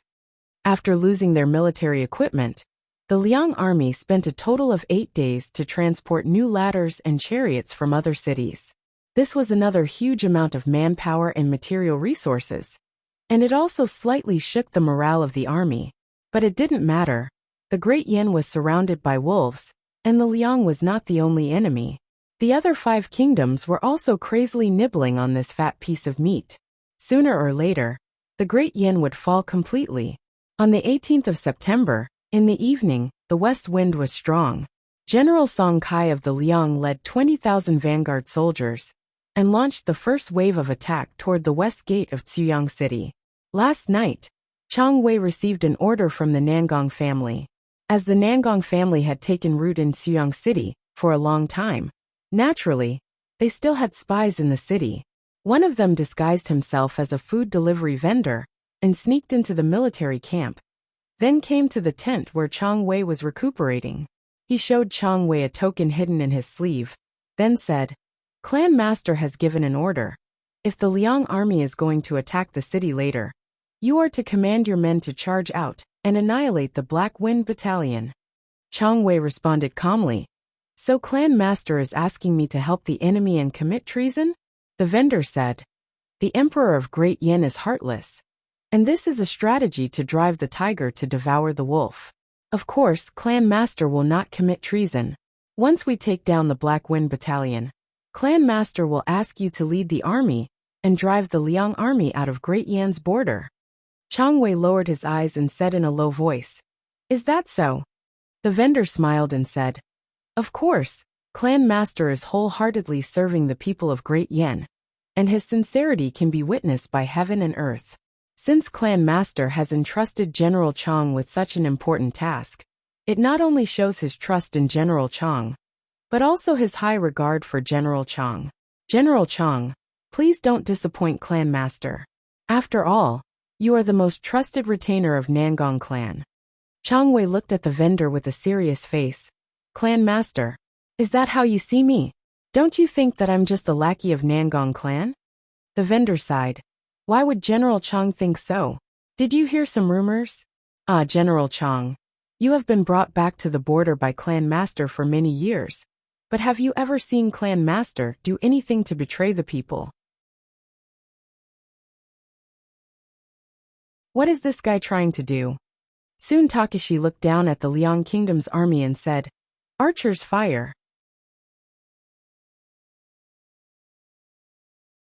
Chapter 843. Arrows that blotted out the sky pierced through the sky, emitting soul-shaking whistles. With an unstoppable momentum, they interweaved into a dense rain of arrows in the sky. After the first row of archers finished shooting, they quickly retreated and reloaded. The archers in the back row stepped forward from the gap and mercilessly shot the arrows in their hands. A total of 3 rows of archers cooperated well. Not only did they have no gaps in their attacks, but they also allowed their arm strength to recover fully. The rain of arrows fell into the frontmost camp of the Liang army. The Liang army hurriedly raised their shields to defend. However, the shields could only block one side. They could block the front, but not the front. The arrows came from different angles, but there would always be one that could enter the gap and hit the body of the Liang army. After the first round of arrows was shot, dozens of people from the Liang army fell. Soon Takashi continued to attack. The archers pulled their bows until sparks flew. The terrifying sound of the arrows piercing through the air resounded throughout the city tower. For a moment, the Liang army screamed and wailed. After 3 rounds of attack, the number of people in the Liang army who were shot had reached 100. For the Liang army that had 20,000 vanguard troops, the sacrifice of 100 people might not be a big deal. However, if it happened in a flash, it would be a very serious situation. Especially when the enemy did not lose a single soldier. They only wasted some arrows. Song Kai felt the pressure from the Ziyang army. What was going on? Wasn't Sun Takashi the confidant of the Nangong family? Why did he start a war with the Liang army? Could it be that the Nangong family was pretending to ask for peace that night? But in fact, it was to attract their attention so that Sun Takashi could destroy the military equipment? Had the Nangong family been toying with the Liang army from the beginning? Song Kai narrowed his cold eyes. No matter what, since Sun Takashi dared to start a war with the Liang army, then he could not blame them for turning hostile. He broke the arrow on his shoulder and shouted. He used his internal energy to send out his voice clearly. Everyone, do not panic. Listen to my orders. Vanguard left camp. Get into formation. Flying crane formation. The flying crane formation was a formation created by the divine general of the Liang kingdom, Chu Feipeng. It used the shield as the sky to form a defensive formation. Because it looked like a flying crane from above, it got its name. A single shield could only cover a limited area, but when all the shields were put together, they formed an impenetrable iron roof. The front was also blocked by the shields. There was nowhere for the arrow to hit. However, if they thought that this was all Sun Takashi had up his sleeves, they would be too naive. Catapults, Sun Takashi ordered. The archers retreated to the side in a well-trained manner, and the catapults were quickly pushed to the edge of the city tower by the soldiers. They loaded the stones, pressed them down and fired. Their movements were neat and orderly. Some of the generals of the Black Wind Battalion were also present. Chung Fugue's mouth was wide open, and he couldn't close it for a long time. These soldiers, not bad. Back then, when the Black Wind cavalry killed them all, he thought that these rebels were useless.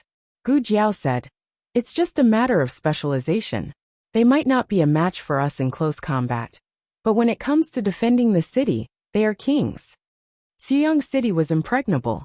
Not only were the city walls and city gates sturdy, but the defensive tactics were also impenetrable.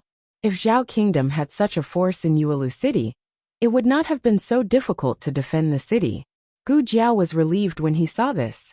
Although the Liang Kingdom's army had a large number of soldiers, as long as the city gates were not opened and the city tower did not collapse, they would not be able to break through Sun Takashi's defense. 2 hours later, the Liang Kingdom's army had lost nearly 1,000 soldiers. The general's order came from the rear. Song Kai gritted his teeth unwillingly and retreated. In the first wave of attack, they did not even get close to the city walls. Although they used the catapults a few times, soon Takeshi's attack was too fierce. They could not get close to the catapults, and they wasted more than 10 heavy stones. The Liang Kingdom's army rested for 4 hours, and they launched the second wave of attack at night. This time they came prepared.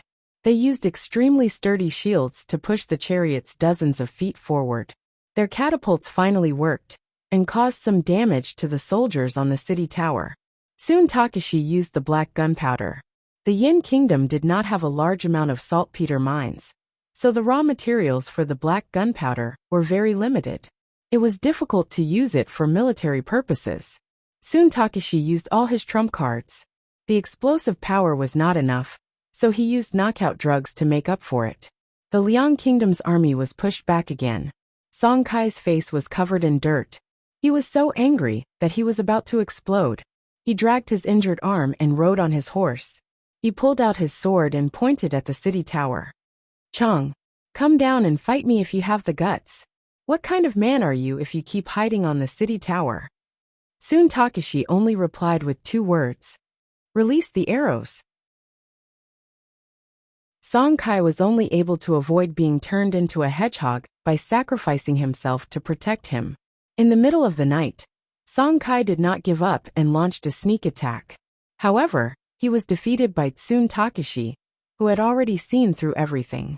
The first day a perfect defense. The soldiers were quite happy. The confidence that was destroyed by the Black Wind cavalry seemed to have recovered. Everyone was in high spirits. They were the Nangong family's soldiers after all. The reason why they obeyed Tsun Takeshi was because the Nangong family had always thought highly of them. Now that the Nangong family was not in the city, Tsun Takeshi had become the backbone. Naturally, they would listen to whatever he said. Tsun Takeshi came down from the city tower and saw Gu Jiao by the roadside. Gu Jiao crossed her arms and leaned her right shoulder lazily on the city wall. "Well done, old Chang." Soon Takeshi glanced at her coldly and said, "I'm not that close to you. Also, I'm doing this for the people in the city. I'm not working with you." Gu Jiao shrugged. "It doesn't matter. As long as you don't work with the Liang Kingdom." She raised her hand and yawned. "It's getting late. I'm going to rest. I'll leave the defense of the city to General Chang." Soon Takeshi frowned as he watched her leave. In the end, he did not stop her, and went to the temporary casualty camp to visit the soldiers who were injured today. When he went in, the Nangong family's medical officer told him that a few soldiers who were seriously injured were saved by the Black Wind Cavalry's junior commander. He was busy in the casualty camp for as long as the battle on the city tower ended. He only left when it was over. "Got it," Soon Takeshi said.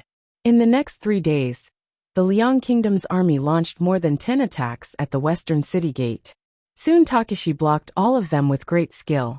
There were provisions that Gu Jiao stole from Nangong Zhe in the city. It would not be a problem for them to fight for another 10 days to half a month. Moreover, they did not have to hold on for that long. The 120,000 soldiers from the imperial court would arrive in 5 days at the earliest and 7 days at the latest. The situation in Xuyang City was good. However, just as everyone was waiting for victory with joy, an accident happened. The northern city gate collapsed. It was not attacked by the Liang Kingdom's army. It was destroyed by a Nangong family's confidant who was hiding in the city. He used gunpowder to blow up the door from the inside. The confidant was a soldier in the army. He was guarding the northern city gate. It was his turn to be on duty that night. No one expected him to do such a thing. The moment the northern city gate collapsed, everyone rushed forward to capture him. However, he had already ignited the signal of fireworks. "What's that?" In the military camp, Chung Fugui looked at the fireworks in the night sky. "It's so beautiful." Li Jin frowned and said, "It's coming from the north of the city." Tong Zhong was puzzled. "Did something happen at the northern city gate?" Li Jin said, "I don't know what this signal means. Quickly send someone to check it out." They did not know what it meant. However, soon Takeshi knew very well that this was a signal that the city gate had been breached. The Liang Kingdom's army was outside the western city. Who breached the northern city gate? Could it be there was a spy? Soon Takeshi's heart skipped a beat. Gu Jiao was bandaging the wounds of the injured soldiers in the barracks. When she heard the commotion outside, she quickly went up the city gate tower and asked Sun Takashi, "What happened?" Sun Takashi said with a serious expression, "The northern city gate has been breached." Gu Jiao was puzzled. Breached? No army is heading to the northern city gate. Sun Takashi judged based on his past experience. Yes, no. So the situation might be more serious. As soon as he finished speaking, a soldier at the side pointed at the Liang Kingdom's army camp and shouted, "They've retreated." Gu Jiao looked and her eyes turned cold. They're not retreating. They're heading to the northern city gate.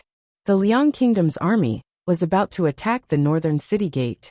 Gu Jiao and Sun Takashi rushed downstairs. Gu Jiao whistled, and the Black Wind King galloped over. Gu Jiao took a big step forward and nimbly mounted the horse. Sun Takashi called for a deputy general and put him in charge of the defense of the western city gate. He rode his horse and chased after Gu Jiao to the northern city gate. When the two of them were halfway there, they met the soldier who came to report. The soldier cupped his hands and said, "General Chang, bad news. The northern city gate has fallen." Sun Takashi said, "Speak clearly." The soldier said, "That bastard Zhang Damon destroyed the door mortar while he was on duty."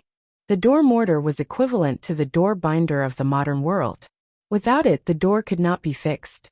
The door mortar of Ziyang City was made of stone and was integrated with the entire city gate. Once it was destroyed, it was impossible to repair it. They could only build a new one. However, that was not something that could be done in a day or two. Sun Takashi realized the seriousness of the situation. They could deal with the Liang Kingdom's army because they had the advantage of the city wall. If the Liang Kingdom's army took the opportunity to enter the city, the consequences would be unimaginable. The soldiers at the other three city gates could not be withdrawn because their enemies were not only the Liang Kingdom's army, but also the Han family and Jin Kingdom. Therefore, there were less than 20,000 soldiers who could go to the western city gate to fight. Gu Jiao said calmly, "General Chang, go back and guard the western city gate. Leave the northern city gate to the Black Wind Cavalry." Sun Takashi opened his mouth. But Gu Jiao held the reins tightly and looked at the northern city. From now on, the Black Wind Cavalry's flesh and blood will be the gate of the northern city.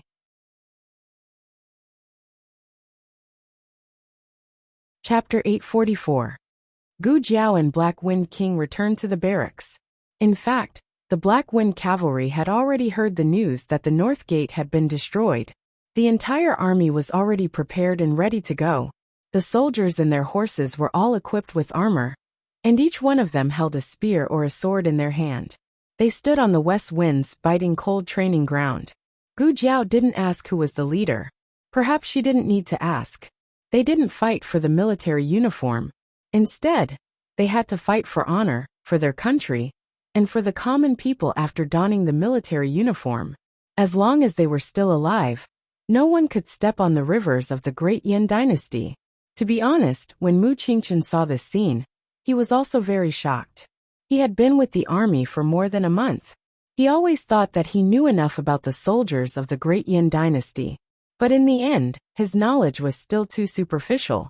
What kind of feelings could be sacrificed to this extent? Gu Jiao sat on the back of the Black Wind King's horse. Looking at the majestic Black Wind Cavalry, she said with a solemn expression, "Very good. Vanguard Battalion, Assault Battalion, follow me to battle. Garrison Battalion, get ready to fight." Mu Qingchen's heart skipped a beat. Even the Garrison Battalion was going to fight? Zhou Ren and Zhang Shiyong heard this, and their hearts surged. They finally had a chance to go to the battlefield. But in the next second, their arms that were waving in the air froze. They were not afraid of death. But if even they were going to fight, it meant that the situation had deteriorated to an inestimable extent. This battle might be the battle of the Black Wind Cavalry's survival. Gu Jiao looked at the reserve battalion. "I hope you won't be needed." If they were needed, then the Vanguard Battalion and Assault Battalion would all be killed. In the dream of war, the Liang Kingdom and the Black Wind Cavalry did fight a fierce battle. The Black Wind Cavalry, which was depleted by the Civil War, had less than 20,000 soldiers left. They were surrounded by the Liang Kingdom's army in the mountains of Mount Mang. They were completely wiped out. Gu Jiao held the reins tightly and urged the horse to walk on the deserted street. This time, could she change the fate of the Black Wind Cavalry? Mu Qingchen urged his horse to keep up with her. Every city gate in Xuyang City has 3 gates, but one of them is broken. Gu Jiao said, "No, all 3 channels are broken." The innermost gate had its mortar blown off. There was another gate and a secret door. The rebels had also destroyed the corresponding slots. Are all 3 gates broken? No wonder they couldn't hold on. Mu Qingchen frowned. Snow Domain Heavenly Silkworm Silk. Gu Jiao said plainly, "No. Chu Feiping has gloves that can deal with the Snow Domain's Heavenly Silkworm Silk." Mu Qingchen took a deep look at her. "You seem to know a lot about the Liang Kingdom." "Sort of." Gu Jiao did not explain. Her ears twitched as she looked in the direction of the North City Gate. "We have to speed up. They're almost here." She tightened her grip on the horse's belly, and Black Wind King sensed her command. It leaped forward and galloped forward. Mu Qingchen was about to follow when a courageous citizen opened the door and walked out. "Young Master Mu, are we going to war?" Mu Qingchen held the reins tightly. In order not to block the army behind, he hurriedly urged his horse to move to the side. He said to the citizen who had heard his preaching before, "Yes, the Liang Kingdom's army is invading. The North City Gate has been destroyed by the remnants of the Nangong family. Now Lord Shao is leading the Black Wind Cavalry to the North City Gate to meet the enemy." As he spoke, he looked at the citizens who stuck their heads out to look at him. He pursed his lips and said, "Everyone go back quickly. Don't come out if there's nothing important." The citizens said worriedly, "Then Xuyang City." Mu Qingchen looked at the young man who was leading the army and said seriously, "You have to believe in Lord Shao. He will definitely protect Xuyang City." "Sigh, he's still a child." An old man sighed while leaning on his walking stick. Everyone was silent. Yes, the young commander of the Black Wind Battalion was said to be a teenager. At such a young age, he was already going to fight the enemy. It was laughable that they had once suspected him of being a rebel. But which rebel in the world would use his own flesh and blood to protect the lives of the citizens in the face of life and death? When the tens of thousands of Liang Kingdom's army arrived at the North City Gate, the Black Wind Cavalry had already lined up neatly to welcome them. The 2 sides were separated by 10 feet, which happened to be within the effective shooting range of the archers. The shields and archers of both sides were already in position. The battle was about to begin. Gu Jiao took the lead and stood at the front of the Black Wind Cavalry. She was wearing her battle suit and armor, while the Black Wind King was also wearing a black helmet and armor. 1 person and 1 horse stood under the vast sky, standing in front of the majestic army. They were as small as a grain of sand in the vast ocean. However, it was the 16-year-old warhorse and the 16-year-old youth who led the Black Wind Cavalry fearlessly in front of the Liang Kingdom's army. "Kid, you're Xiao Lulang, the commander of the Black Wind Cavalry? I heard you're very powerful." In front of the camp of the state of Liang, a burly general of the state of Liang, holding a mace, urged his horse forward a few steps. He looked at Gu Jiao with his nose in the air. "Do you dare to fight with me? A one-on-one?" This was also a way for the 2 armies to start a war. Mu Qingchen urged his horse to Gu Jiao's side. "He's called Pan Long. He's a fierce general under Chu Feipeng. I once followed my grandfather to the Liang Kingdom and saw him in the main hall. This person has a violent temperament and is extremely cruel. The prisoners of war who fall into his hands usually don't have a good ending." This was a euphemism. Pan Long was famous for torturing prisoners of war in the army. After the war, it was not uncommon for him to burn, kill, rob, and humiliate innocent women. His subordinates also did the same. However, this person was indeed brave, so he was somewhat valued. Li Jing cupped his fist and said, "Commander, let me go and meet him." Gu Jiao looked in Pan Long's direction. "Okay." Li Jin's weapon was a spear. He held a spear in one hand and a shield in the other. He urged his horse to rush towards Pan Long. Pan Long saw this and frowned in dissatisfaction. He raised the mace in his hand. I want to beat that brat. Not some random shrimp soldier or crab general. Get out of my way. He also urged his horse to rush towards Li Jin. The moment he finished speaking, he raised the spiked mace in his hand and fiercely swung it towards Li Jin's head. Li Jin didn't have time or something else. He didn't have a shield and directly stabbed his spear towards Pan Long's heart. The two horses brushed past each other. The entire battlefield was silent. Only the whistling of the wind and the whistling of the horse's hooves could be heard. Li Jin's horse circled around and stopped just in time. The Liang Kingdom's army looked at Pan Long's back. The next second, Pan Long's body tilted and his eyes stared blankly as he fell into a pool of blood. Li Jin looked in the direction of the Liang Kingdom's army and said arrogantly, "Ah, so you Liang Kingdom's generals can't even beat our Black Wind cavalry." The Black Wind cavalry burst into loud cheers. The Liang Kingdom's army's expression became very ugly.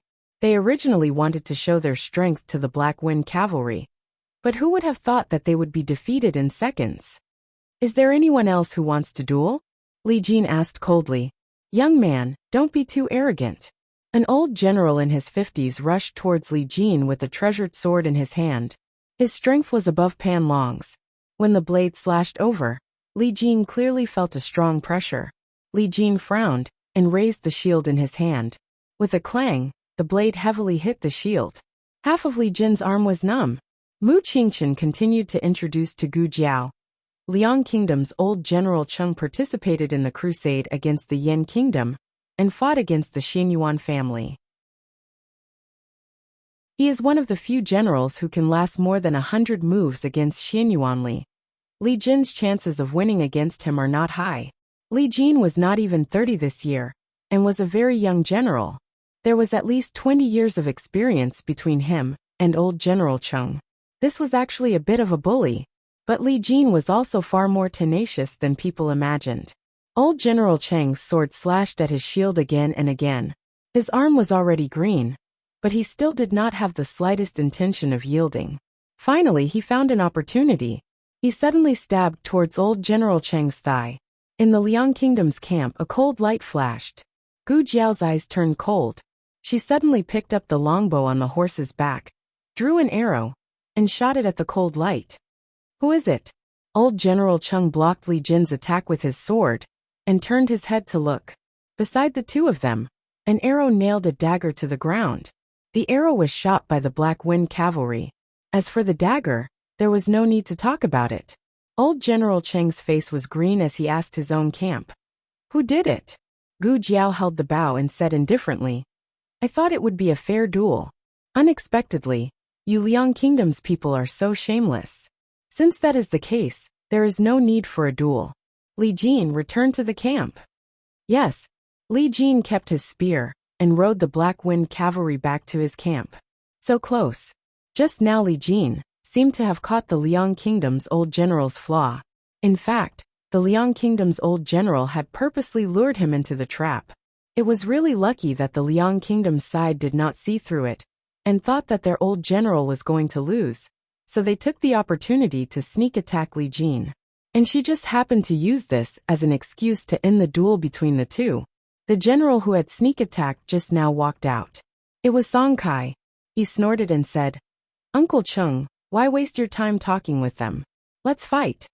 Since things had come to this, there was indeed no face to continue fighting one-on-one. Old General Cheng gave the order to charge. Gu Jiao raised her voice. Black Wind cavalry, fight with all your might. The archers from both sides launched the first wave of attack. Under the protection of the archers, the first group of cavalry began to charge and break through the enemy lines. The Liang Kingdom's army had an absolute advantage in terms of numbers. They were fighting a war of attrition. Even if they had to exhaust the Black Wind cavalry, they had to exhaust them to death. Moreover, the strength of their cavalry was not weak. There were many Imperial Death Warriors mixed in. These Death Warriors did not fight with the ordinary Black Wind cavalry. They specialized in harvesting the heads of the generals. In the blink of an eye, 3 of the Black Wind cavalry's deputy generals fell. One of the Death Warriors stared at Cheng Fugui and kicked him off his horse. Just at this moment, A war horse did not have time to stop in time. Cheng Fugui's eyebrows twitched, and he hurriedly rolled to avoid it. On the other side, Li Jin was also targeted by two death warriors. The two of them attacked from both sides, and Li Jin's thigh was quickly injured. The death warrior slashed his sword towards Li Jin's head. Gu Jiao used her spear to deflect his sword. At the same time, the Black Wind King raised his horse's hoof and fiercely stomped on the death warrior's chest. The death warrior was caught off guard and was sent flying. He fell onto the hooves of another Black Wind cavalry. He raised his sword to chop off the hooves of the horse. Gu Jiao shot out her red-tasseled spear and mercilessly pierced through his heart. Gu Jiao urged her horse to pull out her red-tasseled spear. She turned around and shot out another spear. It directly pierced through the head of another death warrior. His brain splattered all over Cheng Fugui's face. Cheng Fugui's entire person was stunned. The death warriors of the Liang Kingdom all felt an incomparably terrifying aura. They who never knew what fear was suddenly felt a chill run down their spine. They subconsciously looked in the direction of the dangerous aura and saw a young man dressed in red clothes and profound armor staring at them calmly. It was this calmness that made people feel an inexplicable sense of danger. It was as if endless killing was as normal as breathing in the eyes of this youth. From the moment they were stared at by this youth, they were no longer the death warriors of the Liang Kingdom. They were just the prey chosen by the killing god. The death warriors fell one by one. The youth's eyes remained calm. In the camp of the Liang Kingdom's army, several generals who were witnessing this scene all frowned. A general in his early 30s who was holding a silver spear muttered, "What is going on? That kid. How is he so powerful? Is he really only 19 years old?" Beside him, a young swordsman crossed his arms and said, "It's fake. He is not even 19 years old. According to people who have seen him, he is at most 16 or 17 years old." The silver spear general said, "Then how is he able to kill without blinking?" This was truly killing without blinking. Even his emotions did not fluctuate at all. 20 death warriors, he killed half of them in an instant. This youth's strength was too terrifying. The silver spear general was talking when his eyes suddenly widened. He is gone. Is he dead?" The young swordsman narrowed his eyes slightly. "Dead?" The silver spear general's pupils shrank. "Not good. He is coming this way." Gu Jiao said, "Left wing cover him." "Yes." Tang Zhong immediately adjusted the battle formation and covered Gu Jiao to open a bloody path. Mu Qingchen covered Gu Jiao's right wing. When the generals of the Liang Kingdom noticed something strange, Gu Jiao had already arrived in front of their formation. "Stop him!" the silver spear general yelled. A row of soldiers with long swords swarmed toward Gu Jiao. Gu Jiao pulled the reins tightly. "Boss!" Black Wind King mustered all his strength and leaped over everyone's heads. Everyone was stunned. They had never seen such a strong and fast horse. It was terrifying. Black Wind King galloped forward and knocked away all the soldiers in his way without fear of death. The young swordsman turned around and took a closer look. "Not good. He is heading toward father." Gu Jiao rode on the back of the horse, as if she had merged with Black Wind King's strength. She was invincible in the camp of the Liang Kingdom's army. In the dream about her ending, Jing Kong was killed by Chu Feipeng. Chu Feipeng killed the last of the Yin Kingdom's Black Wind cavalry. If she killed Chu Feipeng, the tragedy of Jing Kong and the Black Wind cavalry would not happen again, right? Today's battle would be over, right? Stop him. Don't let him get close to the general. The Liang Kingdom's army was getting denser and denser. Black Wind King's gallop became more and more difficult. "Hang in there, boss." She was almost there. She saw the man in the carriage. She held onto the saddle with one hand and used the momentum to fly up, stabbing the carriage with her spear.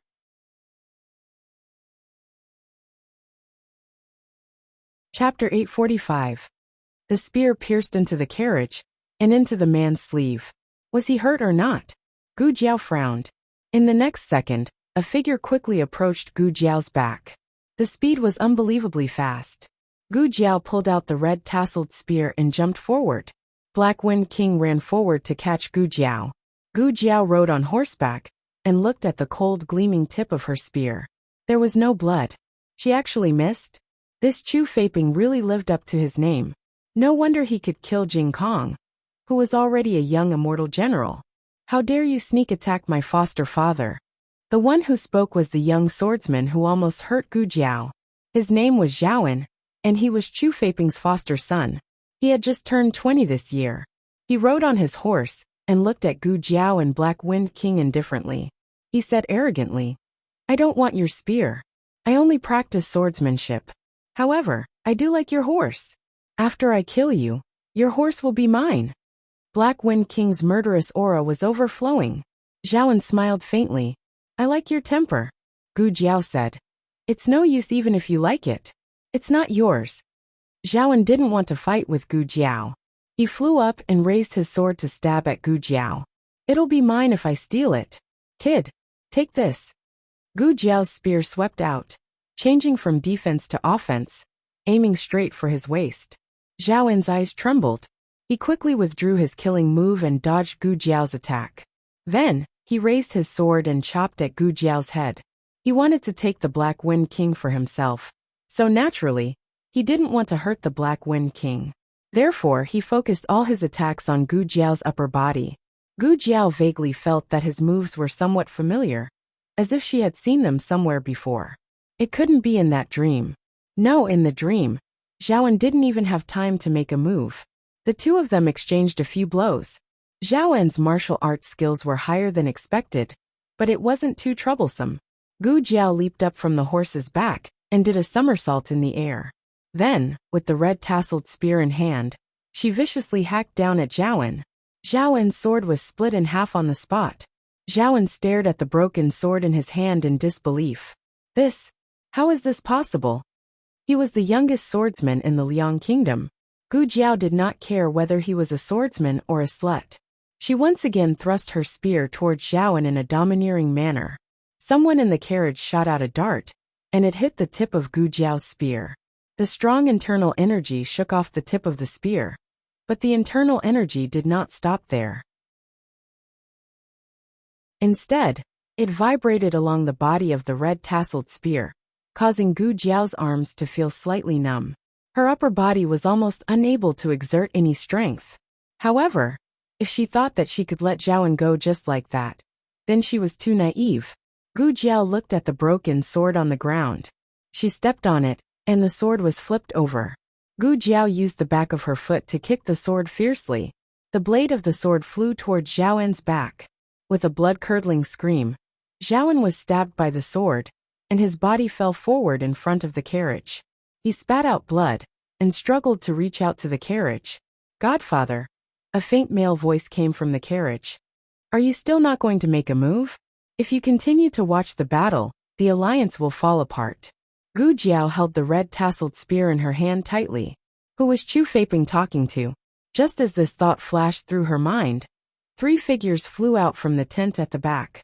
This aura, this movement skill, and Hun. No, and Hun had already been killed by Long Yi.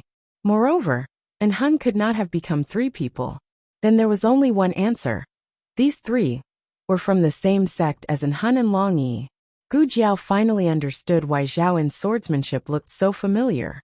In fact, it was not a swordsmanship, but a movement skill used in battle. It was almost the same as Hun's. However, Zhaoan was not as strong as Hun. These 3 were different. Once they appeared, they gave Gu Jiao a deep sense of oppression. When she was in Zhao country, Gu Jiao judged experts as serious. Now it was Hun. These 3 swordsmen were all close to Hun's strength. Although they were not stronger, if the 3 of them worked together, they would be stronger than Hun. The situation was a little troublesome. On the other side, the Black Wind Cavalry was also fighting with all their strength. The war drums were beating, and the sounds of killing shook the sky. The guards on the city tower watched as the Black Wind Cavalry bathed in blood for the people of Tuyang City, but they could not do anything. These dangers should have been borne by them. But now, the Black Wind Cavalry was shouldering all of them. At first, a considerable number of them were watching the battle with the mentality of taking revenge for the Black Wind Cavalry's sacrifice. However, as the battle continued, everyone was moved. Only when they had seen death did they know how lucky they were. The Black Wind Cavalry fought with them and killed their companions. However, at the same time, the Black Wind Cavalry replaced them to fight. Blood flowed like a river from them to the Black Wind Cavalry. Another Black Wind Cavalry fell under the siege of the Liang country's army. A guard stepped forward and punched the city wall. Damn it! He turned his head and looked at the general beside him. General G. Let's go down and fight.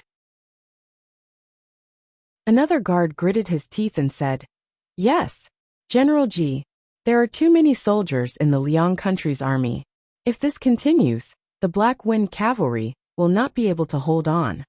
General G clenched his fist and said sternly, Everyone stay here and wait for orders. All the guards said in unison, General. General G said with a complicated expression, This is a military order. Did he not want to fight? Did he not want to drive the Liang country out of the Great Yen? He wanted to do that even in his dreams. However, they could not mess up the plan. They had to preserve their strength. Once their defense was reduced to a certain extent, the Han family and the Jin country's army would immediately attack Ziyang City. They were not afraid of death. They could not die. They could not be impulsive and let the Black Wind Cavalry sacrifice themselves in vain. Cheng Fugui's eyes were red from killing. His body was already covered with cuts and bruises, but he forced himself not to fall. The attack was divided into 4 groups: left, right, middle, and rear. The first 3 groups were responsible for killing. Once a large number of Black Wind Cavalry fell, the rear group would immediately replace them. On the long street in the city, the soldiers of the garrison camp moved forward step by step. This meant that more and more of their comrades on the front line had lost their ability to fight. They were eager to fight, but they did not want to be the ones to die in such a situation. Everyone's eyes turned red when they saw their companions being carried back by the medical officers in one piece and covered in blood. The medical officers hurriedly carried the injured soldiers back to the nearby tents. The leading medical officer said, Also call a few more people. You two don't have to go. There were 2 unwritten rules in the 6 states. When 2 armies fought, 1 was not to kill the envoys, and 2 was not to kill the medical officers. Even so, being accidentally injured was still a common thing. The 2 medical officers who had slightly cut their arms said in unison, We are fine. The 2 of them indeed only had superficial wounds. Moreover, they did not have enough manpower, so the chief medical officer had to allow them to continue to the battlefield. Gu Jiao was surrounded by 3 swordsmen. Don't touch that horse. The man in the carriage said lightly, Don't worry, we will only kill him. The middle-aged man with a white face and no beard held a long sword. He looked at Gu Jiao and said, Kid, to let you know why you are going to die, I am Zheng Shan. These 2 are twins. One is called Li Qi, and the other is Li Quan. They were actually speaking the language of the Yin Kingdom, but there were some accents from other countries. Gu Jiao looked at the 3 without fear. I am not interested in your names. Tell me where you are from. The middle-aged man took in Gu Jiao's reaction and suddenly felt some admiration. Kid, you have guts. If you want to be my disciple, I can make the decision to spare your life today. However, you will not be able to return to the Black Wind Cavalry. Gu Jiao said lightly, How about this? Kneel down and call me grandfather, and I will consider not taking your life. The middle-aged man's face darkened. You are about to die and you still dare to talk nonsense. Li Qi, Li Quan, no need to talk nonsense with him. Kill him. The twins held their swords and slashed at Gu Jiao. The twins had a better tacit understanding than ordinary people. In addition, their movement techniques were extremely fast, and every move was fatal. For a moment, it was difficult for Gu Jiao to use the Xianyuan family's spear techniques. The Black Wind King wanted to fight alongside Gu Jiao, but the middle-aged man stopped him. The Black Wind King did not say anything and charged at him. The man in the carriage slowly took a sip of tea. Remember, don't hurt it. How troublesome. The middle-aged man impatiently retracted his killing move and changed to dodging. The Black Wind King was more difficult to deal with than he thought. He could tell that the horse was an old one, but he did not understand how it could still release such explosive power and combat power. After dodging a few times, he got tired of dodging and called a group of soldiers. The soldiers formed a shield formation and trapped the Black Wind King in the middle. The Black Wind King's head was bleeding from the hard shields. Gu Jiao used the red tasseled spear to block the twins' swords and said to the Black Wind King, "Boss, don't move." The Black Wind King seemed to sense something and suddenly stopped moving. He stared at Gu Jiao without blinking. The middle-aged swordsman also joined the battle. Gu Jiao, who had only recovered half of her strength, was not a match for the three of them. Then there was only one way. She did not completely lose her mind after losing control last time. Perhaps it was because she dealt with it quickly enough, or perhaps it was because the blood energy was not dense enough. Now on the battlefield, the blood energy almost filled the air. Every pore of her body could feel the temptation of the blood energy. Perhaps this would be an irreversible loss of control that would be more serious than any other time in the past. She would fight to the last drop of her strength. There was no way out. The Black Wind Cavalry fell one by one. The sacrifices were too great. She wanted to kill them all. She wanted to kill Chu Feipeng and end this battle. The middle-aged man frowned at Gu Jiao. "What is this kid trying to do? Is he dying?" Li Qi of the twins asked. Li Quan sneered. "I'll go kill him." "Not good. Get out of the way." The middle-aged man shouted as he hurriedly retreated more than 10 steps.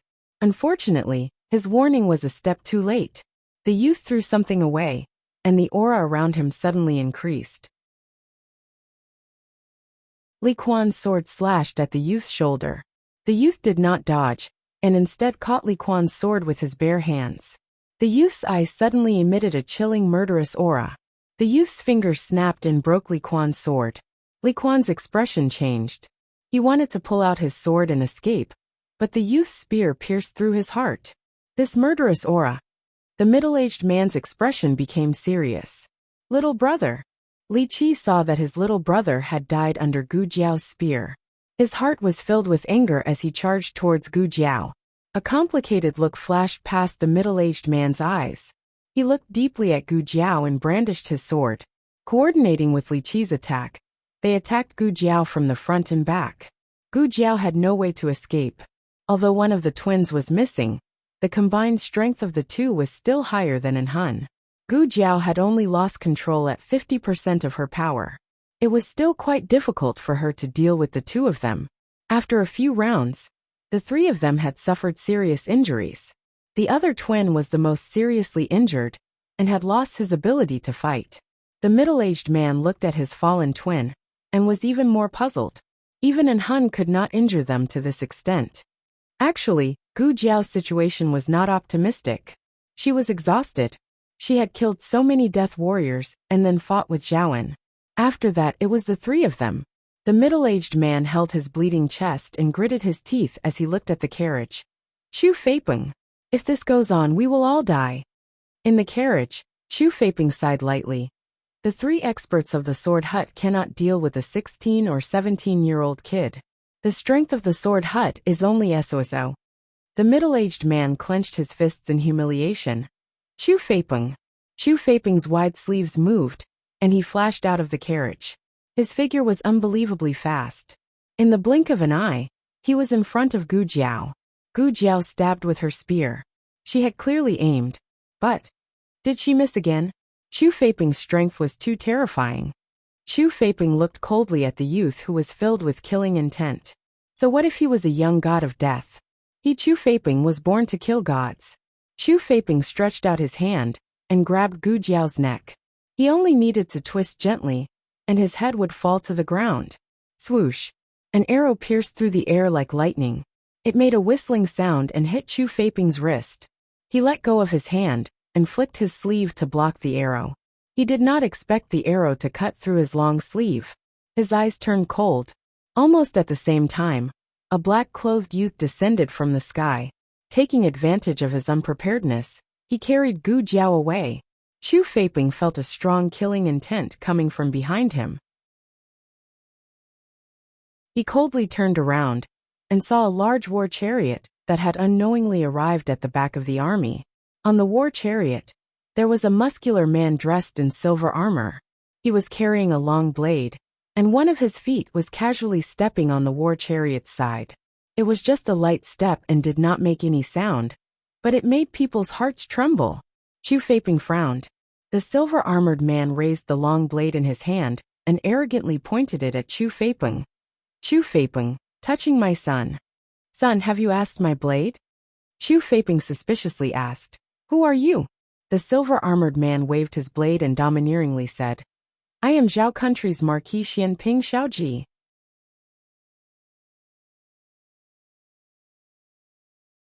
Chapter 846. Xiaoji. Chu Feiping clenched his fists and furrowed his brows. He looked up at Marquis Xianping standing high on the chariot. The country of Zhao was only a lower country, and could not enter the eyes of a higher country. However, Chu Feiping had heard of this name before. A man who was on the beauty rankings of the 6 countries, had even pushed down the princess of the country of Liang. As a man, he did not pay attention to this kind of thing. However, his sister was an imperial concubine, and he could hear her chatter every time he entered the palace. In addition, he heard that this person did not have a good reputation. He was arrogant and extremely shameless. Those who had fought with him all had headaches over this person. Chu Feiping formed an initial impression of Marquis Xianping, based on the information he had heard in the past. That was an embroidered pillow that liked to play tricks. As he thought about it, Chu Feiping did not feel much fear towards Marquis Xianping, who came on the chariot. However, it was very strange. Didn't the army of the country of Zhao go to Qishui to attack the navy of the country of Yan? Why did Marquis Xianping come to Yan Gate Pass?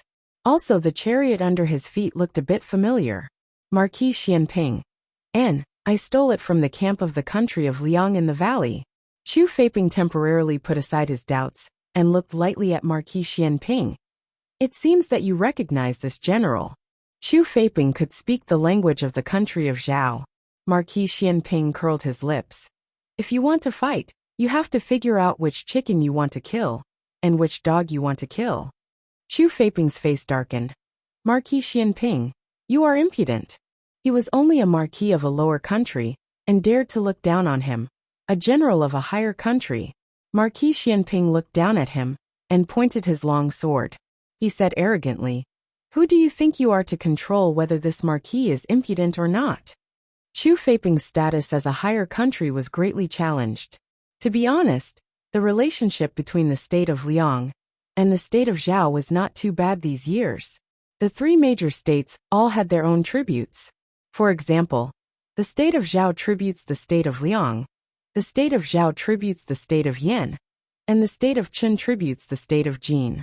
Just last year, their country of Liang's Prince Yu went on a diplomatic trip to the country of Zhao.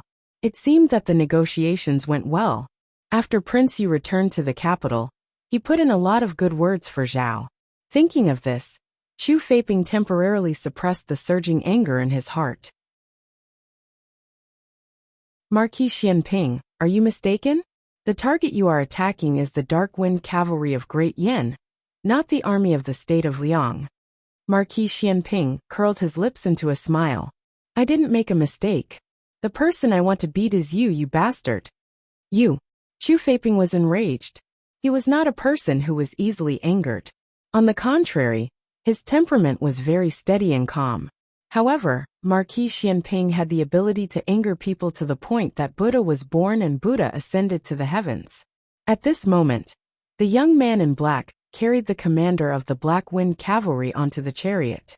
Chu Feiping's mind suddenly flashed with the words Marquis Xianping had just said, his son. Chu Feiping said coldly, Marquis Xianping, take off his helmet and look clearly. He is the commander of Great Yan's Black Wind Cavalry, not your son. If it was a misunderstanding caused by the wrong person, then there was no need. Marquis Xianping touched Gu Jiao's helmet again and again, causing Gu Jiao to roll her eyes at him. You're awake? He said with a smile. Chang Jing had already found the protective talisman she had thrown away, and put it back on her. The killing intent in her body slowly calmed down.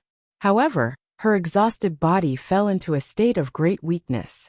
Marquis Xianping played with her helmet like he was playing with a doll. Her face was dark, and she did not want to say a word. This was definitely not an interaction between strangers. Chu Feiping's heart surged with an ominous premonition. Could it be that you? Marquis Xianping took back his dirty hand and looked at Chu Feiping. He pointed at Gu Jiao and said, "What's his name?" "Chu Feiping Xiao Luleng." Marquis Xianping's lips curled. "What's mine?" "Xiao Ji. Xiao Luleng Xiao Ji." "Yes, I heard that this little commander came from Zhao country. So he and Marquis Xianping were really father and son. Hey, are you done being arrogant up there? Can we not push it anymore? The chariot is very heavy." Suddenly, a man's voice came from behind the chariot. Chu Feiping narrowed his eyes. There was someone else. Gu Jiao turned her eyes and glanced at Marquis Xianping from the corner of her eyes. "So this is how you got your awesome entrance?" Marquis Xianping coughed lightly. "Okay, let's stop here." Tang Yueshan shook the sweat off his forehead and used his qinggong. He jumped up with the Tang Bao and landed beside Marquis Xianping. He looked at Gu Jiao, who was supported by Chang Jing. You're badly hurt." Gu Jiao waved a finger to greet him. "Hello, little henchman." Chu Feiping saw the big bow in Tang Yueshan's hand and knew that the arrow that pierced his sleeve was shot by this person. What a sharp archery! The bow in his hand was a 3-stone bow. Ordinary archers used 1-stone bows. Only some sharpshooters with amazing arm strength in the military camp used 2-stone bows. So, what kind of freak was this man to be able to draw a 3-stone bow? Tang Yueshan didn't notice Chu Feiping's look at him. He turned his head and looked behind the chariot. "Hey Gu, why aren't you coming up? How long are you going to hide behind the chariot? Or do you want to push the chariot alone?" Marquis Xianping gave Tang Yueshan a cold stare and used his qinggong to jump onto the chariot. Gu Jiao's eyes widened in an instant. At this moment, her mask was down, only revealing a pair of eyes that had regained their calmness. She blinked and somehow found the strength to pull out a small notebook and a charcoal pencil from her armor. She wrote crookedly, "Brother, long time no see." This action exhausted Gu Jiao's last bit of strength. After she finished writing, her head tilted, her hands dropped, and she fainted. Marquis Xianping's breath was stuck in his throat. Tang Yueshan checked Gu Jiao's breath. She was still breathing. He turned to Chu Feiping. "This is the guy who hurt Xiaoya. Luleng? He has some skills. Who's going to fight him?" Marquis Xianping had seen the fight from afar. This general of the Liang Kingdom was extraordinary in martial arts. They must not underestimate him. Together. Marquis Xianping said seriously. As soon as he finished speaking, Song Kai arrived with a group of masters. "It seems that we can't fight together." Tang Yueshan stretched his neck and drew the big bow in his hand. "Leave these people to me." He occupied the commanding position and was perfect for shooting masters. "Chang Jing." Marquis Xianping gave the boy in black a look.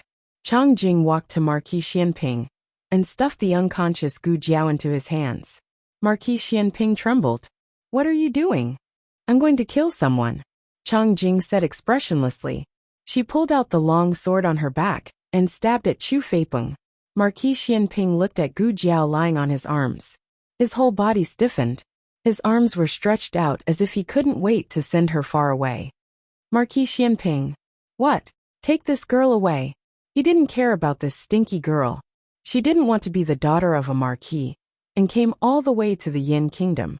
She even learned to fight like a man. Now she had a taste of her own medicine. Did she think the battlefield was a good place? Blood flowed like a river, and corpses were everywhere. She could lose her life at any time. With a loud bang, Chu Feiping and Chang Jing began to fight fiercely. The commotion caused by their fight was so great that Chu Feiping sent a rock flying with a palm strike. The stone flew straight at Gu Jiao. Marquis Xianping gritted his teeth. He held Gu Jiao with one hand and picked up the shield on the ground with the other to block the flying stone. Song Kai didn't stay idle either. Seeing the masters dying one by one under Tang Yueshan's arrows, he also sent out his own archers. The rain of arrows covered the sky and covered the earth as they came at them. Marquis Xianping knelt on one knee. He was very disgusted, but had no choice but to use the shield to protect Gu Jiao in his arms. The arrows hit the hard shield. Fortunately, the shield was specially made in the Liang Kingdom.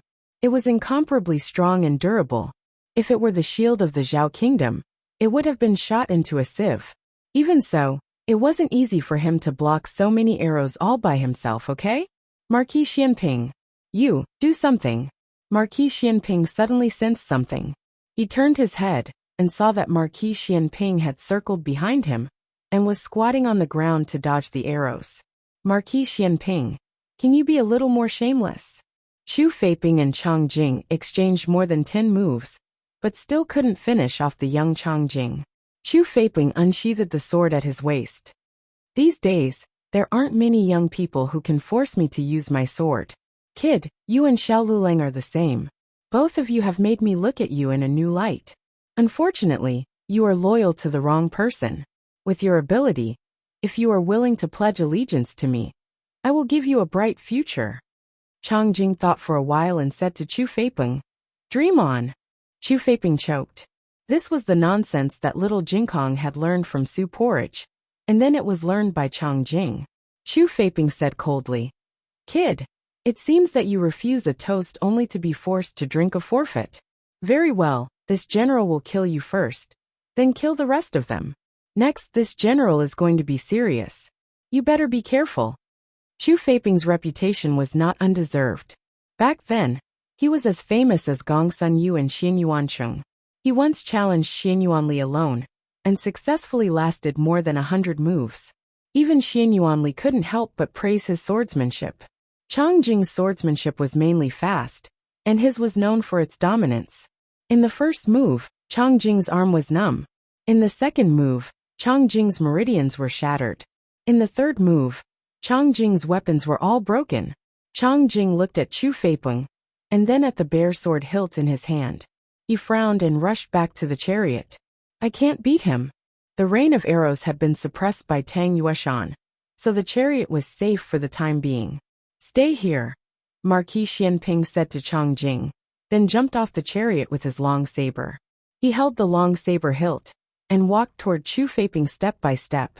The frivolous aura on his body was rapidly fading away, and in its place was an overbearing murderous aura that made people tremble in fear.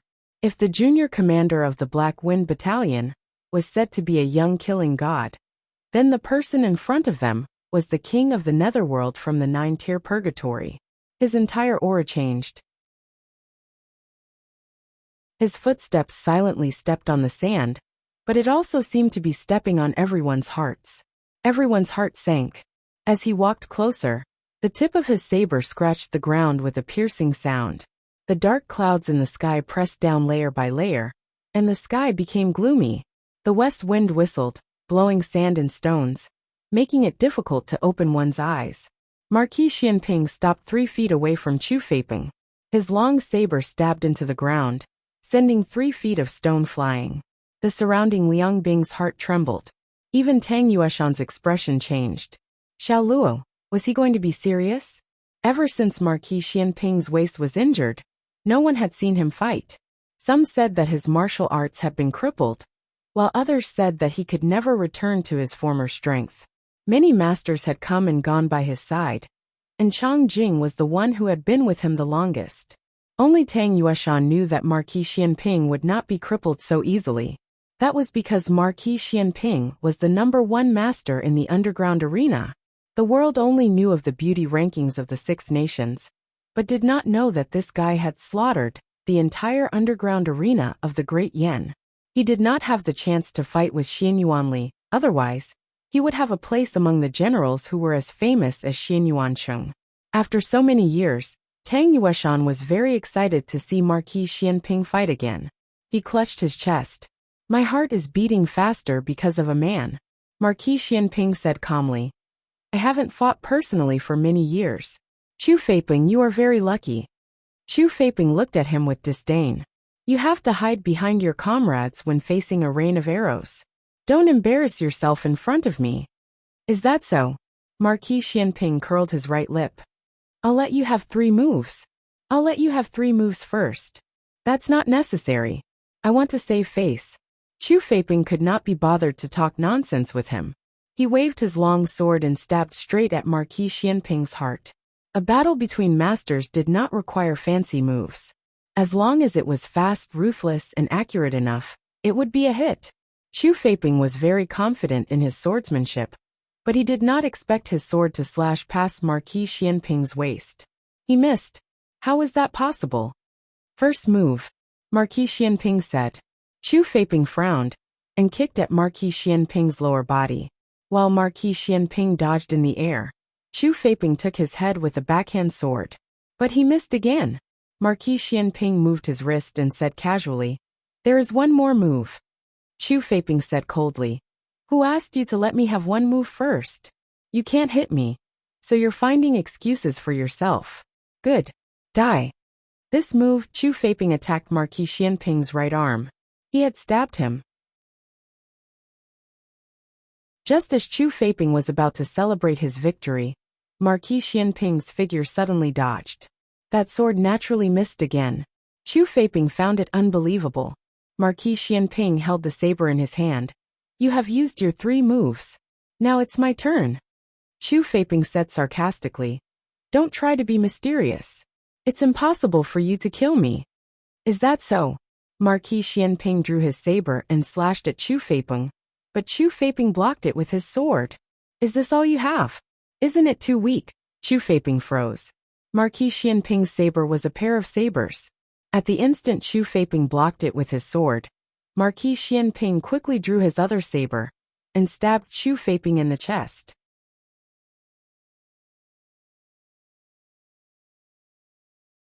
Chapter 847. Chu Feiping lowered his head in disbelief and looked at the long saber that had pierced his chest. He did not expect Xianping Ho to be so fast, nor did he expect that it was actually a pair of sabers. Tang Yueshan's heart raced. What the fuck? Actually, it wasn't too appropriate to call it one move.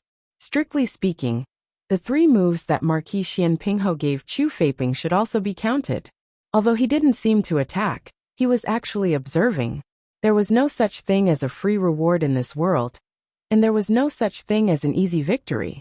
It was all about tempering one's troops and preparing one's horses. From the moment Chang Jing and Chu Feiping exchanged blows, Xianping Ho began to observe and analyze Chu Feiping's moves.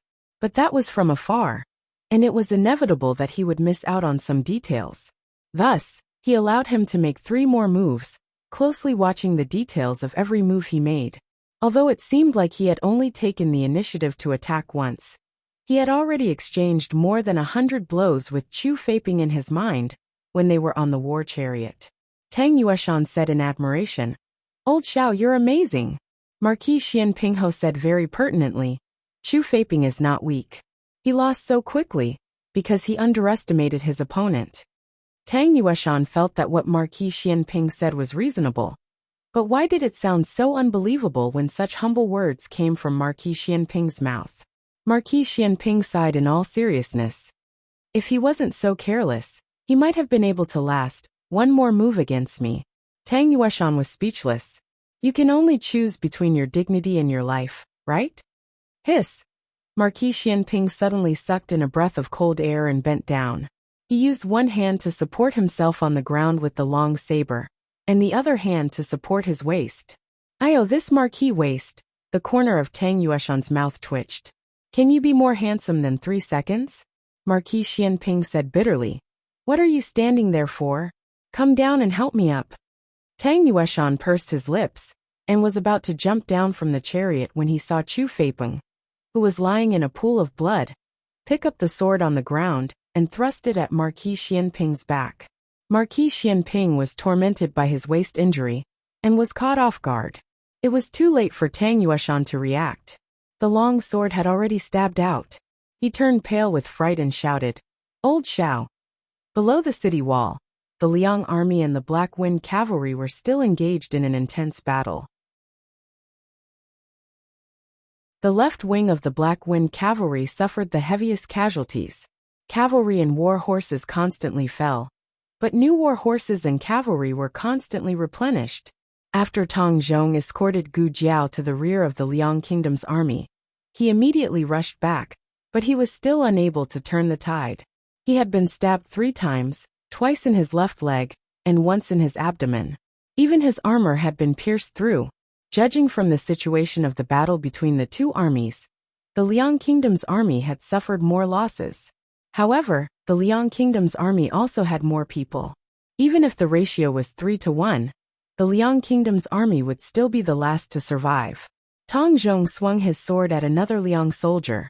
Unfortunately, he had used up all his strength, and this sword strike did not cause any damage to his opponent. The other party only staggered for a moment before immediately charging at Tang Zhong. Tang Zhong did not have the strength to dodge this sword. He was very clear that he could not even pick up the sword. He was going to die. Junior Commander, I may have to go first. I have misunderstood you in the past. Please don't blame me. You have to live well and lead the Black Wind Cavalry to win this battle. In the next life, we will fight side by side. Tang Zhong fell to the ground. However, the Liang Kingdom's soldier did not stab him. Mu Qingchen killed him with a single strike. Mu Qingchen helped Tang Zhong to his feet, and while protecting Tang Zhong, he fought his way out. The once spotless first young master of Xingdu was now covered in the blood of the enemy. Every move he made was a killing move. He did not give the enemy any chance to survive. In just a few days, the cruel battlefield had taught him a profound truth. Mercy to the enemy was cruelty to the companions. Cheng Fugui and Li Jin's situation wasn't very good either. Cheng Fugui had been injured before, and although he had recovered, the strength in his left arm was still a lot weaker than before after 100 days of recovery. The middle army had already been fighting with the right wing. Cheng Fugui and Li Jin were guarding each other. Cheng Fugui gasped. The vanguard can't hold on much longer. Li Jin swallowed his saliva and said with difficulty, the vanguard can't hold on much longer. If the Liang Kingdom's army did not retreat, the Black Wind Cavalry would really be finished. Li Jin said. Junior Commander went to assassinate the Liang Kingdom's general. I hope she can succeed, Cheng Fugui said. But it has been so long. Cheng Fugui did not finish his words, but the two of them knew. They saw with their own eyes that Tang Zhong escorted Gu Jiao to the back of the Liang Kingdom's army. It had been half an hour since then. It would not take that long to assassinate a person, unless Junior Commander was in trouble, or even worse, the Junior Commander had been killed instead. The two of them clenched the spears in their hands, thinking that the fierce and cute Junior Commander might die in the hands of the Liang Kingdom's bastards. Their hearts burned with a raging fire. Kill these fucking bastards. While the two of them were fighting, a low bugle sounded from the back of the Liang Kingdom's army. This was the bugle call to attack? The Liang Kingdom's army was going to attack. Junior Commander was killed. Woo, another bugle call sounded. Wait, no, this was not an attack.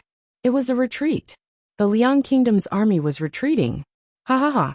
Accompanied by a wild laughter, a man wearing the Yin Kingdom's armor rushed out from the Liang Kingdom's army, with a bloody head in his hand. Xu Feiping's head is here. Your Liang Kingdom's general was killed. The Yin Kingdom's reinforcements are here. Bastards from the Liang Kingdom, give me your life.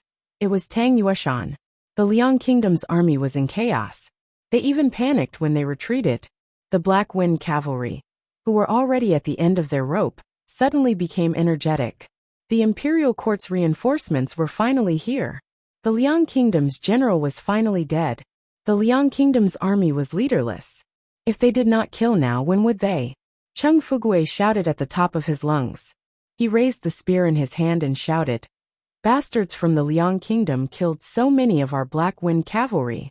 You want to escape? Not so easy. Brothers, charge for me. Kill them all. Since the Imperial Court's army was here, the garrison camp did not need to be a reserve force anymore. Li Jin ordered his subordinates, go and tell General Zhou and General Zhang that the garrison camp will join the battle. Kill the bastards from the Liang Kingdom. Yes. What followed was a full-scale revenge by the Black Wind Cavalry. Of the 80,000 Liang Kingdom's army that attacked the city, less than 30,000 managed to escape safely. However, when the Black Wind Cavalry reached the rear, they did not find any trace of the Imperial Court's army. There was only a chariot that was destroyed by the fleeing Liang Kingdom's army, and 3 dusty men sitting cross-legged on the roadside, old, middle-aged and young. Next to the old man was their young commander, and next to the young man was a Liang Kingdom soldier of unknown identity. The Black Wind King was next to the young commander, sniffing the young commander's breath from time to time. The young commander was still alive, but unconscious. Along the way, the young commander was alert and vigilant. He did not even relax when he was sleeping. However, they did not know if it was an illusion, but at this moment, the young commander seemed to be sleeping very soundly beside these people. They did not have the heart to disturb him. After a while, one of the cavalrymen said weakly, What's going on? Aren't they Great Yan's reinforcements? Don't tell me the Great Yan's reinforcements that the lunatic was talking about are these guys? Ha ha ha ha. It's so fun to kill them. Young bastards. Don't run away. Keep fighting with your grandfather. Everyone was speechless. Ugh, that lunatic is here. Tang Yueshan jumped off his horse. He was riding a Black Wind cavalry, and he felt so good. He looked at Marquis Xian Pingho and the other two in confusion. Old Xiao. Old Gu. Changjing. What happened to you guys? The three of them were expressionless and spat out a mouthful of dust. The Liang Kingdom's army had scattered and fled. There was a lot of dust on the roadside. The Liang soldier lying on the ground was Chu Feipeng. The head in Tang Yueshan's hand was not Chu Feipeng's head, but a Liang soldier's. It was so bloody that it could not be recognized. In addition, he was the one who blew the horn to retreat. Just now Chu Feipeng faked his death and attacked Marquis Xian Pingho. To be honest, even Tang Yueshan thought that Marquis Xian Pingho would not survive. No one expected that Marquis Xian Pingho would strike Chu Feipeng's sword with a frenzied saber. Marquis Xian Pingho's murderous aura was like a rainbow. He stepped on Chu Feipeng's bleeding chest. He looked at Chu Feipeng coldly. His unfathomable eyes were like a bottomless abyss. Chu Feipeng, you're not enough to sneak attack me. Tang Yueshan was sure that Marquis Xian Pingho's waist injury was not faked. He was also sure that Marquis Xian Pingho had let down his guard. He could only say that Marquis Xian Pingho's reaction was so fast that it was beyond the limit of ordinary masters. He was able to fight his way from the underground arena of Zhao Kingdom to Yin Kingdom. He was the number one of the lower kingdoms and defeated the number one of the higher kingdoms. He did not rely on luck, but on his strength. However, he hid his real identity and appearance in the underground arena. The only time he lost his mask on the street was when the artist upstairs saw him. Since then he set a precedent for men to be on the beauty list of the 6 kingdoms. Let him think. Who knocked off old Zhao's mask? It seemed to be a woman called something Yen.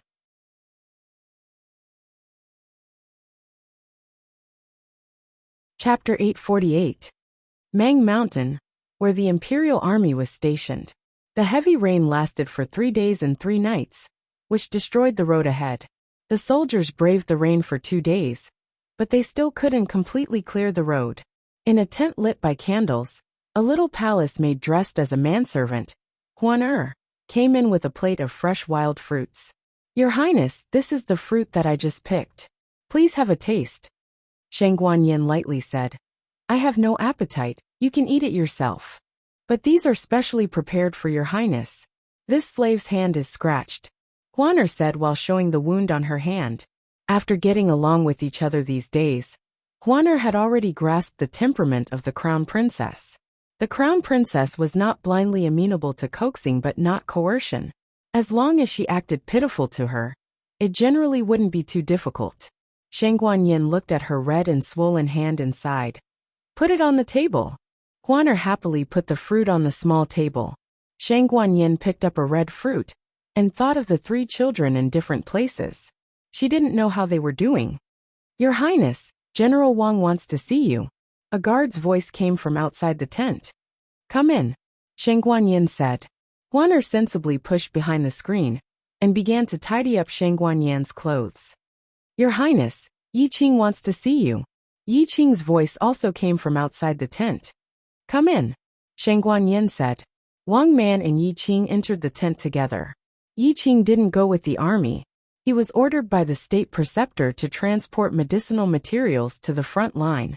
He set off a few days later because the imperial army was delayed by the heavy rain in Mang Mountain, which allowed him to catch up. Wang Man had always looked down on the charlatans of the state preceptor hall. He didn't look at Yi Qing at all. Yi Qing didn't care and respectfully saluted Shang Guanyin. Your Highness. Shang Guanyin looked at the two and said, Why did you come to see me?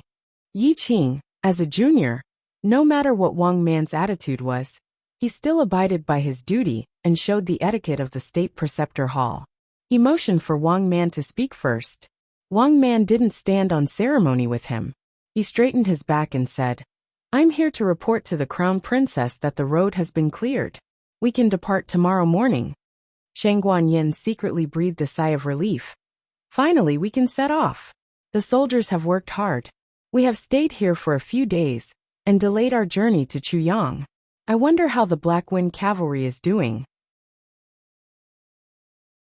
Before the heavy rain washed away the roads, the scouts sent back the news that the Black Wind Cavalry had taken back Chuyang City. However, what followed was the news that the Liang Kingdom's army was going to attack Chuyang City.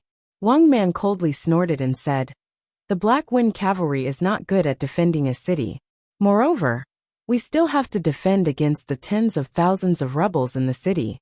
In my humble opinion, Chuyang City will most likely fall. If a child is a child too soft-hearted, he should have killed all of the rebels when he captured them to prevent future troubles. What was the point of seizing it? If the Nangong family were to raise their arms, the rebels in the city would definitely cooperate with the Liang Kingdom's army. What a waste of the Black Wind Cavalry's military strength. They're all going to die in that brat's hands." Yi Qing coldly glanced at Wang Man. "General Wang, did you personally go to Chuyang City to see, or did you go to the battlefield? What you said is clear and logical. If Chuyang City is successfully defended, will you kneel down and call the Black Wind Cavalry's commander Big Brother?" Yi Qing has always had the image of a gentle senior brother. He treated people gently and politely, and rarely showed such a thorny side. In Shang Guanqing's words, "I can give you face, but you can't not know it in your heart." Wang Man opened his arms. "Humph! If he can defend it, then why not let him be the great general of the West?" Under normal circumstances, when the crown princess heard this, she should have come forward to stop it. "General Wang, what are you talking about? You are the most senior elder, and your experience in leading troops is unparalleled.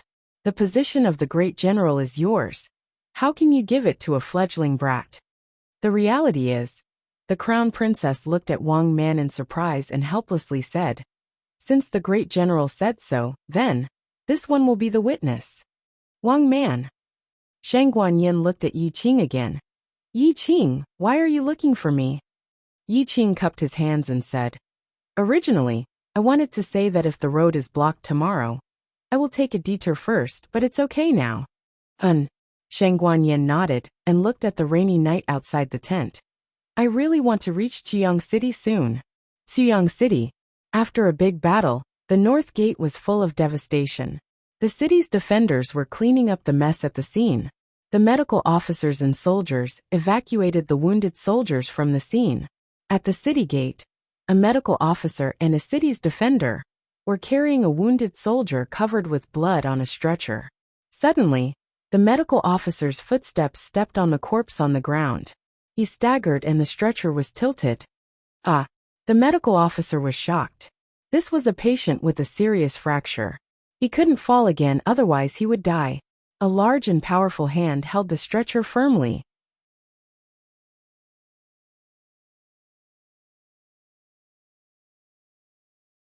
The defender looked up and respectfully said, "General Ji Pingchuan, the North Gate's defender." Thank you, General Ji." The medical officer from Chengdu heard the defender call him General Ji, so he also called him General Ji. General Ji slightly nodded. "Are you okay?" "It's okay." The medical officer lifted the stretcher again and entered the North Gate with the soldiers. Not long after, another group of people came to the scene. Ji Pingchuan turned around and bowed to the leader, Lord Chang. Although they were both generals, the ranks of the two were not the same. Sun Takashi was the leader of all the defenders and the commander of the border. Sun Takashi dismounted from his horse and looked at the bloody scene. He frowned and asked, "What's the situation? How did the Liang Kingdom retreat?" Ji Pingchuan said, "The imperial court sent 4 reinforcements." 4. Sun Takashi was shocked. He wasn't surprised by the small number of reinforcements, but that they were able to make the 80,000-strong Liang Kingdom retreat. Ji Pingxuan explained. They helped Commander Xiao to mess up the rear of the Liang Kingdom's army and cut off Chu Feiping's head. They even sounded the retreat horn without permission. The Liang Kingdom's army was in a panic when their commander was killed, so their morale dropped. It was really the Liang Kingdom's commander sounding the retreat horn, so they all retreated. The Black Wind cavalry chased after them and killed many of their soldiers. Could it be done like that? What kind of shameless tactic was that? Soon Takeshi didn't know what to say. The cowardly ones starved to death, while the bold ones were stuffed to death. What did it mean to fight a battle to the death? This was it. The success rate of this plan was less than 10%. If it was Tsun Takeshi, he definitely wouldn't be able to do it. Firstly, he couldn't kill Chu Feiping. Secondly, how did he come up with the idea of sounding the retreat horn? How's Commander Xiao? Tsun Takeshi asked. Ji Pingxuan said. He's injured, so he went back to the camp for treatment. In the commander's tent, Gu Jiao was lying unconscious on the cold and hard bed. The old duke and a medical officer were also in the tent. The medical officer didn't know the old duke. He only heard from the soldiers that he was a reinforcement sent by the imperial court. The medical officer went to remove Gu Jiao's armor. The old duke frowned. Wait. The medical officer was shocked by the stern voice. He quickly retracted his hand and asked in a daze. Sir, what's the matter? The old duke looked at Gu Jiao indifferently and asked in a deep voice. Is there a female medical officer? The medical officer said. Yes. The old duke didn't allow any refusal. Call the female medical officer to apply medicine on him. Ah. The medical officer was stunned. Why would a male medical officer need a female medical officer to treat him? The old duke's expression was frighteningly cold. The medical officer didn't know that he wasn't an official of the imperial court, and thought that he was a trusted aide of the crown princess. He didn't dare to offend him, so he hurriedly called a female medical officer over. The female medical officer was also very puzzled as to why she was sent to take care of the young commander. Her medical skills weren't bad, but she had little experience and was a woman. It was very difficult for her to be put in an important position. When she entered the tent, the old duke came out. The female medical officer made a terrible assumption, but when she saw that the young commander was indeed unconscious and couldn't have done anything to any woman, she became even more puzzled. So why did you call me? The female medical officer was puzzled as she removed the young commander's armor. When she used a pair of scissors to cut open his blood-soaked clothes, she was completely stunned. Gu Jiao slept soundly and didn't wake up until the evening of the third day. When she opened her eyes, the female medical officer was changing the dressing on her arm. Her eyes subconsciously flashed a trace of cold vigilance. The female medical officer was so frightened that her hands trembled and the medicine fell. I've seen you before. You're the accompanying female medical officer. The vigilance in Gu Jiao's eyes dissipated. She sat up and said, How long have I been asleep? The female medical officer picked up the medicine and said in a frightened voice, 3 days. Gu Jiao said, It's been so long. How's the battle situation? The army of the Liang Kingdom has retreated. They suffered heavy casualties.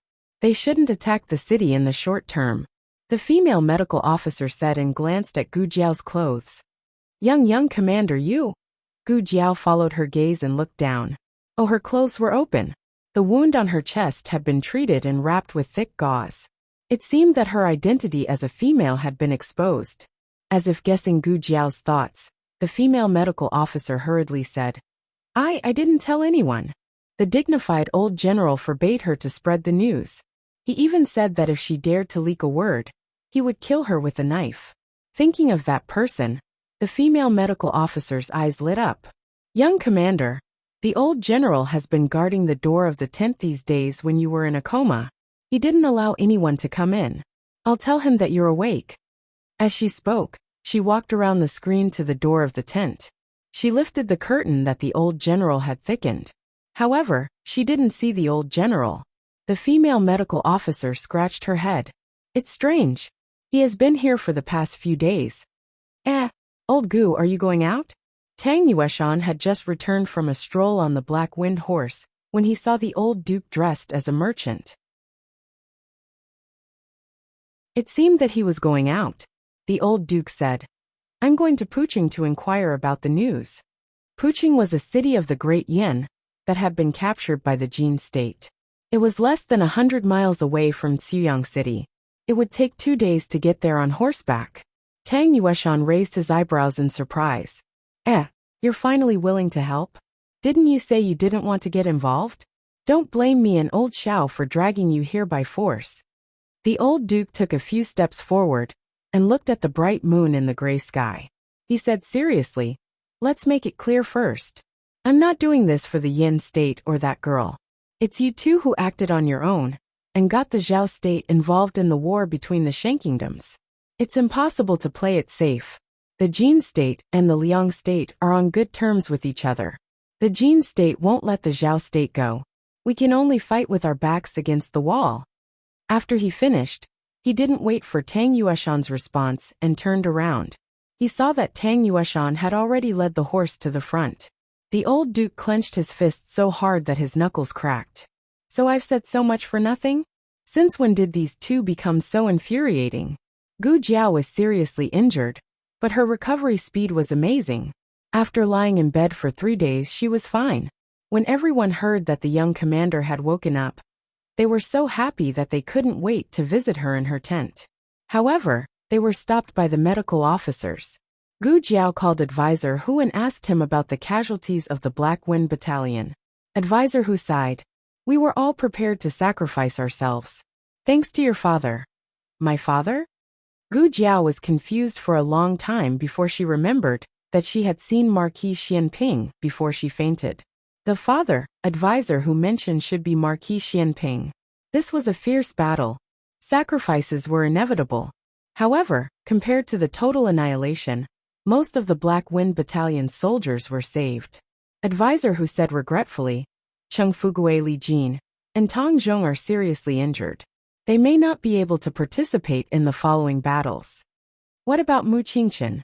Gu Jiao asked. At the mention of this, Advisor Hu's expression turned serious. Young Master Mu's performance was very surprising.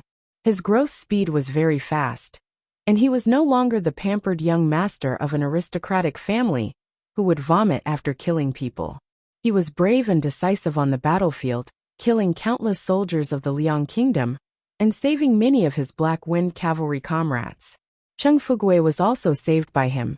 He was also slightly injured, but it was not a big deal. Gu Jiao nodded secretly. Mu Qingchen had also become stronger. That was great. In that dream, Mu Qingchen did not encounter the Liang state. He directly faced the Jin state army. Because he could not bear to kill, he missed the opportunity to escape. He was surrounded by the Jin army and was shot dead by Gong Sunyu. Mu Qingchen would not be merciful now, would he? If he encountered such a predicament again, he would definitely be able to kill his way out. Gong Sunyu's arrow would not have a chance to hit him, right? His ending would also be rewritten, right? Gu Jiao washed up and dressed neatly. She went to see the Black Wind King first. The Black Wind King had been guarding outside her tent for the past few days. The horse trainer had treated the Black Wind King's injuries. Its head was wrapped in white gauze, making it look very pitiful. Gu Jiao touched its neck. The Black Wind King sniffed Gu Jiao's breath. Horses were very sensitive. They could tell whether a person's injuries were serious from their breath. "I'm fine," Gu Jiao said. The Black Wind King was probably relieved. It slowly lay down on the ground. It was also very tired. However, it did not dare to rest until Gu Jiao woke up. It was just like how it did not dare to grow old before the battle was over. Gu Jiao stayed by its side and gently stroked its mane. She waited until it fell asleep before going to the tent next door. Her old father, Marquis Xianping, lived in this tent. When she lifted the curtain and entered, Marquis Xianping and Tang Yueshan were both there. Tang Yueshan was wiping his precious Tang family bao, while Marquis Xianping was sitting on a long bench. He looked like a bandit, no domineering. In front of him was a man with disheveled hair and a disheveled face tied to a pillar with iron chains. The man glared at Marquis Xianping in front of him. He wanted to pounce on him and bite him. "Kill me if you can." Marquis Xianping smiled casually and said, "Why would I kill you? Do I look like a bloodthirsty person? I'm so kind that I can't even bear to kill an ant on the side of the road. How can I bear to kill you? A bug crawled over. Marquis Xianping did not even lift his eyelids. He stomped it to death. The man was speechless. Marquis Xianping smiled. The people outside all think that you're dead. Your subordinates are defeated. The morale of the Liang kingdom has been destroyed. It's impossible for them to recover. Chu Feiping gritted his teeth and said angrily, "What do you want?" Marquis Xianping rubbed his hands. "I've been a little short of money recently. I wonder what price the king of the Liang kingdom will pay to redeem you? If the price is too low, it's not too late for me to kill you." Chu Feiping was speechless. Marquis Xianping looked up and saw Gu Jiao at the door. He smiled. "Oh, my son is here." Gu Jiao stepped in and greeted Marquis Xianping and Tang Yueshan. "You're awake." Tang Yueshan carefully put down his treasure and walked over to look at her. "You're the same as Chang Jing. You've recovered quite quickly." "Chang Jing is also injured?" Gu Jiao asked. Chang Jing had already fainted when she fought with Chu Feiping. Marquis Xianping looked at Chu Feiping and said lightly, "My meridians were shattered by this guy. It's just a minor injury." How could a shattered meridian be considered a minor injury? What kind of pervert was Chang Jing? Gu Jiao's gaze fell on Chu Feiping, and she checked his meridians. So this guy was not beheaded. But it didn't matter. His dantian was destroyed, and he would be a cripple when he returned. Gu Jiao asked, "Other than him, did you capture anyone else?" Marquis Xianping said slowly, "You mean those swordsmen? They're dead." Anyway, she already knew that Long Yi's master was the Sword Hut. In the future, she could investigate in this direction. Gu Jiao loosened her hand and asked Marquis Xianping, "You want to use him to negotiate with the Liang kingdom?" Marquis Xianping, "N." Gu Jiao suggested, "Then you'd better hide him first." Marquis Xianping, "Why?" Gu Jiao said, "The imperial army is about to arrive. Chu Feiping is also a bargaining chip for them to negotiate with the Liang kingdom. You should be careful that they won't snatch Chu Feiping away." "Oh," Marquis Xianping laughed arrogantly. "In this world, no one can snatch things from this marquis." Outside the East City Gate, the imperial army arrived. Chang Wei led his subordinates out of the city to welcome them. The group of people knelt on one knee and saluted. "Welcome, Your Highness the Crown Princess." The dusty curtain of the carriage was lifted. Shang Guanyan, dressed in a crown princess robe, came down from the carriage with a dignified look.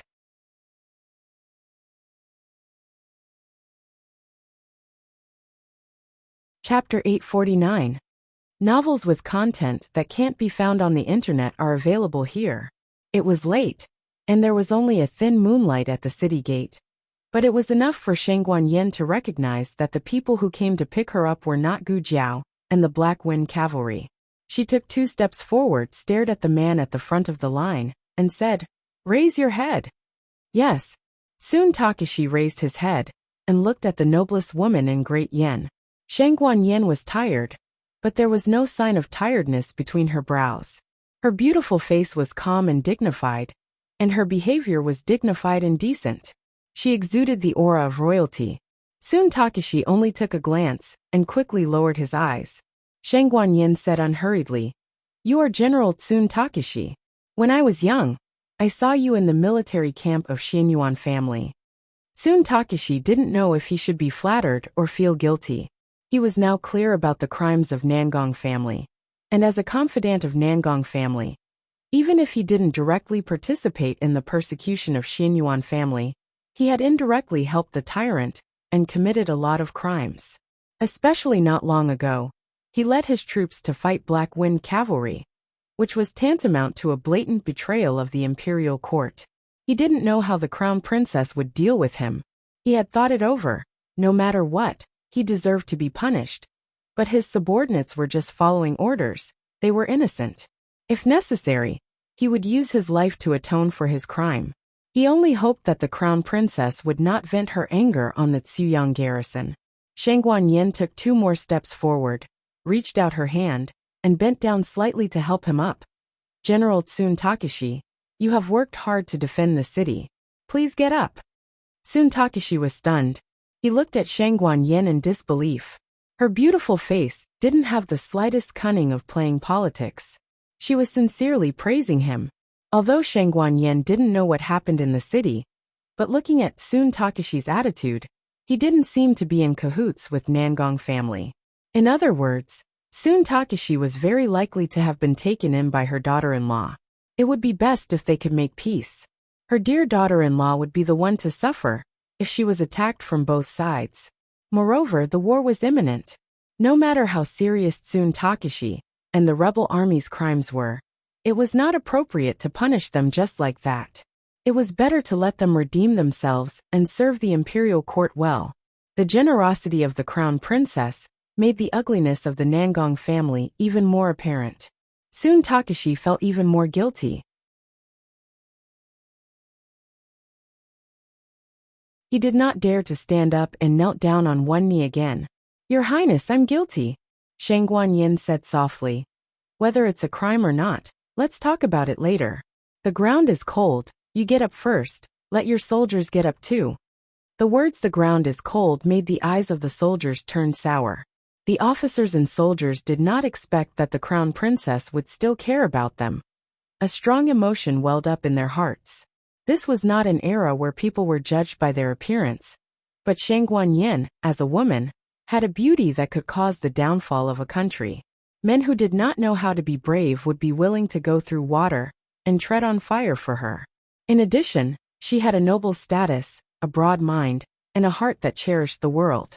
At this moment, everyone felt that the person they were waiting for was not Great Yan's crown princess, but their god.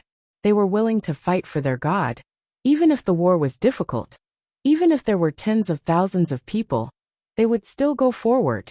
Wang Man dismounted from his horse and walked toward the city gate. His gaze fell on Sun Takeshi and the others, and he could not help but frown. "Aren't you the rebels of the Nangong family? Where are the Black Wind Cavalry? Did they all die in the battle?" These words were very unpleasant. "What do you mean by rebels?" The crown princess said that they were meritorious officials. They were the regular army of the imperial court.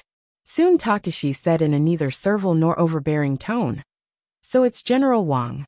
The Black Wind Cavalry has set up camp in the city, because we just won a battle a few days ago, and inflicted heavy losses on the Liang family. This general boldly asked my brothers to rest in the camp. I will go out of the city to welcome the crown princess." His words were very clear. First, not only did the Black Wind Cavalry not die in the battle, but they also won a beautiful battle. Second, the Black Wind Cavalry had a very good relationship with the defending army. They could even call each other brothers. Third, he did not like people looking down on the Black Wind Cavalry. Although they were enemies in the beginning, the Black Wind Cavalry used their blood to win the respect of the defending army. This was the strongest military force of the Yan Kingdom, and they would not accept any rebuttal. Wang Man did not pay attention to the defense of the Black Wind Cavalry in his words for the time being. He was extremely shocked. "Who did you say won the battle? What battle did they win?" Sun Takeshi puffed up his chest and said solemnly and proudly, "The North Gate was deliberately destroyed. The Black Wind Cavalry used their flesh and blood to build the city. 20,000 of them fought the 80,000 soldiers of the Liang family. Not only did they behead the Liang family's General Chu Feipeng, but they also lost 50,000 soldiers of the Liang family." Wang Man's jaw almost dropped to the ground. What did you say? Chu Feipeng is dead?" Chu Feipeng was the Liang family's divine general, the spiritual leader of the Liang family. With him around, there was no battle that they could not win. When Wang Man first heard that Chu Feipeng was the commander of the army, even he felt that it was very troublesome. On the way here, Wang Man racked his brains to think of a way to deal with Chu Feipeng, who knew that before he could even use his fist, Chu Feipeng's head fell to the ground. Impossible. No one can kill Chu Feipeng, Shang Guanyin thought in her heart. Could it be Jiao Jiao? Except for her, no one should have the courage to behead Chu Feipeng. But thinking of Chu Feipeng's strength, Shang Guanyin broke into a cold sweat for Gu Jiao. She didn't know if she was injured. In the presence of outsiders, Shang Guanyin restrained her worry about Gu Jiao. She revealed a gratified smile. "When I first came to Cuyang, I heard the good news. I'm very happy. If Imperial Father knows about it, he will definitely be very happy. This time, we were able to repel the Liang army, not only because of the Black Wind cavalry, but also because of General Chang's help in defending the city. Soon Takashi cupped his fist and said, "This humble subject is ashamed. This humble subject didn't help much in the battle against the Liang family's army at the North Gate. This humble subject doesn't dare to claim credit." However, the 4 experts sent by Her Highness the Crown Princess played an outstanding role in the battle. Our army is like a god. Shang Guanyin was slightly startled. I didn't send any experts to Tsuyang. This time, it was Tsun Takashi's turn to be surprised. Aren't they sent by Her Highness the Crown Princess? But they claim to be the Imperial Court's reinforcements. They also have a handwritten letter from Her Highness the Crown Princess. After saying that, Soon Takashi took out a warm letter from his arms and raised it above his head to present it to Shang Guanyin. After presenting it, he suddenly felt that he was too abrupt. Shouldn't he give it to the palace maid? If a rough man like him touches something, won't it dirty the crown princess's hands? But which one is the palace maid? Guaner was standing next to the crown princess dressed like a little eunuch. No wonder he didn't recognize her. Shang Guanyin personally took the letter. Soon Takashi was secretly relieved. At the same time, he was a little nervous and excited.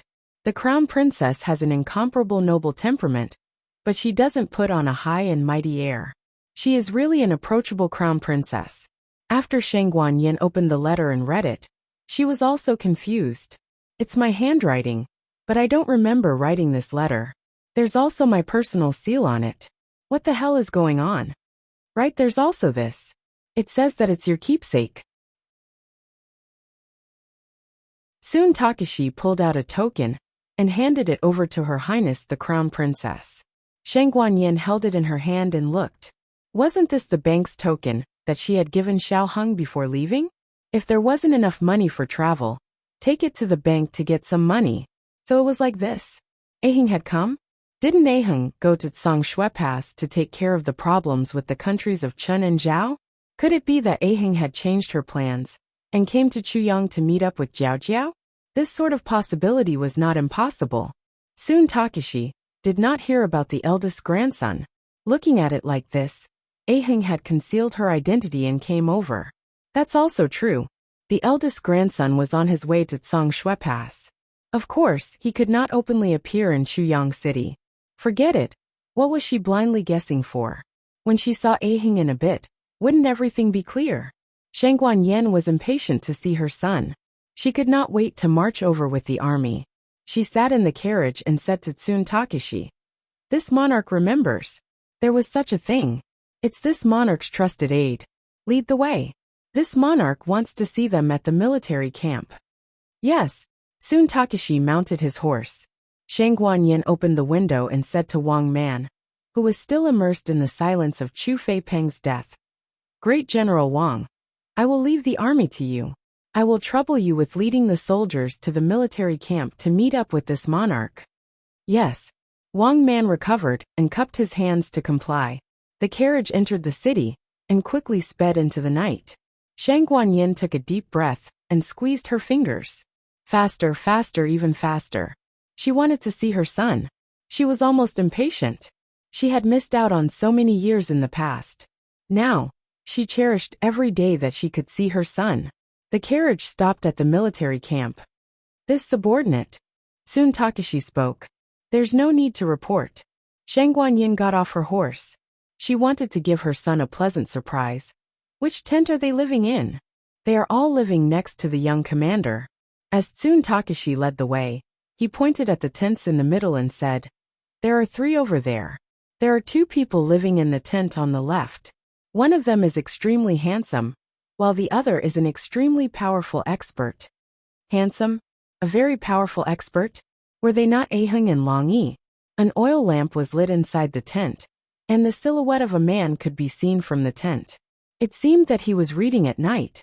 To be so diligent, it was definitely Aheng. Also, that perfect nose and the outline of his brow bone were clearly Aheng's. Shang Guanyin lifted her imperial dowager's robe and could not suppress the joy in her heart. Quickly walking over, she lifted the curtain. Son. Just as she entered, she clearly saw the man inside the tent. The word son was immediately stuck in her throat. The newest chapter of this book has not been completed.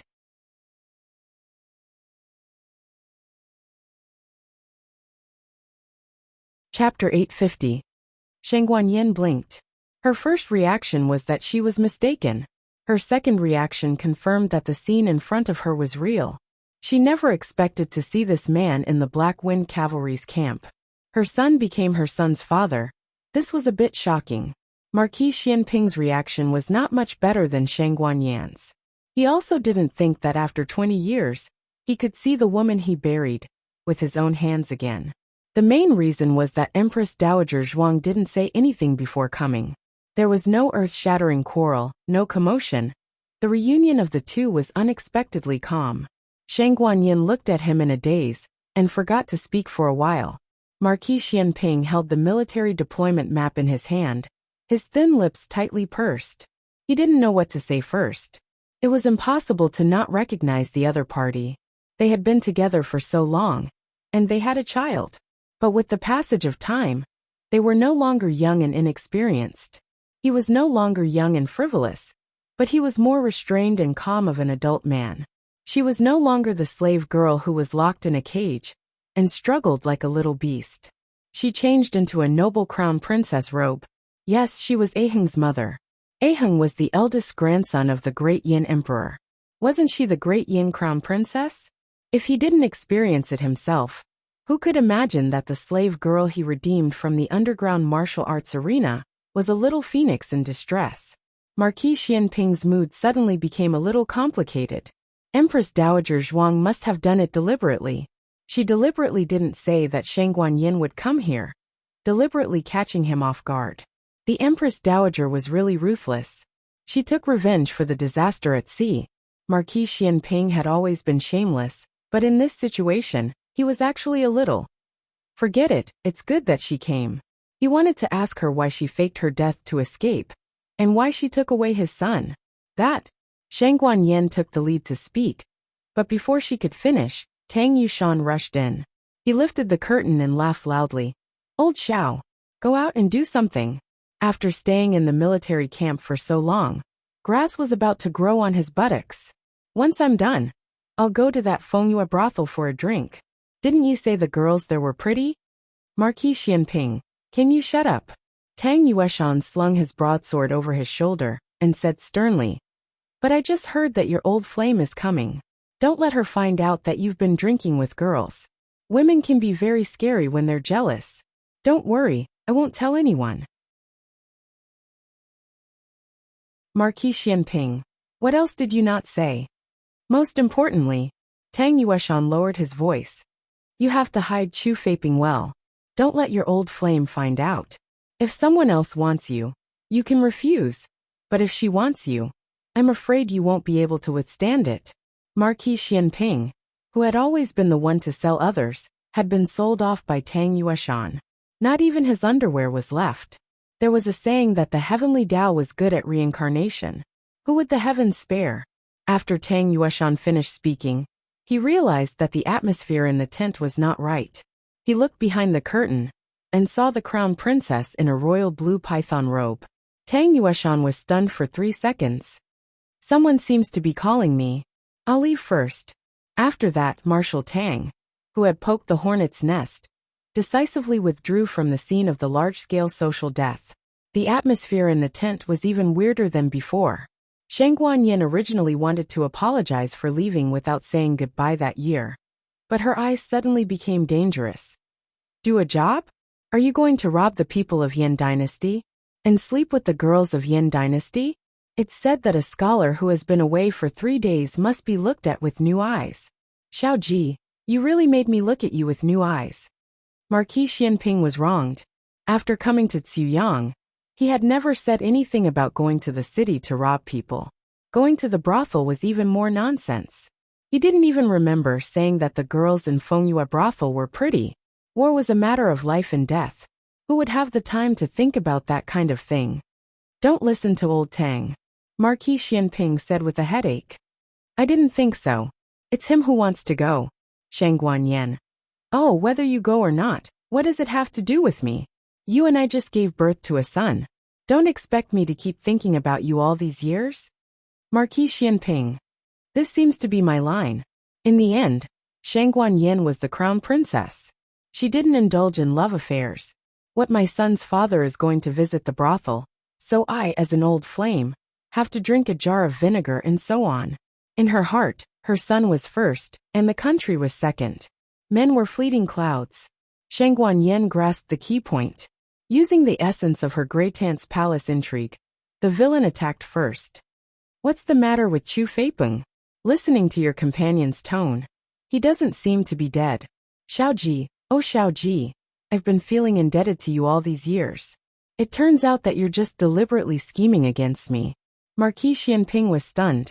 What kind of trick was this? It was a bit difficult for him to deal with. After thinking about it, it was all Tang Yueshan's fault. He gritted his teeth and held his forehead. Tang Yueshan, why didn't I kill you in the first place?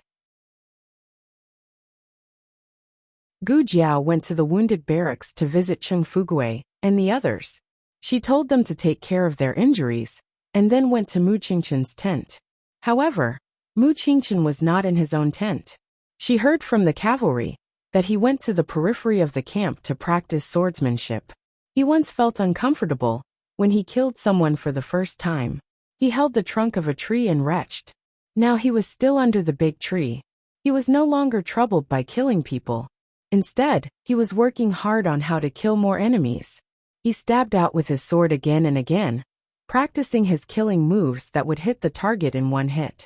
His white robe could be a warm jade, but it could also be a murderous blade. Gu Jiao didn't disturb him.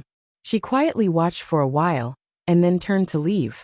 The Imperial Army was still in the city, and hadn't arrived at the barracks for the time being. Gu Jiao didn't know that Shang Guanyan had come to the barracks. When she passed by Tang Yueshan's tent, she heard the sound of movement inside. It was so late. What was Tang Yueshan doing? Puzzled, she walked over and lifted the curtain to take a look inside. She saw Tang Yueshan hurriedly packing up his things. She asked, "Where are you going? It's only been a few days. Are you going to leave?" Tang Yueshan grabbed a few bottles of medicine and some dry food, and put them in a bag. "I'm going to Puching to find old Gu and hide for a few days." Gu Jiao tilted her head and looked at him strangely. "Why do you want to hide?" Tang Yueshan was not afraid of losing face. He said bluntly, "I sold old Xiao. If I don't hide, old Xiao may kill me." Gu Jiao. While packing up, Tang Yueshan recounted what had happened in the tent. "It's not all my fault. I didn't know his old flame was coming. I thought his old flame was the crown prince's daughter, so she should make some noise when she comes to the camp. I didn't expect her to go to him as soon as she arrived. She didn't even let anyone inform him. It's obvious that she wants to." He didn't finish his sentence. Tang Yueshan could talk freely in front of Marquis Xianping, but Gu Jiao was a girl. He knew that he couldn't dirty her ears. Gu Jiao. "Oh, the crown princess is here. Then the Imperial Army should have entered the city." Gu Jiao didn't think too much about why she went to find Marquis Xianping instead of informing him. That was between the two of them. She wouldn't interfere. Gu Jiao touched her chin. "The Liang Kingdom's army is weak. It's unlikely that they will fight back. The next step is to drive the Liang Kingdom's army out of Yinmen Pass and take back the new city occupied by the Nangong family. Xuyang City is safe for now. I'll go to Puching with you." Tang Yueshan asked, "You're going too? Don't you want to stay here?" Gu Jiao said, "I'm not needed here for now. The Black Wind Cavalry had just fought a big battle. They wouldn't fight again for a while." Gu Jiao said, "The information about Puching is very important. It's better if more people go." Tang Yueshan agreed with him on this point. Jin was the most profound country among the 6 countries. Their military strength and financial resources were far better than the Liang Kingdom. They brought Gong Sunyu, who was much more difficult to deal with than Chu Feipeng. "Okay, let's go find old Gu." By the way, he also wanted to see the scene of old Gu and the little girl recognizing each other. It must be wonderful. Tang Yueshan deliberately didn't tell Gu Jiao that her identity had been exposed to Gu Chao. He was waiting to see the good show between the two. Gu Jiao frowned and looked at him. I feel that you're holding back something bad. Was it that obvious? Tang Yueshan said seriously. I'm not. Don't talk nonsense. Gu Jiao also went back to the tent to pack some medicinal materials and tools. She also took a first aid kit and a set of night clothes. At this time, Shangguan Yin was still in Marquis Xianping's tent. The candlelight was changed and couldn't illuminate her figure. Gu Jiao thought about it and didn't go in to disturb them. She went to tell Advisor Hu and asked him to tell the crown princess and her father that she and old Tang were going to Puqing to spy on the military situation. She estimated that they would return in 3 to 5 days. Don't you want to go after seeing the crown princess? Advisor Hu was thinking for Gu Jiao. This was a good opportunity to show her face in front of the crown princess. The crown princess would definitely remember his lord's merit. However, if his lord left Xuyang, and the imperial army, or the border guards also made military contributions, his lord's glory might be taken away. Advisor Hu was thinking too much. Commander Xiao was the crown princess's daughter-in-law. What merit could there be? Who could surpass Gu Jiao? No, I'm leaving. Gu Jiao went to the tent. The Black Wind King had already woken up and was waiting for her energetically. In fact, Gu Jiao didn't intend to take the Black Wind King with her. She wanted it to rest for a few more days. However, the Black Wind King had already recovered and was ready for battle. It was determined to go with Gu Jiao. Gu Jiao patted its neck and said, Okay, let's go together. Tang Yueshan came over on his Black Wind horse. The Black Wind horse was the most powerful warhorse in the 6 countries. After riding it, no other warhorse could be compared to it. The Black Wind horse was so powerful. She wondered how the Black Wind King would feel when riding it. Tang Yueshan coughed softly and said, Girl, let's make a deal. Let me ride your horse. Gu Jiao said, Can you let me use your bow? Tang Yueshan hurriedly protected the Tang bow on his back and said vigilantly, Only the heir of the Tang family is qualified to touch the Tang bow. You can't. Gu Jiao ignored him and mounted her horse. The Black Wind King suddenly attacked Tang Yueshan's horse. It raised its front hooves, which scared the Black Wind horse so much that its hair stood on end. Hey! Tang Yueshan hurriedly bent down to tighten the reins and calm the frightened Black Wind horse. Gu Jiao elegantly raised her hand and touched the Tang bow on his back. Here I touched it. Tang Yueshan was speechless. One big and one small galloped into the night. They left Xuyang City in the middle of the night and headed in the direction of Pu City. Gu Jiao knew a shortcut that would take them to Puqing before dawn.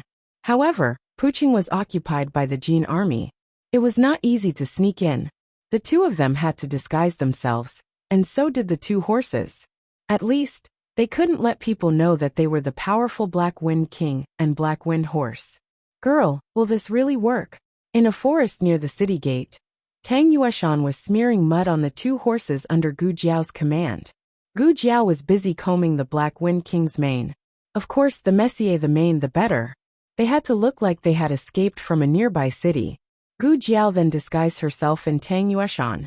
Are they father and daughter? Tang Yueshan asked. Gu Jiao glanced at him and said, They are young master and mute slave. Tang Yueshan was speechless. When everything was ready, the sun had risen. The battered and exhausted duo rode on the dirty and bleeding horses to the entrance of Pu City. Unlike Marquis Xianping, Tang Yueshan did not have a lover from the Yin Kingdom. He could not speak the language of the Yin Kingdom. Therefore, the mute slave was very suitable for him. There were already many people waiting in line at the city gate. Some of them were strong men captured by the Jin army from the surrounding areas. Some were villagers who sold vegetables and fodder for the Jin army. They were all selling the crops they had worked hard to grow at a very low price. There were also Jianghu people who were not afraid of death and returned to the city. Tang Yueshan whispered, Isn't it a bit unbelievable that we escaped from another city? Who would escape to the Jin army's territory? Traitors, Gu Jiao said. How could this work? I am here to join the Jin army. My father is from the Yin Kingdom, and my mother is from the Liang Kingdom. just because the two countries were at war. They killed my mother cruelly. They want to kill me. They say I am a bastard of the Liang kingdom. I am not convinced. Why? At the city gate, a young man who was about to enter the city broke down and cried. Tang Yueshan's mouth twitched. Was this really true?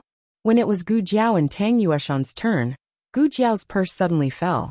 She was about to dismount from the horse to pick it up when a fair and clean hand picked up her purse and handed it to her. Young man, you dropped something. It was a handsome young man. Gu Jiao took the purse. Thank you. It was a birthday gift from her great-aunt before she left. She had been carrying it with her. The young man smiled. Among the group of people entering the city, the young man's clothes were so clean that people could not help but take a second look at him. Gu Jiao's eyes followed him. He came to a carriage and said through the window, Young master, I didn't buy the candied haws you wanted to eat. The old lady didn't come out today. That was true. It meant that it was not the first time he came to buy candied haws. With the war going on, the old lady probably did not dare to come. However, this young man still insisted on waiting for her every day. The young man got into the carriage. The carriage slowly drove through the city gate. This person had nothing to do with her. Gu Jiao was about to look away. However, at this moment, a gust of wind blew, and the curtain of the carriage window was lifted. Gu Jiao saw the incomparably handsome face in the carriage. Her eyes widened at once. Husband? No, Xiao Heng went to Zhangxue Pass. It was impossible for him to be here. That person was.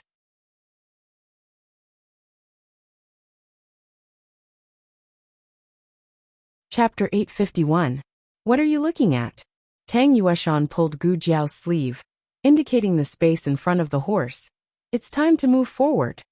There was a large space in front of them, and the people in the line behind were impatient. Although they didn't want to enter the city, they can't earn more money if they enter later. It's better to finish early and go home to rest. Gu Jiao said. Nothing, I'm just looking around. Black Wind King took a few steps forward. At this time, the carriage had successfully passed the checkpoint at the city gate.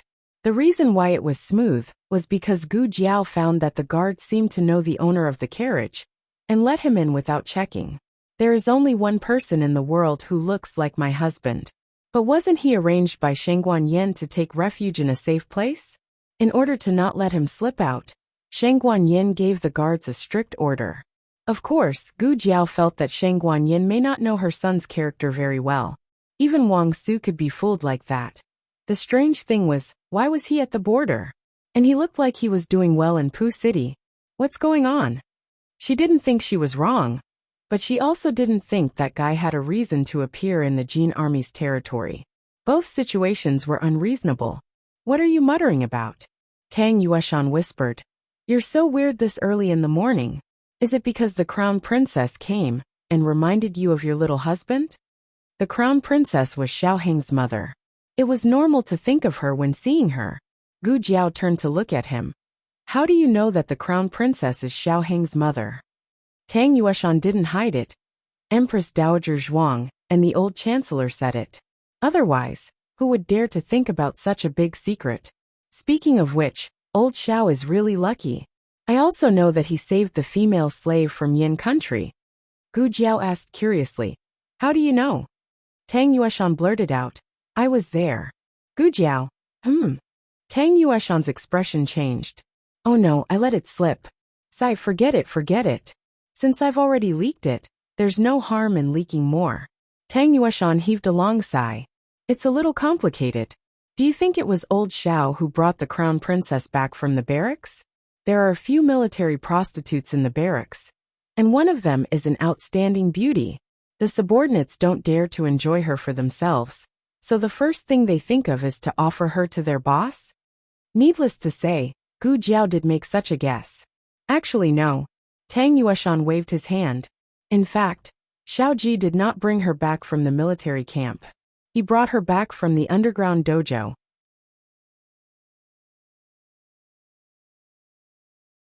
At that time, the experts from the underground dojo from the 6 nations had gathered. Xiao Ji was not the number one of the 6 nations. The number one of the 6 nations had taken a fancy to that female slave and wanted to snatch her away.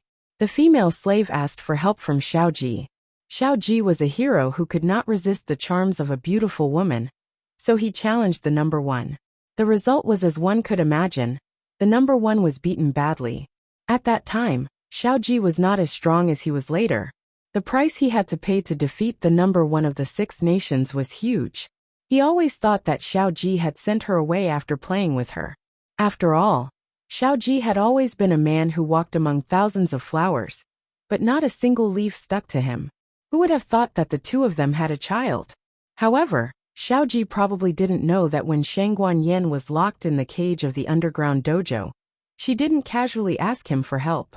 As early as in the Great Yin Kingdom, Shangguan Yan had knocked off Xiaoji's mask. Shangguan Yan saw Xiaoji's face. He still remembered the little girl's stunned expression. My name is Yan. Who are you? Xiaoji was seriously injured in the last duel. His 5 senses were damaged, so he didn't see or hear clearly. He didn't speak, just expressionlessly picked up the mask on the ground and put it on. Then he walked away without looking back. The young girl Shangguan Yin stared at Xiaoji's back for a long time. That look, it's the same as when I look at my sister-in-law, Tang Yueshan added in his heart. After listening to Tang Yueshan's words, Gu Jiao was surprised. It turns out that the number one of the underground dojo in the capital is Marquis Xianping. No wonder he was always elusive. Ever since his waist was injured, he had never gone to that place again. Thinking of something, Gu Jiao asked again. Are you also in the underground dojo? Tang Yueshan straightened his back. Cough almost. Gu Jiao. Pay attention to your identity. Tang Yueshan's face darkened and his body bent a little. What was your rank? Gu Jiao asked again. Tang Yueshan laughed. I didn't participate in this boring duel. Gu Jiao squinted at him. It seems that your rank is very low. Hey, do you have to look down on me like that? I said I was too lazy to duel. If it weren't for the occasion, Tang Yueshan would have exploded on the spot. He made a gesture. The third. In the underground dojo of the Zhao Kingdom, only the top 3 were qualified to go to the Yin Kingdom. Who's the second? Gu Jiao asked. Tang Yueshan snorted. Who else could it be? But I know who they are, but they don't know who I am. This is my ability. Gu Jiao. So Gu Changqing defeated you to get the qualification to go to the Yin Kingdom. Tang Yueshan. That's because I let him win. I knew he was Gu Changqing. Gu Jiao curled her lips. Hindsight. Tang Yueshan glared. I'm telling the truth. In the end, Tang Yueshan didn't have the chance to prove himself because it was their turn. We came from Cuyang City. My grandfather is a businessman of the Jin Kingdom. My whole family was imprisoned by them. It was not easy for me to escape. Please let me go to the city to seek refuge. Gu Jiao was just reciting the lines this time. She didn't show her excellent acting skills. The effect was unexpectedly good. My grandfather has been in the Yin Kingdom for decades. I was born and raised in Cuyang City. I don't speak the Jin language well. As Gu Jiao spoke, she took out a bag of silver and gave it to the guard. The two entered the city. It's not as strict as I thought. Is it because the Jin army is not disciplined and the defense is loose? Or is it because the Jin army is not afraid of spies in the city? Gu Jiao thought while looking at the scene in Pucheng. Pu City was a much larger and more prosperous city than Cuyang City. Its population was twice that of Cuyang City, and the amount of taxes it paid to the imperial court every year was 3 times that of Cuyang City. However, what Gu Jiao saw now was not what a large city should look like. The doors of the shops were closed, the streets were empty, and the signboards were torn to pieces by the Jin army. The city was bleeding. Let her go. You bastards. Let her go. Let her go. A woman's sobs and curses came from a shop not far away. She hugged the leg of a Jin soldier tightly. The soldier and his companion were dragging a beautiful and well-dressed little girl. The little girl was already half dizzy and had no strength to resist or cry. She could only let the 2 soldiers drag her into the alley. Judging from her clothes and jewelry, she was the daughter of a rich family. In the past, she was the center of attention. However, Pucheng had become the territory of the Jin army. Her identity and status were not worth mentioning. It had been like this since ancient times. Jin Jun kicked the woman away and dragged the little girl into the depths of the alley with his belt. Who knew how many of these things had happened in places that they had not seen? Gu Jiao held the reins tightly. She was very angry. These Jin soldiers really made her angry. War is like this. Tang Yueshan sighed and raised his hand to block her eyes. Okay, don't look. I will take care of it. Saying so, he dismounted and entered the alley. With his martial arts, it was easy for him to take care of the two Jin soldiers. In the blink of an eye, the two Jin soldiers died in his hands. He found a place to dispose of the bodies. The woman who had fainted woke up and ran into the alley to take her daughter away. The two were so scared that they forgot to thank him. When they reacted and wanted to kowtow to their benefactor, Tang Yueshan had already returned to his horse and left with Gu Jiao. Gu Jiao rode on the black wind horse and walked on the deserted street. She said, "The situation in Puqing is worse than expected." When the Nangong family took over Ziyang City, they used the banner of killing the tyrant, restoring order, and stabilizing the country. Thus they treated the people well. The Jin army did not have any fear. They were here to invade. The people of the Yin kingdom were not people. They were resources that they could take away at will. We must end the war as soon as possible. She said seriously. Someone is coming. Tang Yueshan said. The two dismounted. A group of about 100 Jin soldiers walked towards them. The leader was a corporal. When the two passed by, the corporal just glanced at them. A poor young master and a servant. There was nothing to be concerned about. The corporal left with his men. After making sure they were far away, Tang Yueshan said, I have been here for so long and I still don't know where old Gu is. If I knew I would come, I would have asked him to give me a signal. Gu Jiao said indifferently, We will investigate ourselves. The investigation is secondary. The main thing is that I want to see you two betray each other. Tang Yueshan's strong desire to live made him suppress the words. Where are you going to investigate? He asked. The mayor's mansion. Gu Jiao said. Tang Yueshan almost choked. He thought that Gongsun Yu probably lived in the mayor's mansion. There were many masters there. Even he did not dare to be so arrogant. You are really bold. Nothing ventured, nothing gained. All the valuable information of the Jin army was in the mayor's mansion. Thus, even if the mayor's mansion was a dragon's pool and a tiger's den, they had to go. You don't have to go, Gu Jiao said.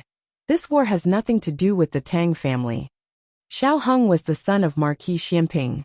It was reasonable for him to help his son conquer the Yin kingdom. Tang Yueshan did not have to risk his life. Tang Yueshan snorted coldly. Who are you looking down on? A girl dared to go, but he the marshal dared not? Seeing this, Gu Jiao did not say anything more. The two of them went to the mayor's mansion and found an empty courtyard to settle down the Black Wind King and the Black Wind Cavalry. Why do I feel that you are so familiar with the border? Have you been here before? Kind of. She was killed in the Puqing city in that chaotic battle. She was killed by a peacock feather sword. Her heart was pierced from the back. The owner of the sword was a very powerful swordsman. He was dressed in black and wore a bronze mask with fangs.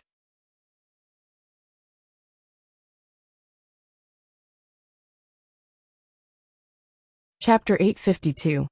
This war was 9 years earlier than the one in the dream, and many details had changed accordingly. For example, the Liang kingdom's combat power was not as strong as in the dream.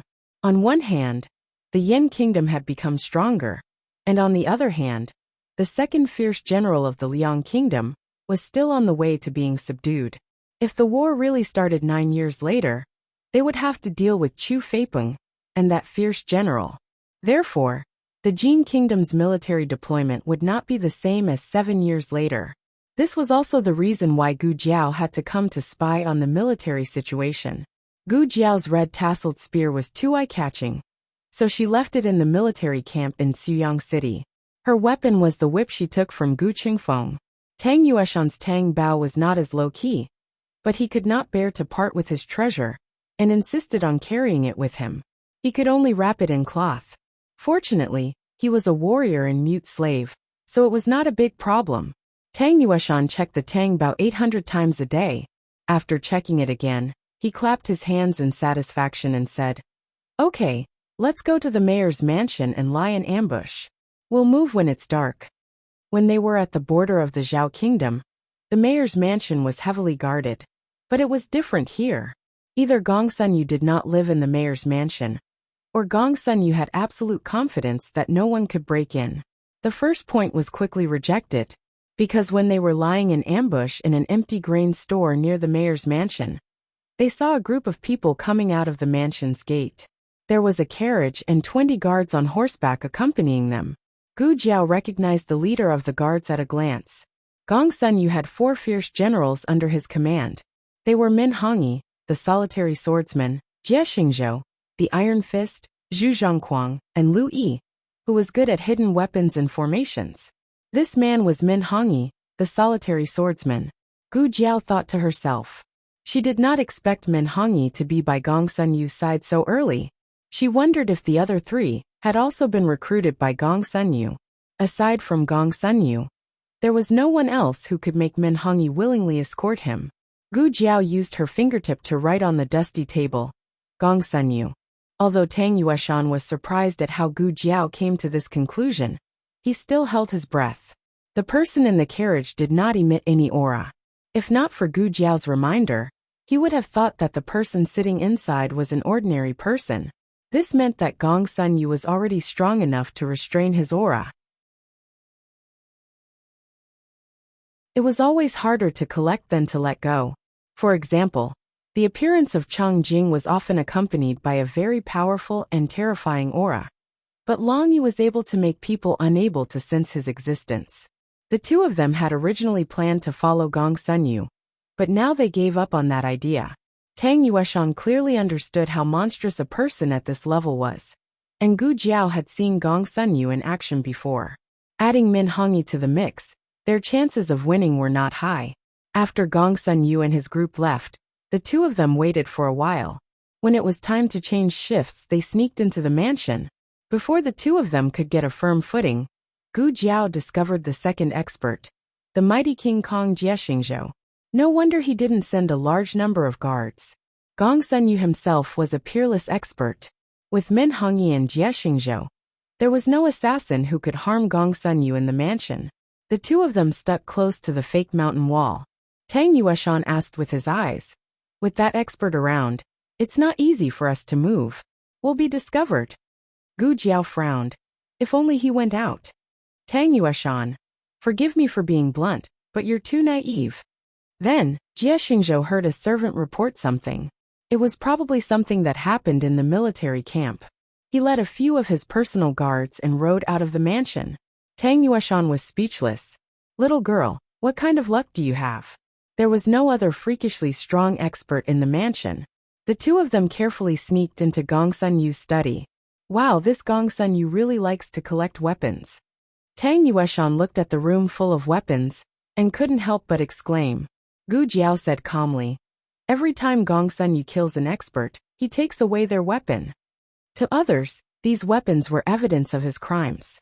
But to Gong Sunyu, these weapons were medals that symbolized his path to becoming a powerful expert.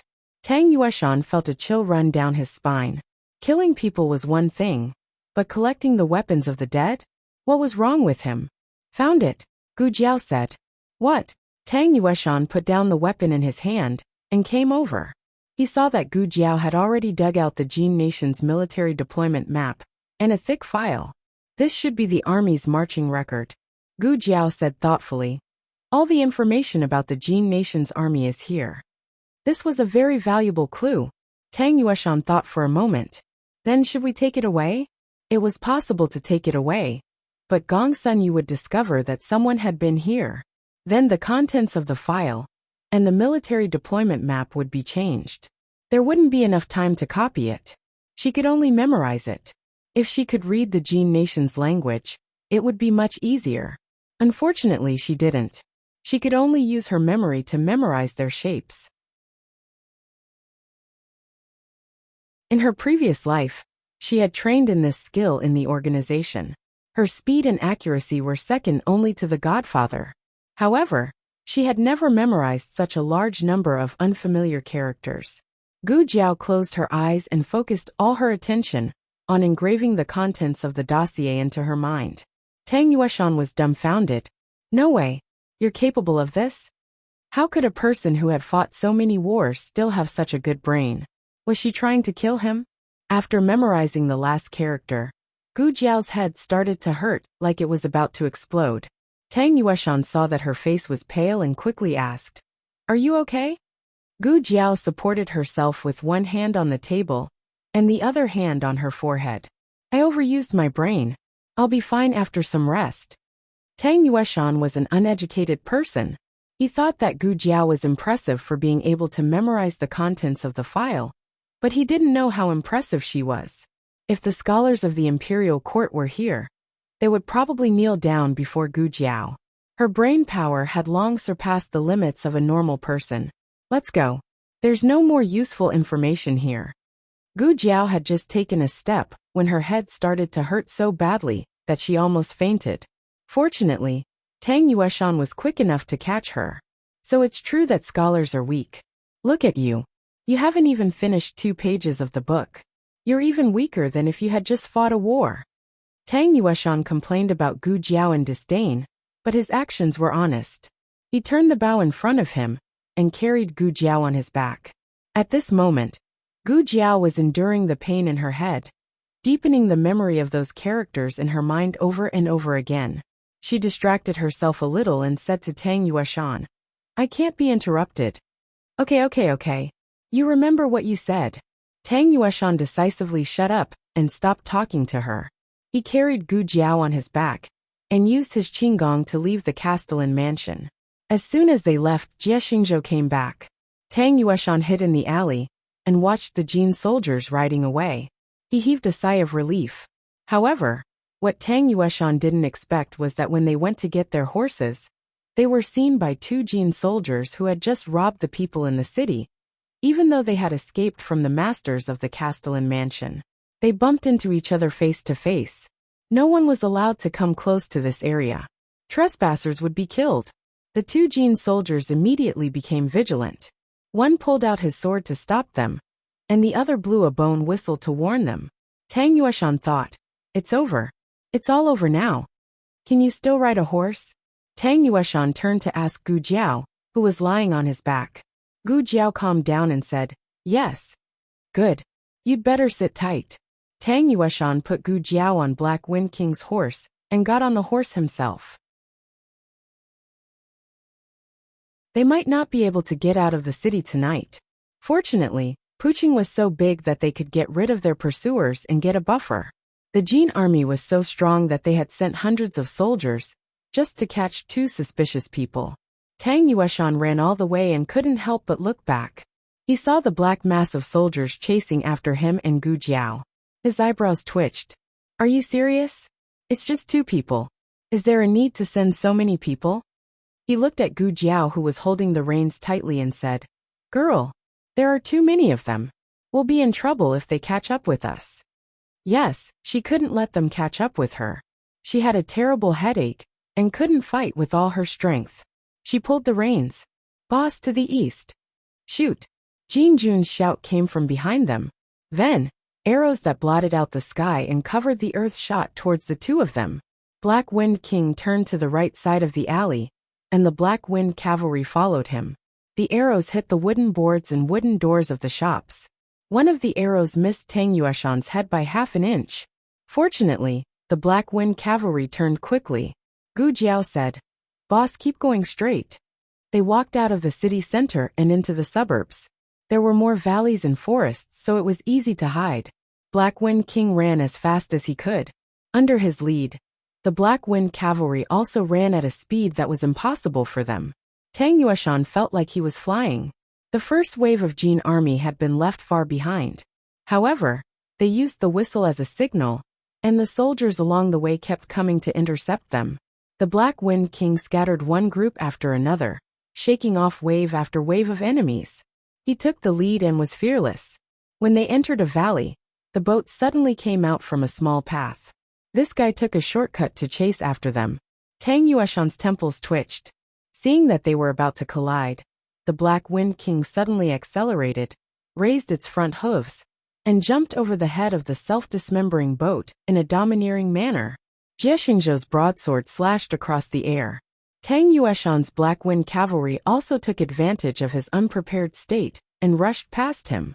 Jie Xingzhou tightened the reins and frowned at the horse that dodged his attack. He couldn't believe it. That warhorse was too outstanding. He really wanted to take it and give it to the Lord. Unfortunately, General, should we chase after them? A soldier asked. Jie Xingzhou looked at the two people disappearing into the valley and said, "No, it's the Ghost Mountain." The Ghost Mountain was a forbidden area in Pu City. It was often haunted. It was said that no one who stepped on the Ghost Mountain came back alive. Suddenly, there was a rush of horse hooves behind them. Then there was a rough man's laughter. "Ha! Zhezhoutian. It's just a small mountain." As the Lord's first general, you actually believe in ghosts? Jie Xingzhou's name was Zhou Tian. Jie Xingzhou turned around and frowned at him. "Min Hongyi, didn't you go to the army camp with the Lord?" Min Hongyi smiled arrogantly. "I just came back.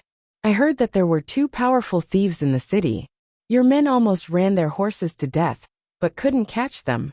So I came to help you." Although the 2 of them were Gong Sun Yu's confidants, they had always been fighting for the position of the first general. Jie Xingzhou ignored his sarcasm and said, "They entered the Ghost Mountain. There's no way they can come out alive." Min Hongyi said sarcastically, "I don't believe in this. I only want to see them if they're alive. If they're dead, I want to see their bodies. If you don't dare to chase after them, I will." "Men! General Min!" All the subordinates saluted with their fists. Min Hongyi shouted, "Follow me into the Ghost Mountain." Everyone answered in unison, "Yes, General Min." Min Hongyi smiled with satisfaction, then showed a proud look to Jie Zhoutian. "Did you see that? These are the real men of the Great Jin dynasty. Your subordinates only know how to do some sneaky things. When it comes to serious business, they're not reliable at all." Jie Xingzhou said calmly, "Don't speak too soon. Even the Lord hasn't thought of barging into the Ghost Mountain. Don't throw your men's lives away just because you're angry with me." "Humph. If you want to be a bastard, be it yourself. I'm going to catch the assassins." With that, Min Hongyi led the 500 soldiers into Ghost Mountain valiantly. Gu Jiao and Tang Yueshan passed through the valley and entered a dense forest. The sky gradually darkened. Occasionally, the cawing of crows could be heard from above. Tang Yueshan sat on his horse and shivered. He looked around and whispered, "Girl, don't you feel that this place is eerie?" "No." Gu Jiao looked at the forest scenery around her. "It's very cool." This place gave her a very familiar feeling. "Are you afraid of ghosts?" Gu Jiao looked at Tang Yueshan strangely. Tang Yueshan snorted. "How is that possible?" Gu Jiao's eyes widened as she pointed behind Tang Yueshan. "Ah, there's a ghost." "Whoa!" Tang Yueshan jumped onto Gu Jiao's horse. "Gu Jiao, Black Wind King."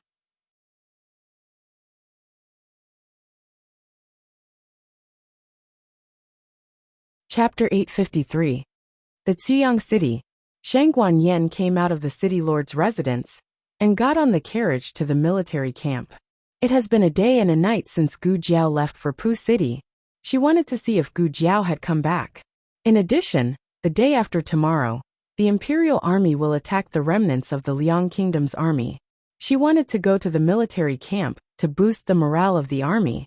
Ziyang City has restored order. Although the panic of the war still shrouded the people's heads, when they thought of the great Yan's crown princess going to war on behalf of the emperor, the people were full of faith in the imperial family and the imperial court. The wheels of the carriage turned, and the body of the carriage swayed. Shangguan Yin sat quietly in the carriage without saying a word. Huaner was enjoying the local customs of the border with interest. She had never been far away, so everything she saw was novel. "Your Highness, the biscuits they sell are very strange," Huaner said while looking at Shangguan Yin on the carriage seat. Shangguan Yin didn't hear her words and was still in a daze. Huaner slowly put down the curtain, leaving only a narrow gap for the light of the thousands of lights to come in. She hesitated for a moment and asked softly, "Your Highness, are you thinking about that man?" "Huh." Sheng Guanyan's consciousness returned. What? That man. The father of His Highness Zhangsun. Huaner said. As the crown princess's trusted maid, Huaner gradually won Sheng Guanyan's trust. She knew the identity of Xiaoheng and Sheng Guanqing, and also knew that the handsome man was the biological father of the two little princes. Sheng Guanyan said, "What do I think of him for?" Huaner said, "You came out so fast that night like he fled in panic." Huaner held back these few words. Sheng Guanyan murmured, "Fast? I feel like I talked to him a lot." Huaner said bluntly, "That's because you were avoiding him, so you felt that every sentence was very long. But in fact, you didn't even ask each other how they were doing these years." Huaner was simple, not stupid. As an outsider, she could see things more clearly than Sheng Guanyan. That night, the two of them didn't know how to face each other. They were both dumbfounded. The crown princess was originally going to live in the barracks. The reason she moved into the city lord's mansion was to avoid that lord. Sheng Guanyan lowered her eyes, lightly straightened her wide sleeves and said, "What's there to ask? It's already like this." Huaner was silent for a while and then asked, "Then do you still like him?" Sheng Guanyan sat up straight, as if she was talking to Huaner, but also as if she was talking to herself. "I am the crown princess of Great Yen. I will not fall in love with any man." When the carriage arrived at the military camp, Sheng Guanyan first asked the guard at the gate, and learned that Gu Jiao had not returned. She then went to the place where the soldiers were training. Huaner watched as her crown princess, and that lord's tent walked further and further away. Sheng Guanyan. But in the end he couldn't avoid it. Marquis Xianping strode over. Sheng Guanyan's expression paused, as if she was a little hesitant. Then, she continued to walk forward expressionlessly. Marquis Xianping caught up with her and blocked her way. He looked at her and narrowed his eyes. "Sheng Guanyan, are you hiding from this marquis?" Sheng Guanyan looked at the soldiers who were training in the night and calmly said, "Hiding from you? Don't think too highly of yourself. What do you have that makes this lord hide from you?" Marquis Xianping's face was full of disbelief. "Then why did you run away so fast that night?" Sheng Guanyan lightly said, "Who told you to be so annoying?" Good, this marquis is annoying." Marquis Xianping put his hands behind his back and looked at her casually. "As long as you tell this marquis where this marquis' son is, this marquis will never bother you again." Sheng Guanyan snorted and said, "Didn't your son go to Tsongshui Pass to negotiate with the Qin country's army?" Marquis Xianping said, "You know this marquis is not talking about this son." Sheng Guanyan sneered and said, "That's right, your Xiao Ji is a romantic by nature. You have more than one son, Aheng." Marquis Xianping looked at her deeply and meaningfully said, "Sheng Guanyan, you aren't jealous, right?" Sheng Guanyan sternly said, "This one is the crown princess. This one has a harem of 3,000 men. Would this one be jealous of you?" "That's good." Sheng Guanyan coldly glared at him and walked forward with a cold expression. Marquis Xianping stepped to the side and stopped her. His eyes were a little solemn. It was very different from his previous unruly appearance. "Where is Xiaoqing?" Sheng Guanyan turned her face and looked at the army in front of her. "If you want to know the whereabouts of your son, use Chu Fei Peng in exchange." Marquis Xianping laughed. "Chu Fei Peng, right? Okay, I'll give it to you." After that his smile disappeared. "Where is this marquis' son?" Sheng Guanyan clenched her fingers and said with a dignified expression, "Qing is in a villa near Chengdu. When the situation stabilizes, I will bring him back." Son of a bitch. On the other side, in Pu City's Ghost Mountain, Min Hong led his men to search in the forest. As a result, a group of men got lost. A soldier pointed to the knife mark on the big tree next to him. "General Min, there is a mark we just made here. We went back to the original road." Min Hong frowned. People who lead troops to war have a good sense of direction. But they don't know what's wrong with this forest. The trees grow the same, the sun in the sky has set, and the moon and the stars haven't come out yet. It's really hard to tell the direction. Just by relying on their experience, it's reasonable to say that they can go out. But after walking for a while, they unexpectedly returned to the original place. Damn it, it's really strange. Whoosh. A soldier suddenly felt a shadow flashing by from the side. He quickly turned his head. Who is it? However, only a dark and quiet forest came into view. Old Five, what's wrong with you? His companion patted his arm in amusement. You're so nervous. Your courage can't be that small, right? Another companion also smiled and said, Yes, this place is called Ghost Mountain.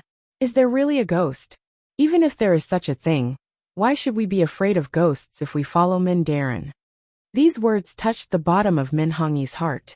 That's right, he Min Hong is not afraid of anything. He can kill the heavens and expel evil spirits. What bullshit, Ghost Mountain? It's just a rumor made up by a group of cowardly rats. What is there to be afraid of? The strange feeling in Min Hongyi's heart was dispelled. He didn't know if his courage scared the world, but even the dark clouds above his head were blown away by the cold wind. The moment the moon came out, everyone secretly breathed a sigh of relief. They are back in the world of the living. Who would have thought that before they could finish their sigh of relief, a soldier behind the team screamed, Xiao Luo is gone. He was talking to me just now. Suddenly disappeared. Everyone's heart sank. Min Hongyi's eyes were cold as he gripped the saber at his waist. 5 people in a group go together. The Jin soldiers put away their weapons and held each other's arms. This way they would be safe. After all, 5 of them can't disappear at the same time. Hey girl, how much longer do we have to walk? Tang Yueshan, who was scared half to death by the ghosts, calmly sat back on his horse. He said that he did that to protect her, not because he was scared. Soon, Gu Jiao said, there should be a cave up ahead. Let's take shelter there for the night. Gu Jiao's familiarity with the terrain of the border was outrageous. Tang Yueshan only thought that she had done her homework in advance and memorized all the maps. Tang Yueshan tightened his grip on the reins and sighed. Speaking of which, we've been in Puching for a day, but we haven't seen old Gu. Where do you think he went? Could he have gone to the army camp? Gongsun Yu also went to the army camp today. Old Gu can't be so unlucky as to run into Gongsun Yu, right? Hey girl, why aren't you saying anything? Can't you at least say something? Tang Yueshan turned his head to look at Gu Jiao bitterly, but all he saw was the empty forest. His voice was stuck in his throat. The forest began to fog. The moonlight above their heads could not be seen. Without a reference, one's sense of direction would weaken.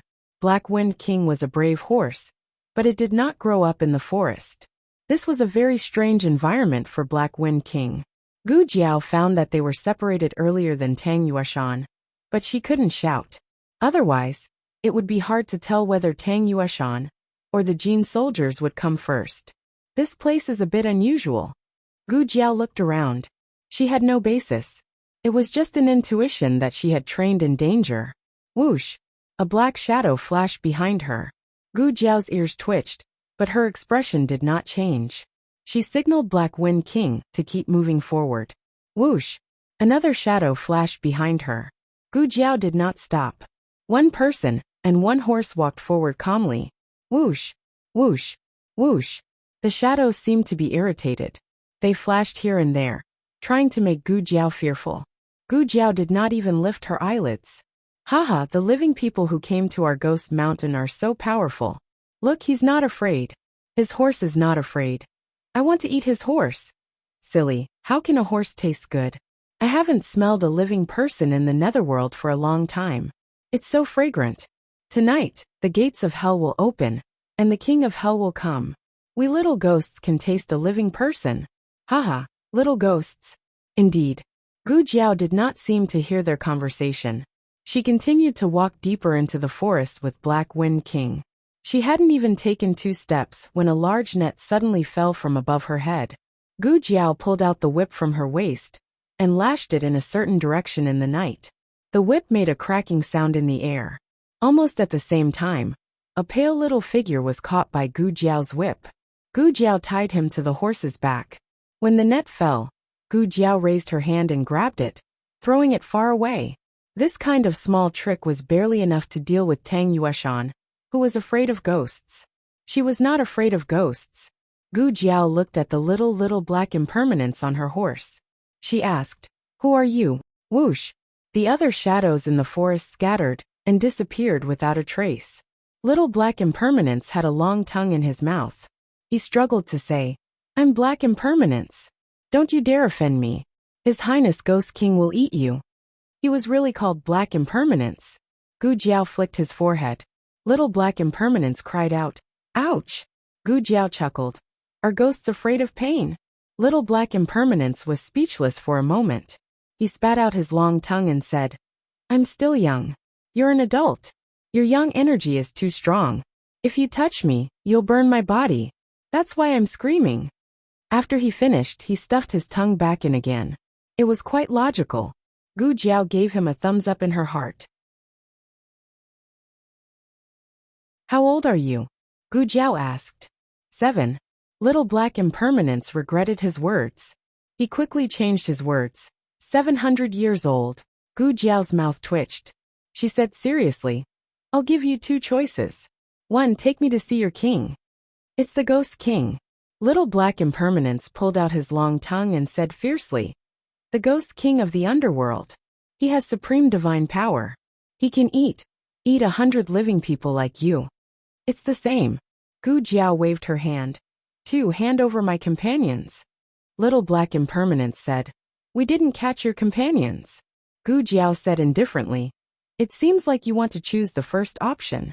Little Black Impermanence snorted, "You're the one who doesn't have the right to see our Ghost King." "Our Ghost King? Ah." He was halfway through his words when Gu Jiao suddenly grabbed him. He was so scared that he lost his voice and screamed.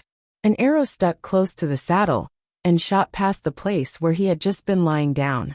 With a clang, it nailed itself into a large tree beside him. The arrow's tail left a shadow behind. It was obvious how strong it was.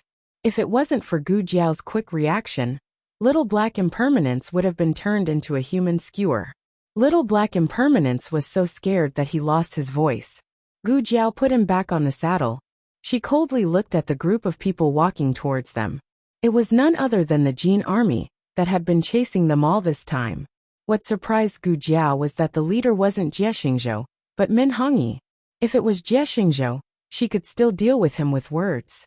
However, Min Hongyi was just like Gong Sunyu. He was a war maniac through and through. Min Hongyi laughed wickedly. "So you're in cahoots with these pretentious fellows. I was wondering why you guys didn't go anywhere. Why did you run here?" Gu Jiao calmly met his sharp and oppressive gaze.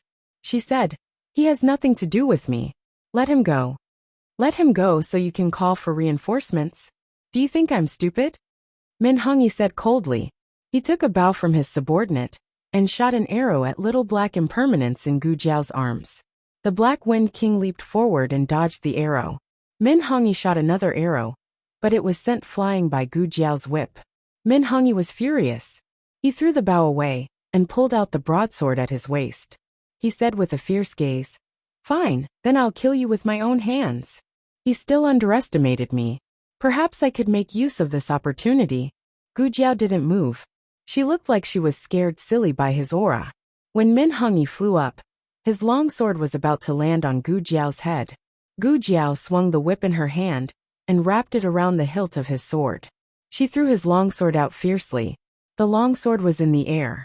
Min Hongyi was also sent flying. Min Hongyi had indeed underestimated his opponent. This brat looked very young and didn't have any internal energy when he attacked. He had only used 10% of his internal energy. In the end, he was sent flying. Min Hongyi flew into a rage out of humiliation. He tapped the ground with the tip of his foot and used the tree trunk as a stepping stone to stabilize himself. He once again slashed at Gu Jiao with his longsword. This time, he didn't underestimate his opponent. Gu Jiao had to dodge. Otherwise, the force from their fight would hurt this child and Black Wind King. "Sit tight." Gu Jiao jumped off her horse and took a few big steps forward. She wrapped her whip around Min Hongyi's waist. This brat's strength actually managed to tie me down. Min Hongyi frowned. He was surprised by the strength of Gu Jiao's arms. At the same time, he was very excited. Killing an opponent like this was more interesting, wasn't it? Min Hongyi smiled coldly. He changed the direction of his longsword and slashed at Gu Jiao's whip. The whip was cut in half. Gu Jiao took a few steps back due to inertia. 9 years later, she had the strength to kill Min Hongyi. But now Min Hongyi was a big problem. Min Hongyi looked up to the sky and laughed. Brat, what else do you have? Gu Jiao said. I'm so powerful. Can you really bear to kill me? Min Hongyi was stunned. Gu Jiao said patiently. Why don't you bring me back and give me to your Gongsun Yu? With my help, you can definitely compete with Jie Xingzhou. This brat was a rare talent. If he really whoosh. Gu Jiao waved her hand and shot out the Tanghua needle in her hand. Min Hongyi was skilled in martial arts. Unfortunately, his brain wasn't as good as Jie Xingzhou's. No wonder he was always suppressed by Jie Xingzhou. Min Hongyi blocked with his longsword. Unfortunately, he was still a step too late. A Tanghua needle hit his abdomen. There was poison on the needle. Min Hongyi hurriedly sealed the major acupoints on the wound to prevent the poison from spreading. Brat, you've really angered me. I originally wanted to give you a quick death, but now I've changed my mind. I'm going to cut off your arms and break all the bones in your body. Then, I'm going to chop off your head. Wah! Little Black Impermanence started crying. Min Hongyi was in a fit of anger. The child's crying annoyed him. He swung his longsword at Little Black Impermanence's head. He was attacking head-on. No matter if Black Wind King attacked or retreated, Little Black Impermanence would still be hit. How despicable. He didn't even let off a child. It was no wonder that Jing Kong chopped off his arms and legs. Gu Jiao's eyes flashed. She jumped and threw Little Black Impermanence off the horse. She hugged Little Black Impermanence and rolled on the ground a few times. Min Hongyi took the opportunity to swing his longsword a second time. His speed was so fast that Gu Jiao couldn't dodge at all. Was she going to die here? If Gu Jiao wanted to live, there was only one way. She had to throw the child out to block the attack. Gu Jiao didn't do that. Clang! Something hit Min Hongyi's longsword. Min Hongyi's longsword was knocked aside. His entire arm went numb. Who's there? He turned his head and angrily stared into the darkness. In the fog, a man dressed in a black robe and wearing a ghost mask was sitting on a carriage carried by 18 wraiths. He was slowly approaching them.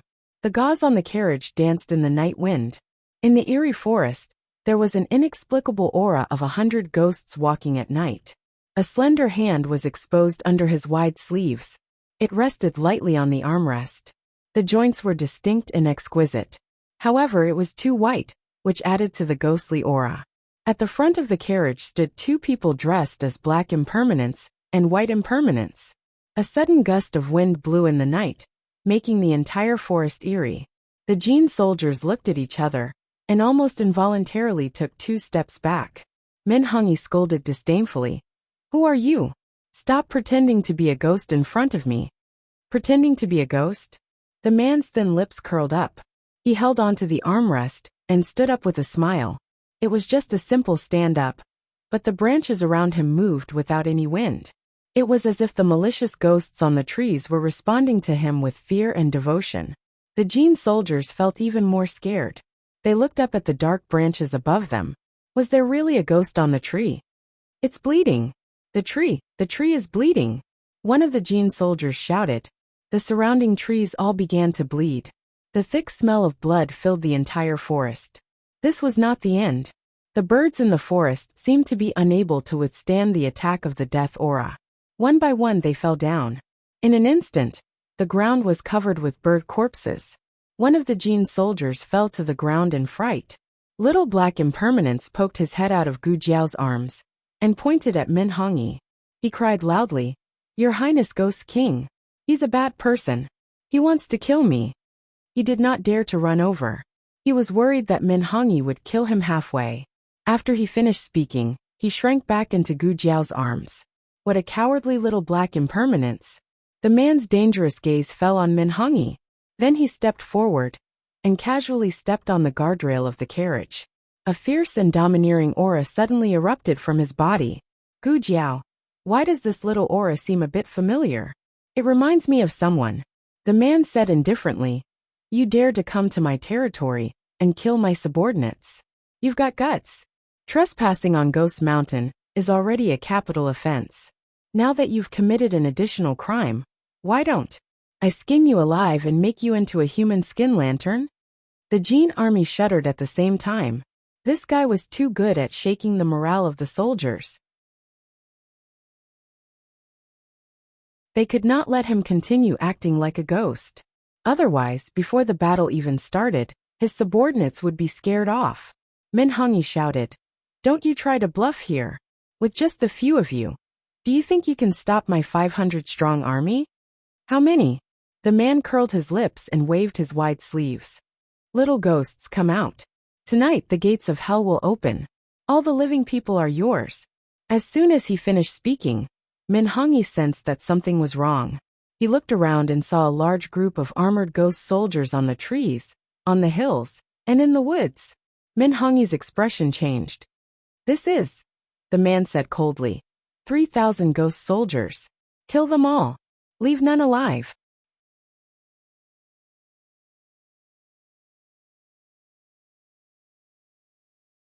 Chapter 854. The fog dissipated, and the forest became pitch black. With the Ghost King's order, the surrounding ghost soldiers approached the Jin Nation army in the forest with the aura of death. The Jin army was not weak, and could even be said to be very brave and good at fighting. The Jin dynasty was related to the Turks in history. The largest tribe took over the imperial power and exiled the other tribes that refused to submit. This was how the Turks came to be. The reason why the Turks were not recognized by the 6 states was more or less related to the Jin dynasty. The people of Jin Nation had a warlike bloodline in their bones. If they were on a regular battlefield, the 500 soldiers might be able to defeat 3 times their number. However, at this moment, the Jin Nation soldiers had long been scared silly by the various signs. The branches and leaves that moved without wind, the trees that were bleeding for no reason, the birds' corpses that fell to the ground after being swallowed by the aura of death. All of them made one's hair stand on end. Did they really come to the netherworld? Were these ghost soldiers that suddenly appeared malicious spirits that came out from the gates of hell? These ghost soldiers were not wearing brand new armors. Instead, their armors were broken. Many of them were covered in dust, rust, and dried bloodstains. But the more they were like this, the more they felt that this was a ghost army that had been destroyed on the battlefield. They could not forget the mission that they could not complete in the world of the living after falling to the netherworld. Thus, they did not drink the water of the river of forgetfulness, did not drink Granny Meng's soup, and did not cross the bridge of helplessness. Every night, they repeated the obsession before death. Kill the invaders, kill them all. One of the Jin soldiers could not take it anymore. His legs went soft and he fell to the ground. At the same time, the fluffy and soft soil suddenly moved. A white skeleton claw emerged and grabbed the Jin soldier's ankle. This Jin soldier was scared out of his wits. He turned around and scrambled in the direction he came from. But before he could take a step, he was frightened by the skeleton claw that came out of the soil one after another. The gates of hell are open. There are really ghosts. Another Jin army soldier was so frightened that he collapsed. Emotions were contagious. When one person collapsed, there would be a second, then a third, a fourth, until the morale of the entire army collapsed. Scholars say, Confucius does not speak of strange forces, chaotic spirits. But the scholars also said that the gods were watching from above. They were the invaders of the Yin kingdom. The ghosts of the Yin kingdom's Yin soldiers would never let them go. Fighting with the living is not scary, because the living will die. However, the ghost soldiers were already dead. They could not afford to die again. The Jin army totally collapsed. Some cried, some fled. Only a third of them were fighting bravely. These soldiers were nothing in the face of the massive number of ghost soldiers. Not to mention the fact that they were only calm on the surface, but their hearts had already collapsed. Gu Jiao and Black Impermanence sat under the tree. A skeletal claw broke through the ground and grabbed Gu Jiao's right ankle. Gu Jiao grunted and unceremoniously pulled out the skeletal claw, the skeleton that suddenly lost its hand. Are you polite? Oh, it's really the skeleton of a dead person. Gu Jiao took a look at it, and with a click, she attached it to the skeleton on the ground. The skeleton? Fine, I'll leave. When Min Hongyi saw his soldiers collapsing one by one, He was so angry that the veins on his forehead popped out. He had just observed that there were no 3,000 ghost soldiers in the forest. That fellow had just opened his mouth to attack the Jin army's morale. And these so-called skeletons, Min Hongyi slashed at a nearby skeleton claw that had emerged from the ground. Bang! The skeletal claw shattered into pieces. What followed was a painful howl from the ground. Here, here. How can a dead person be afraid of pain? They are just living people pretending to be ghosts. But even if he said that, he would not be able to pacify the fleeing soldiers. Right now, the only thing left was to kill the general of these ghost soldiers, the Ghost King who was standing on top of the carriage and giving out orders. Once he chopped off the Ghost King's head, the scheme of these 3,000 ghost soldiers would be destroyed. Little Black Impermanence was a little clever ghost. When he saw that Min Hongyi was not paying attention to him, he took advantage of the fact that Min Hongyi was not paying attention to him and quietly crawled towards the carriage. He had just crawled a meter when Min Hongyi attacked the Ghost King. He knelt on the ground for 3 seconds before crawling back and continuing to hide behind Gu Jiao. He wanted to enjoy riches and honor with the Ghost King, but he did not want to live and die with the Ghost King. The man kept staring at Min Hongyi's movements. Seeing that he was about to attack him with a blade, the man's lips curled up, and he opened his arms. His wide sleeves fluttered in the night. His body rose into the air, and then he took a step back and disappeared. Min Hongyi was shocked. His breathing stagnated for a moment, and his meridians almost reversed, causing him to fall from the sky. What's going on? How could a living person just disappear right in front of him? It wasn't because his qigong was too good, or his body movement was too fast. It was because he disappeared into thin air. Min Hongyi landed on the man's carriage. He did not know where the person who lifted the carriage had gone. The carriage did not fall because there was a wooden pillar supporting it. Min Hongyi coldly frowned and looked around vigilantly. He said provocatively, "I don't believe in heresy. Come out if you have the guts. You can beat me. I will recognize you as the Ghost Mountain's king." No one responded to him. Bullshit, Ghost King. He didn't fall for my provocation. Min Hongyi's eyes turned and saw Gu Jiao, who was about to leave with Little Black Impermanence. Min Hongyi clenched the large blade in his hand and said with a fierce look, "Since we're together, it's the same if I kill you first." As soon as he finished speaking, he abruptly charged towards Gu Jiao. Gu Jiao's ears moved, and she dodged to the side. Her right hand pushed Little Black Impermanence to the back, and she kicked towards Min Hongyi's lower body. Min Hongyi jumped into the air and dodged her attack. His saber technique was very fast. Just as one move passed, another move came charging towards Gu Jiao. Damn it, he didn't have a weapon. Gu Jiao was forced to retreat. "Little brother. Here." Little Black Impermanence got a long sword from somewhere and threw it to Gu Jiao. Gu Jiao caught it and blocked the blade. She said to him, "I don't know how to use a sword." "Oh, then this." Little Black Impermanence threw another long blade to Gu Jiao.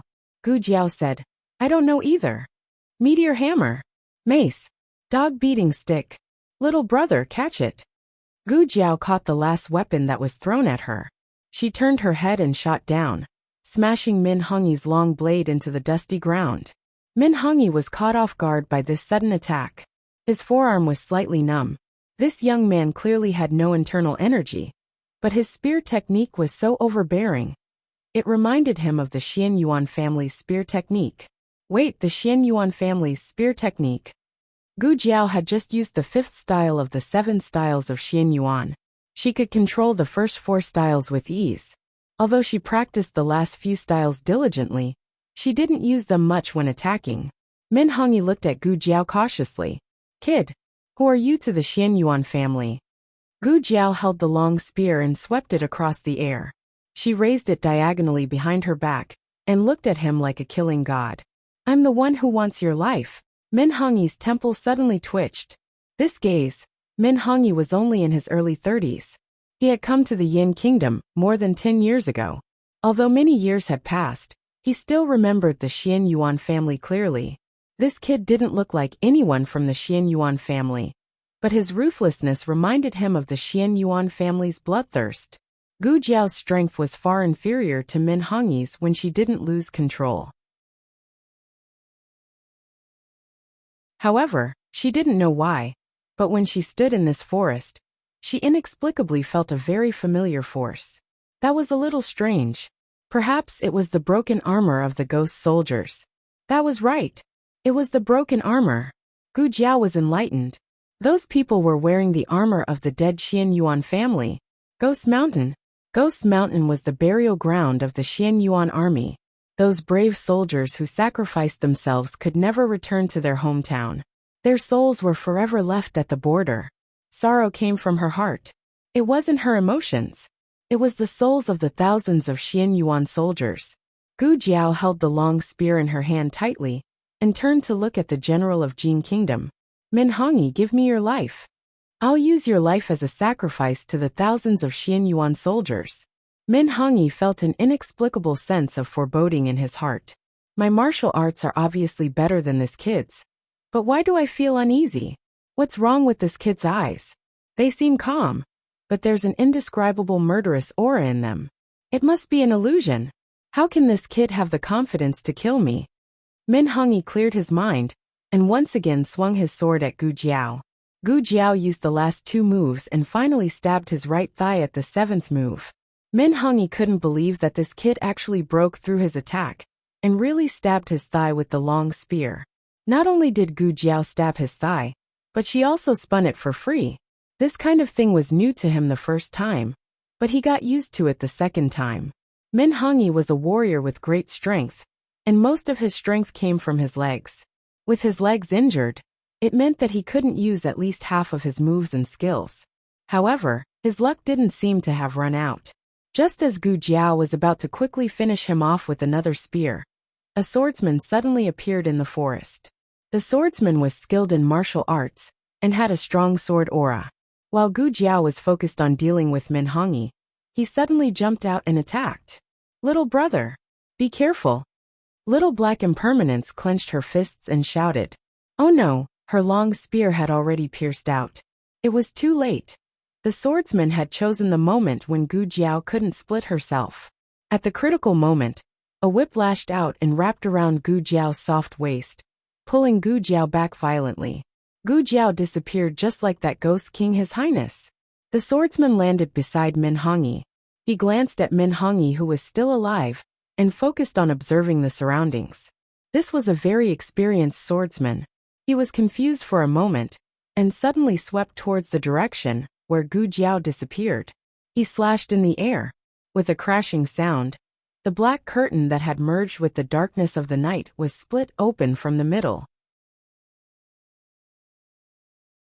Gu Jiao, the Ghost King, the black and white impermanence behind the scenes, and even the forest behind them were completely revealed. It is indeed a smokescreen. The swordsman snorted coldly. He didn't give them a chance to escape. He stepped on a tree branch and drew his sword to kill them. Gu Jiao could feel that his skills were almost on par with Enhun's. This was another member of Enhun's sect. It seemed that the Sword Hut not only colluded with the Liang Kingdom, but also with the Jin Kingdom. Or the Sword Hut originally belonged to the Jin Kingdom. It was a very powerful force in the Jin Kingdom. There was going to be a fierce battle. She held her long spear and walked forward. The man calmly raised his hand and blocked her behind him. Step back.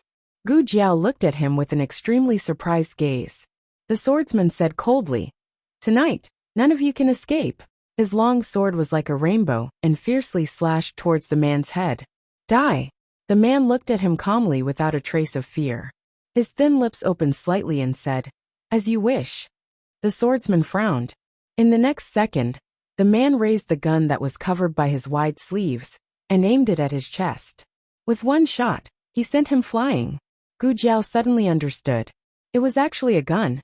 Its power was something that no flesh and blood or armor could withstand. No wonder he was so confident. This should be the first gun that she saw in this strange world. In fact, there were guns as early as the Southern Song dynasty. However, she came to a dynasty that didn't exist in history. It was hard to say when guns would be made. The advantage of a gun was its lethality, but its weakness was its poor accuracy. Its maximum range was longer than a bow and arrow. However, A powerful archer could shoot a willow tree from 100 steps away. A gun would not be able to be made from 50 steps away. Therefore, its effective range was very limited. Just now, the swordsman was too close and directly hit the muzzle of the gun. He didn't even need to aim. The swordsman fell into a pool of blood and died on the spot. The man put the gun on his shoulder and walked over in a domineering manner. He used one foot to flip over the dying swordsman. His eyes were filled with disdain. There is a path to heaven, but you don't want to take it. There is no door to hell, but you still want to go in. If you don't die, who will? He looked over the swordsman and casually said, "Zay, you won't live. There is no point in interrogating you. Just wait for your death. Don't expect this ghost king to give you a quick death." There was more than one swordsman that came. The other took advantage of the fight and left with the injured Minhongi. Gu Jiao looked at the two figures that gradually disappeared into the night. She suddenly grabbed the rusty spear in her hand and threw it forward. The long spear pierced through the darkness of the night with an unstoppable sound, directly piercing through Minhongi's back and piercing through his heart. Ah! This mournful scream was the last sound that Minhongi left in the world. I said, "Your life, stay here." The Jin army was completely wiped out. Those who could be killed were killed, and those who could be captured were captured. The ghost soldiers at the scene began to clean up the battlefield. The man also planned to go back. He carried the gun and glanced at Gu Jiao indifferently. It is reasonable to say that those who trespass on Ghost Mountain will die. Since you saved the people of the underworld, I will let you go. You can go. Don't come to Ghost Mountain again in the future. He brushed past Gu Jiao. Gu Jiao suddenly called out to him, "Shengguan Qing." You're tuning in to the Li Mei's Wuxia Whispers YouTube channel. We're so grateful for your support, and don't forget to subscribe to join us on this incredible journey through captivating stories. Your generosity through donations truly makes a world of difference, as it's the primary source of revenue that allows me to expand and enhance this channel for you. Thank you from the bottom of my heart for being a part of this adventure.